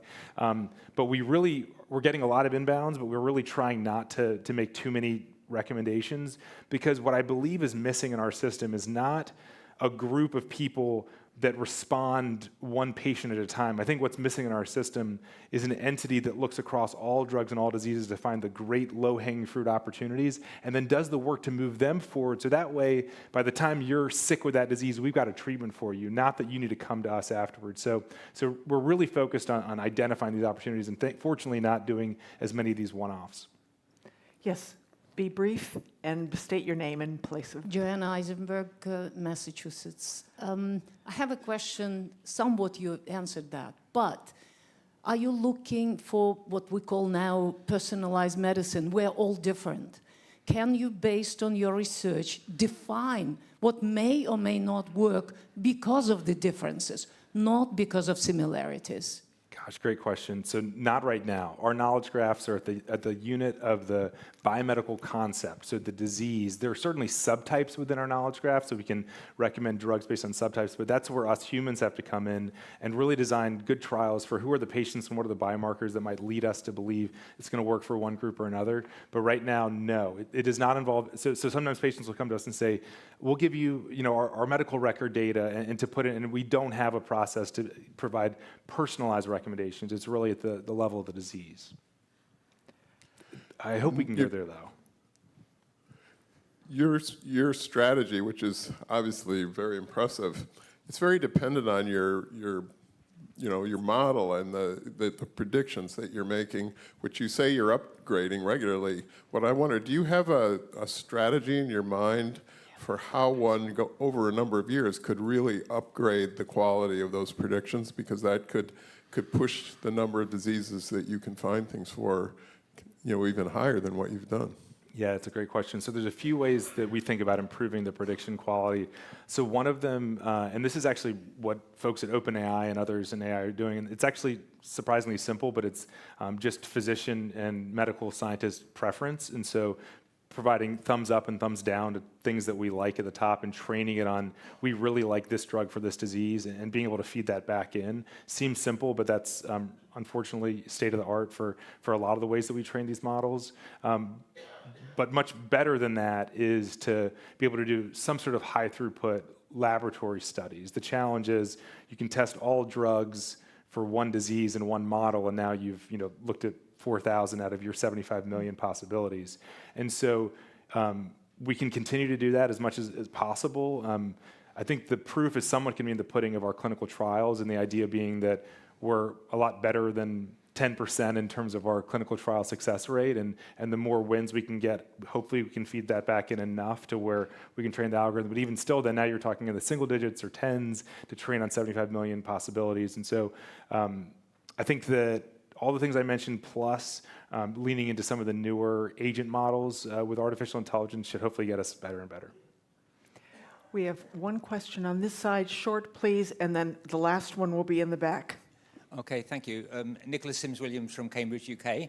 I'm a humanities person, so forgive me if this is a very stupid question, but I'm just wondering about traditional medicines. I mean, there are traditional medicines which aren't part of modern medicine, which maybe have the tradition of working. Have you discovered in your research that sometimes the active ingredients in some traditional medicines are in fact, turn out to be practically useful in ways which was not previously known? It's a great question. So we are able to run our algorithm with a total of 100,000 compounds, which includes a lot of these traditional medicines. We almost always run it with just the 4,000 for compute reasons. But one of the challenges is that a lot of these traditional compounds, there's just so much less information, and it's so reliant on the knowledge graph, having knowledge about the drug to really be able to make strong predictions. But you may have seen on the screen, arginine for sickle cell disease is something that's very high up on our priority list. And arginine is a simple amino acid that you could get at your local health food store, and I don't think any of us would have been thinking about it. It's not complex. It's not actually fixing the problem of sickling of cells. It's just opening up the blood vessels more, so that way if there is sickling of cells, you've got bigger highways or bigger pipes to run down. And so sometimes really simple things like that can actually be pretty elegant. And so we're not opposed to alternative and traditional medicines or supplements or vitamins. There's just oftentimes less information. Judith Resnick, New Haven, Connecticut. First of all, thank you for a moving account. I'm interested in the question about the competition among cancer centers around the United States and the coordination. So it relates actually to the earlier talk about how do people see the stunning utility of sciences at all different levels. Given major cancer centers in many of the places we all work, how are you all networked in some cooperative, I said, hopefully, interaction? It's a really important question. So through Every Cure, we're looking across all diseases. And so we haven't focused specifically, though there are a few cancers that are the top of our pipeline, we haven't focused specifically in one group of diseases or another, which is a real challenge. I mean, organizations get really good by getting very good at a particular disease or a particular specialty, and we're agnostic in that way. And so with every one of these opportunities, we're going to need to build, or hopefully not build, turn to existing infrastructure like these cancer center networks to be able to really move things forward. But as of right now, we don't have any established partnerships with cancer centers. David, thank you for bringing your focus and passion to your own disease, broader to many diseases, and your ability to generalize your knowledge and abilities to so many different conditions, and your remaining humanity is admirable. So thank you very much. I'm happy to say that David will join Eddie Glaude in the Fells room for signing copies of his book. So if you want to meet two inspirational authors and read their books, you'll have the chance and get a signed copy. And I'm now happy to say we have a chance to have a brief intermission. All of the refreshments will be in the back of this hall because we're going to be making a marvelous transformation here in order to expedite our musical performance after the break. So we have a approximately 20 to 25 minute break. So please use this to stretch your legs and have a cup of coffee or whatever you please.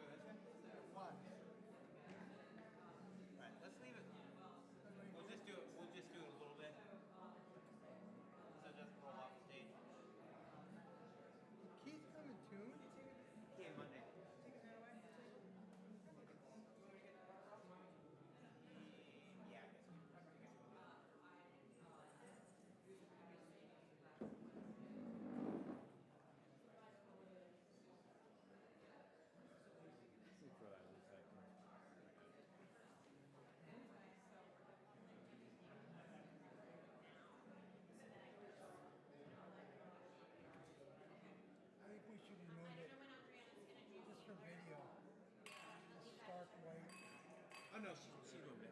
We're going to move it.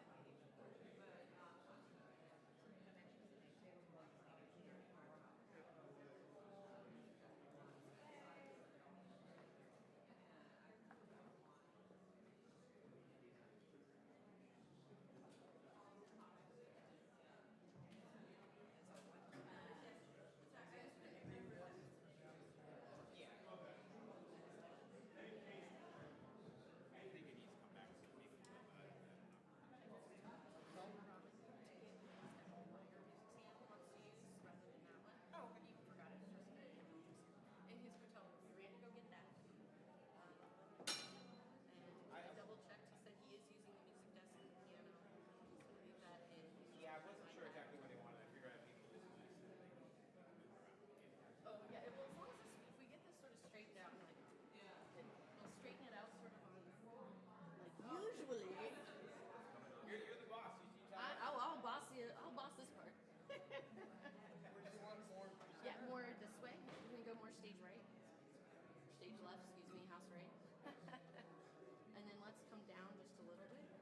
Askew or flat? No, I want it straight. I think it was straight. It was right about here, if I can remember. Right, yep, and then just let's straighten it so that the keys are straight. Bring the nose a little more upstage.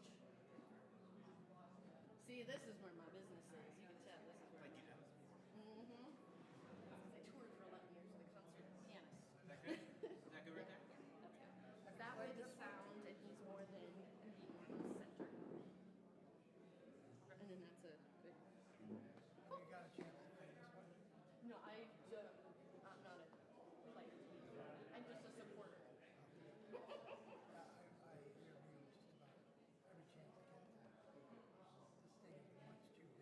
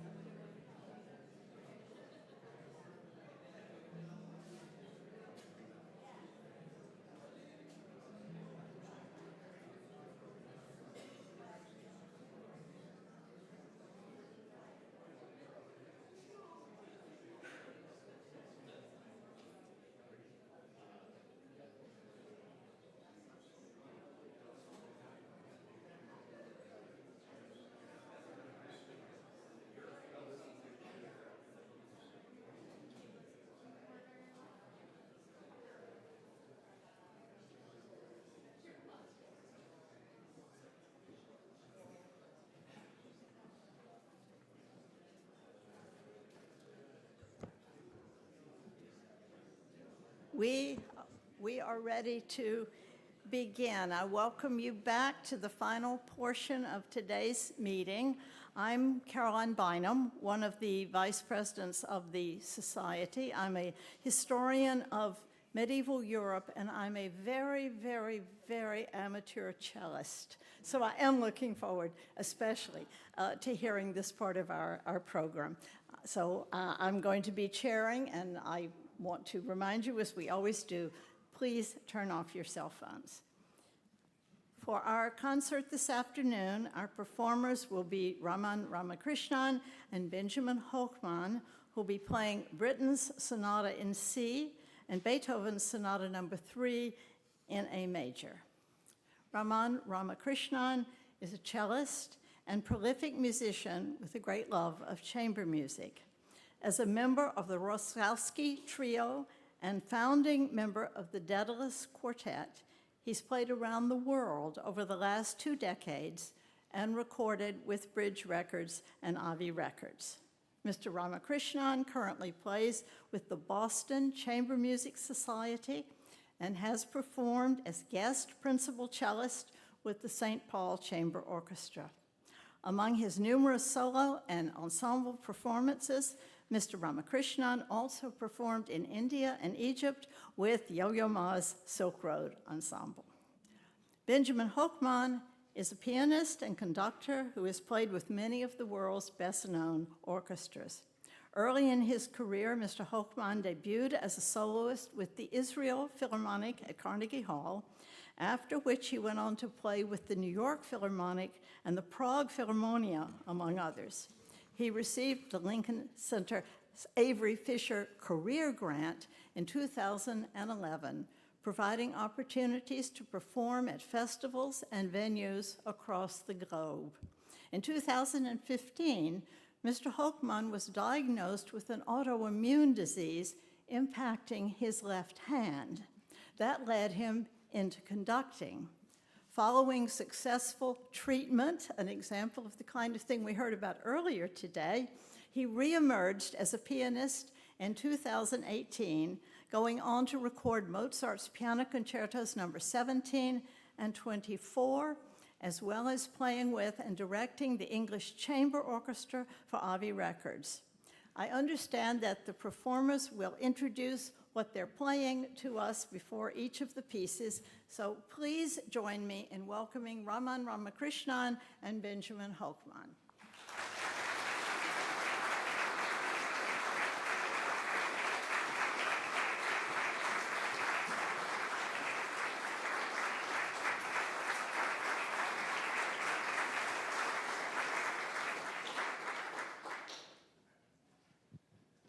Hello, everyone. It's such a pleasure for us to be here playing for you this afternoon.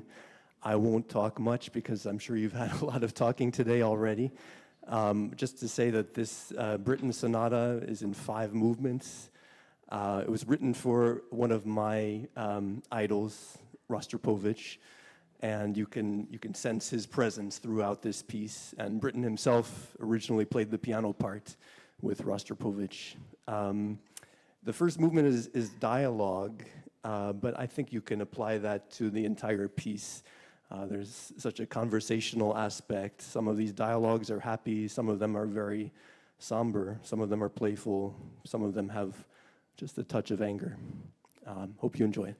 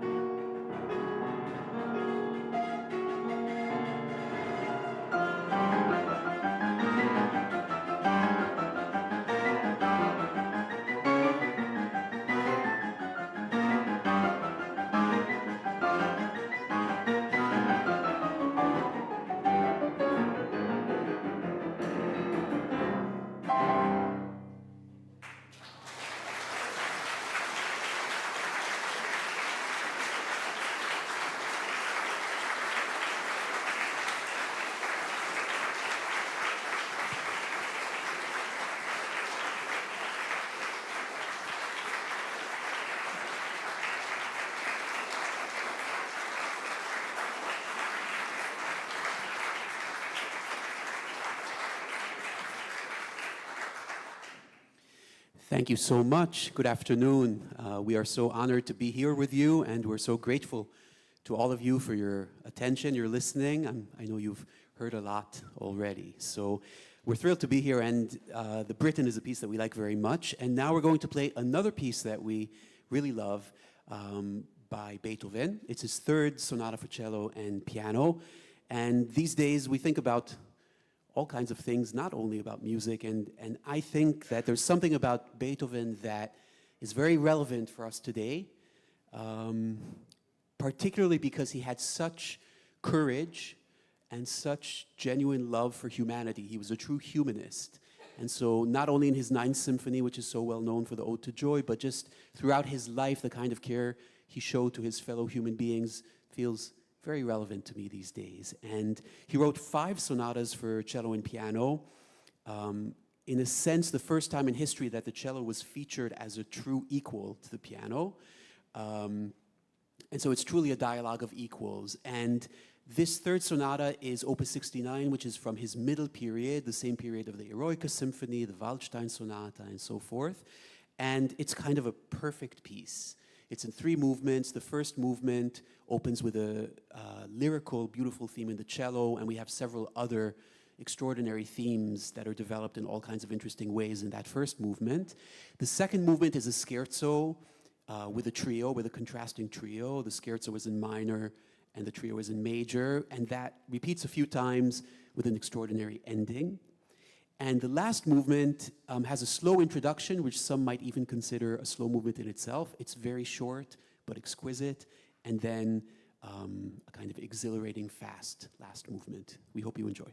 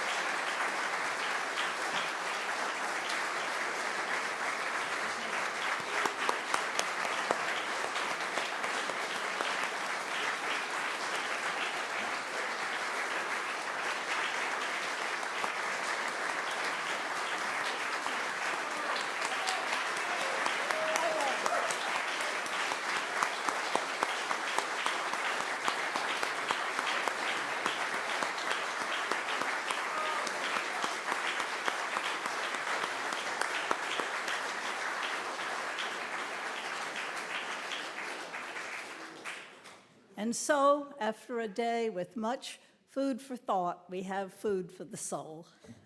It's wonderful. Thank you. And this time, we're concluding our regular program for the day.